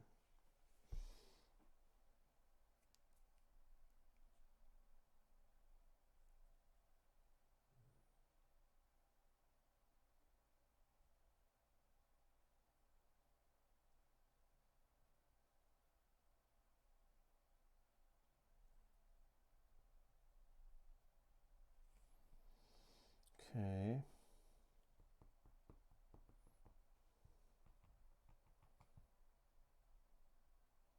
This guy didn't attack yet. So he can still attack and kill this guy now that it's an opposing unit. Yes, that works. Okay. No retaliate. Hits for 3. Yeah, because if I do the attack with that guy, retaliate, kills the guy underneath, they revert control. Yeah, that makes sense. I'm pretty sure.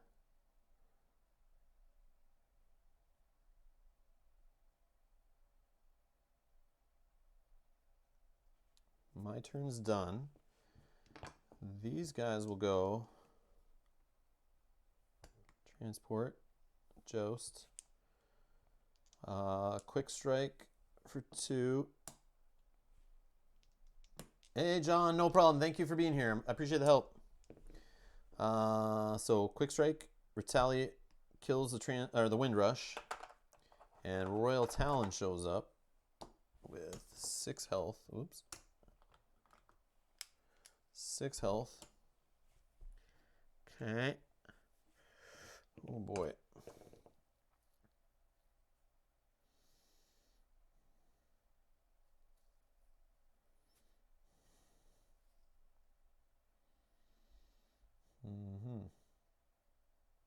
And this guy's quick strike doesn't do anything. Spires to fire. 1, 2.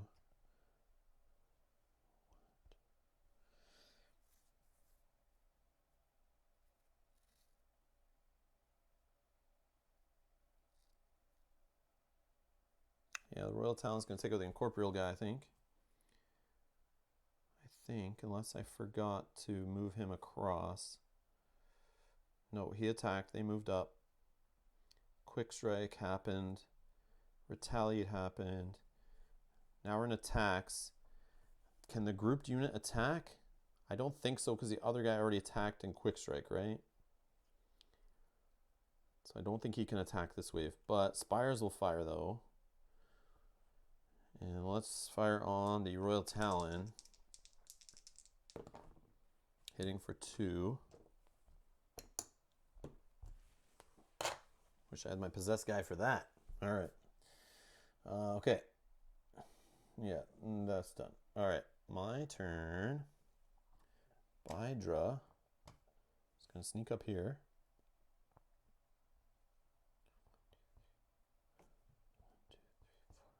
Not enough.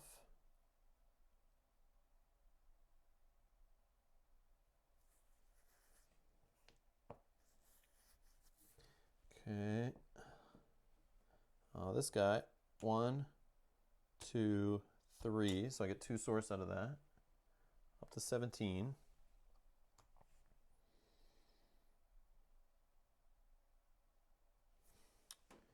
And 1, 2.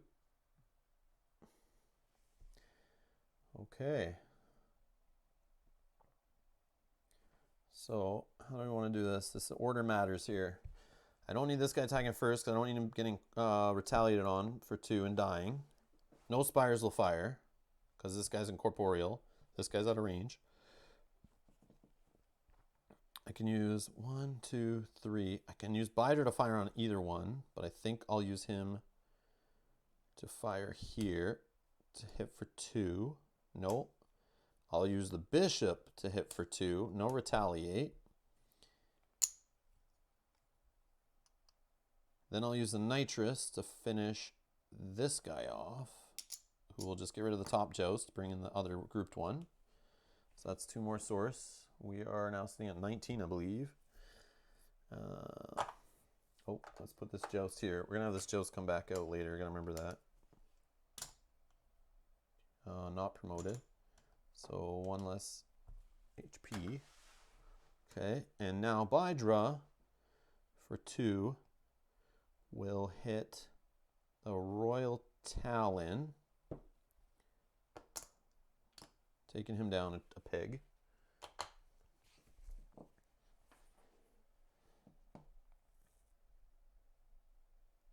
Okay. Done. They'll go. Flying guy. He wants to go 1, 2, 3. This guy will come up here. Hey, Adam. Welcome back. How was your meeting? What action items did you get at your meeting? Get to work on them. You need them done by next meeting. All right. So we're going to quick strike here for 2. Oh, Fury Kick. Fury Kick. Fury Kick. Quick strike. Business.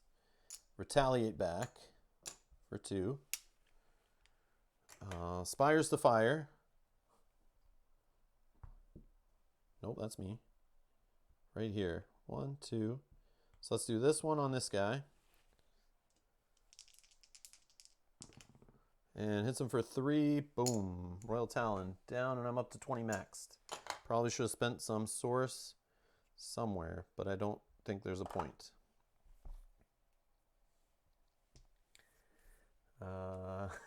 Right, that's pretty much how it goes. Yes, this is the same scenario. I'm in wave 5. We're getting close to the end here. Yes, I've been to many, many meetings over the years. I know all about meetings. Oh man, meetings suck. Meetings are the biggest waste of time. They just stop work from getting done. They're just an excuse to not do work. That's really what they are.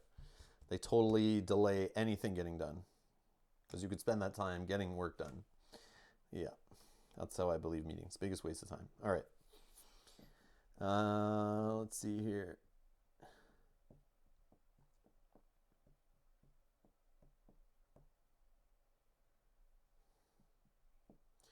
So it's my turn. I don't think I want to do any limited builds. I just want to rush their stupid minaret spires here.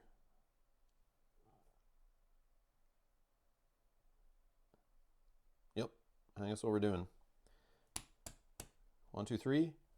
1, 2. Oh, actually, call minion might be a thing.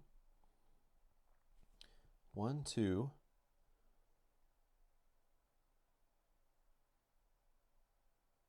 Nope, he's in range there. 1, 2, 3. He's out of range of that one, so that's good. 1, 2, 3. Doesn't have range to it though. That's fine. That's fine. And Bydra.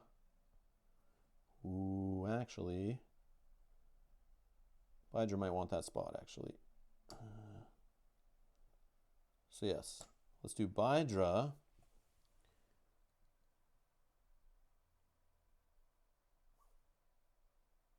Bydra's here. We'll do call minion. Put him there. Not the best way of using call minion, but throwing him in the fire here. If he survives, which he probably won't, he fires back on this one.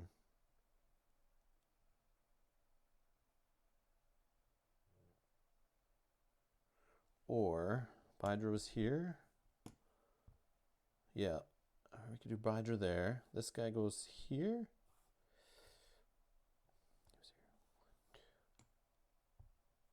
He's out of range. And then Bydra comes down here. And Bydra takes the hit.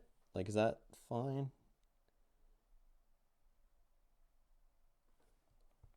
I can still shoot on that guy too and kill him. That's crazy. I'll leave him though. I'll let him go play with the spires. He's not going to kill my base. Ryan's here. Yes, I'm still playing. All 5 waves today, baby. All 5 waves. All 5 waves. Okay, yep. Couldn't end it in wave 3 today. This one's cool. I really like this one. Just trying to get that last renown. I have 2 renown.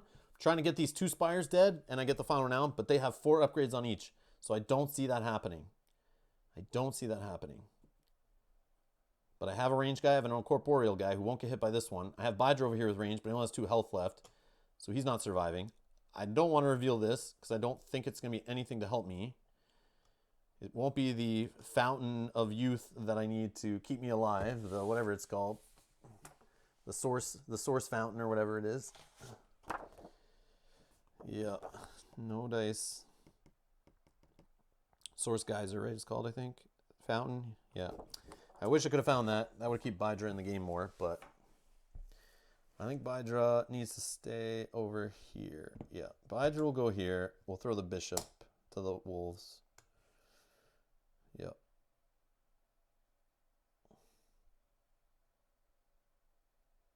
Unless Bydra goes here.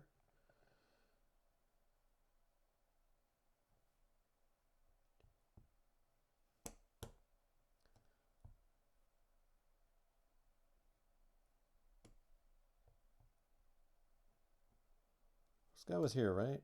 1. So he would flip. He would go there. Bydra? Nope. There's no way I get Bydra like over there.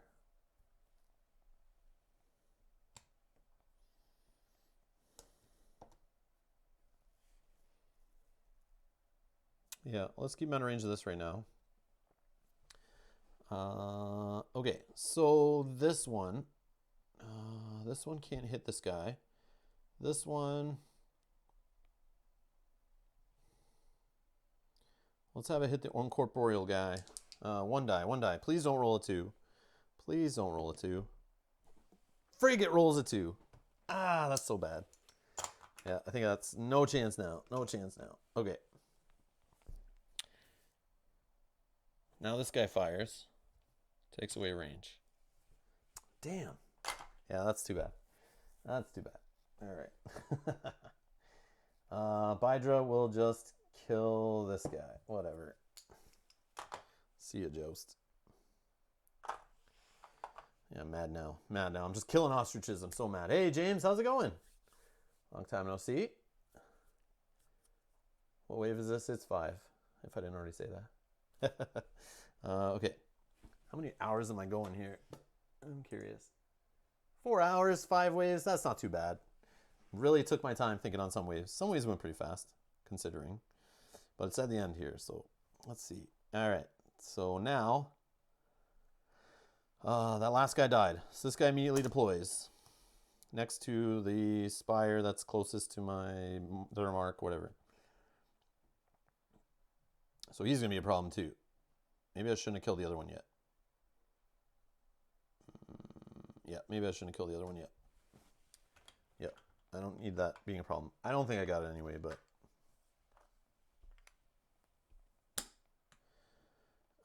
so that's all I could do there was shoot this. Okay, their turn. 1, 2, 3. Spires. 1, 2. Nope. He's good. My turn.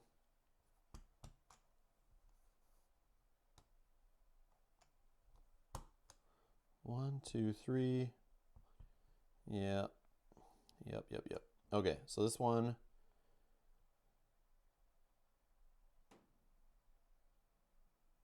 It's gonna kill this guy for sure. Yeah, let's do this one firing here. Hits for 1.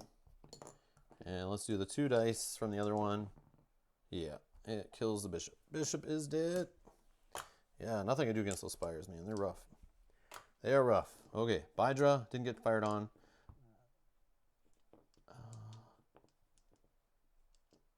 Oh, they have a priority. Hold on.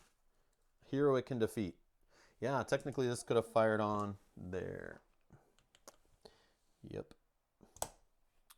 Bishop. So this one should have fired on him, which did 1. Then this one still did 2. Yeah, so it still would have done it. Yeah. They just fire out, because it could have defeated Bydra, technically.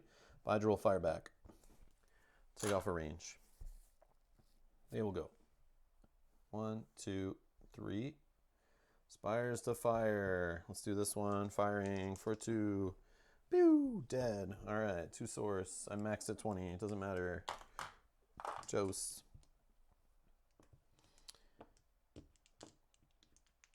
This guy comes out immediately. And that's that. My turn. Bydra will stay where he is. No spires to fire. He'll just fire on this one. Okay. Yeah, there's no way I can kill this one. Unless it rolls 2 misses. Even then, it's got too much range. If I took out the range, oh, that would have been so good. Yeah, I did that wrong. I should have like pummeled this one with my 2 range guys just to take out the range on it. Then I'd be sniping it to death. Okay, this guy will go 1, 2. Bydra will go and just fire this one. Done. Minaret down. Okay, is that where it goes? Yes. Nope. Okay. Yep. This guy will go 1, 2. Doesn't matter. Quick strike's my hero. Boom, dead. All right. And then this guy will just keep running. 1, 2, 1, 2, 1, 2. Spires to fire. This one will fire at him for 2. Hits him for 2.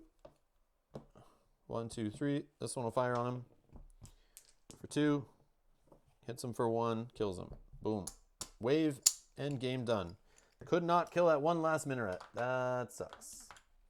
So we are 1 renown shy of getting all 3. Not too shabby. Ring is working against you. Look forward to watching the full thing. Yeah. That's fine. I didn't think I would get all 3 renown this one, which is fine. I definitely made some poor decisions earlier. There's some bad stuff I could have done. Getting my guys back, maybe using some different guys, leaving my Forgotten Graves so full. And probably some better units I could have used there on that last wave to help me. Maybe some more cheaper range guys and just did a flood of range dudes coming over. Use the call minion to bring some over and just like even have 2 or 3 range guys here. So this thing's firing on only one of them and the rest are just pelting it to death. That's really what I should have done, because the source, I didn't even use my source to build Spire, and I was keeping my source because I was so worried about these, building Spires on these, because I thought the enemies would have been way tougher. But yeah, damn. All right, well, you live and you learn. It's all good. Let's see if we can get our... So, 3 Manolan Spires, we did that earlier. 15 upgrades on each, did that earlier. All Air Fortress Spires defeated at end of the wave 5. Nope, we still have 1 here with 4 upgrades on it. Couldn't do it. It was too much. Got some bad dice rolls putting upgrades on them. Like, what can you do? You get dice rolls to add them, plus killing that the second outcome there. Adding those extra range, that's what these 2 range chips here was just enough. That was enough, I think. Just giving this one extra range was enough to like make it so it was unachievable with what I had. There's some tricks to stacking. Use guys as cannon fodder to get the better units close. The game is cerebral. Oh, I agree. I love this game for that reason. I was trying to do that, but it's like some of those guys in the front lines, they don't make it the whole way, and then the other guys just tag team on your range guys. I had enough range down here, I think. It just, like, it didn't work out. Did not work out. Just a little off. It's just my hero only moving 2 was kind of sucky. I wanted to kind of throw him and the bishop in the way together, so this thing would shoot only on one of them, and then the other one would hit the range off. And that having that incorporeal guy die right away and not even get a hit on that Spire that's right there that made it impossible to get, I think. So we got 2 renown. We did it. That's scenario number 2. Shoot the artillery. Shoot the artillery that we did there. That was pretty cool. That was a cool scenario. I thought that was awesome. So yeah, so look forward, like I said earlier at the start of the stream, more Cloudspire next week. I might do 2 streams of Cloudspire, try to get through these solo scenarios faster. 1 a week is maybe not doing it for me, or I might play a few of them, in a day and post them later, like just record a few in a day instead of live streaming all day. We'll see. But I got to do something to get through these solos faster. I want to play them all. It's just going to take forever. I'll be still playing them in like 2021 with the way it's going. And that's if I don't even lose. No worries, James. No worries. It's a time that doesn't work for everybody, right? It's the tough time. Like I try to stream in the evenings. Some people can't come see them. If I stream too early, others people can't watch. Stream in the afternoon. Time zones are a thing, man. Internet's global, right? So it's like, what can you do? But either way, that was awesome. Watch it back later. No problem. It'll be on YouTube. Just in a couple hours, wait till the whole video's done processing. Since it's a live stream, you won't be able to watch it right away. It'll take a couple hours for YouTube to totally process it into a watchable video. Waiting for new scenarios and factions for the game. Yeah, that's why I want to get this done too. I want to play through this to kind of get it wrapped up so that when the new content comes out, I'm ready to jump into it and not feeling like I have stuff I never even touched. So I want to keep going through the solo. I want to get through the Grige. I'm kind of excited to try the Grove Tenders a little bit. Not my favorite faction, but I like them better than Heirs, though, I think. But, yeah. So far, Narora are my favorite faction, I think. But I haven't tried the Grige yet, so we'll see.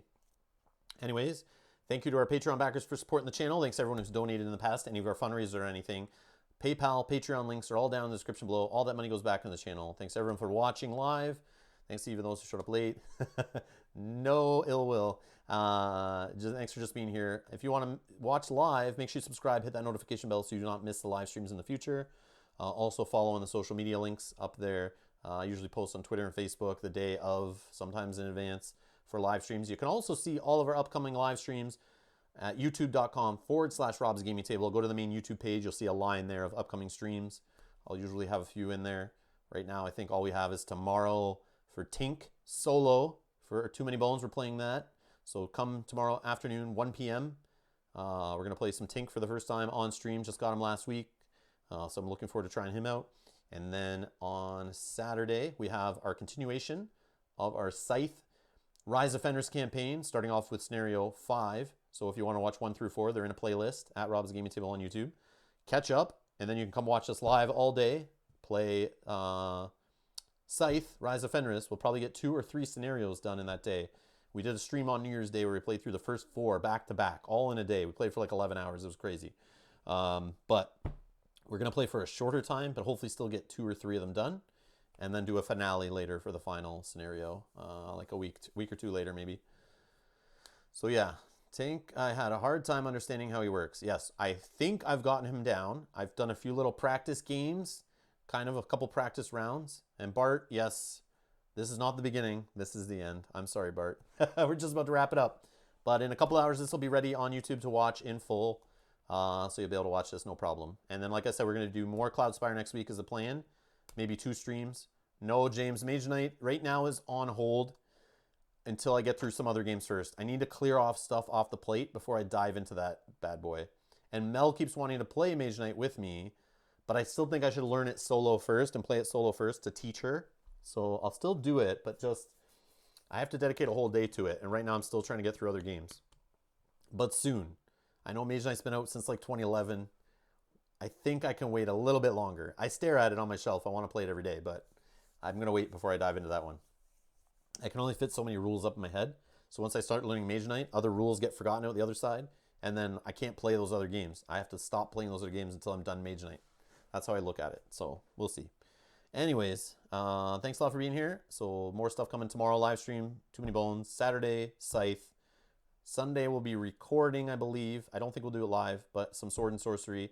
The second episode of that series will be coming out early next week, hopefully. So stay tuned for that. And Adam, thank you for being here through work. I appreciate it. And I'll see you tomorrow. And thanks a lot, guys. I'll see you tomorrow. Bye-bye.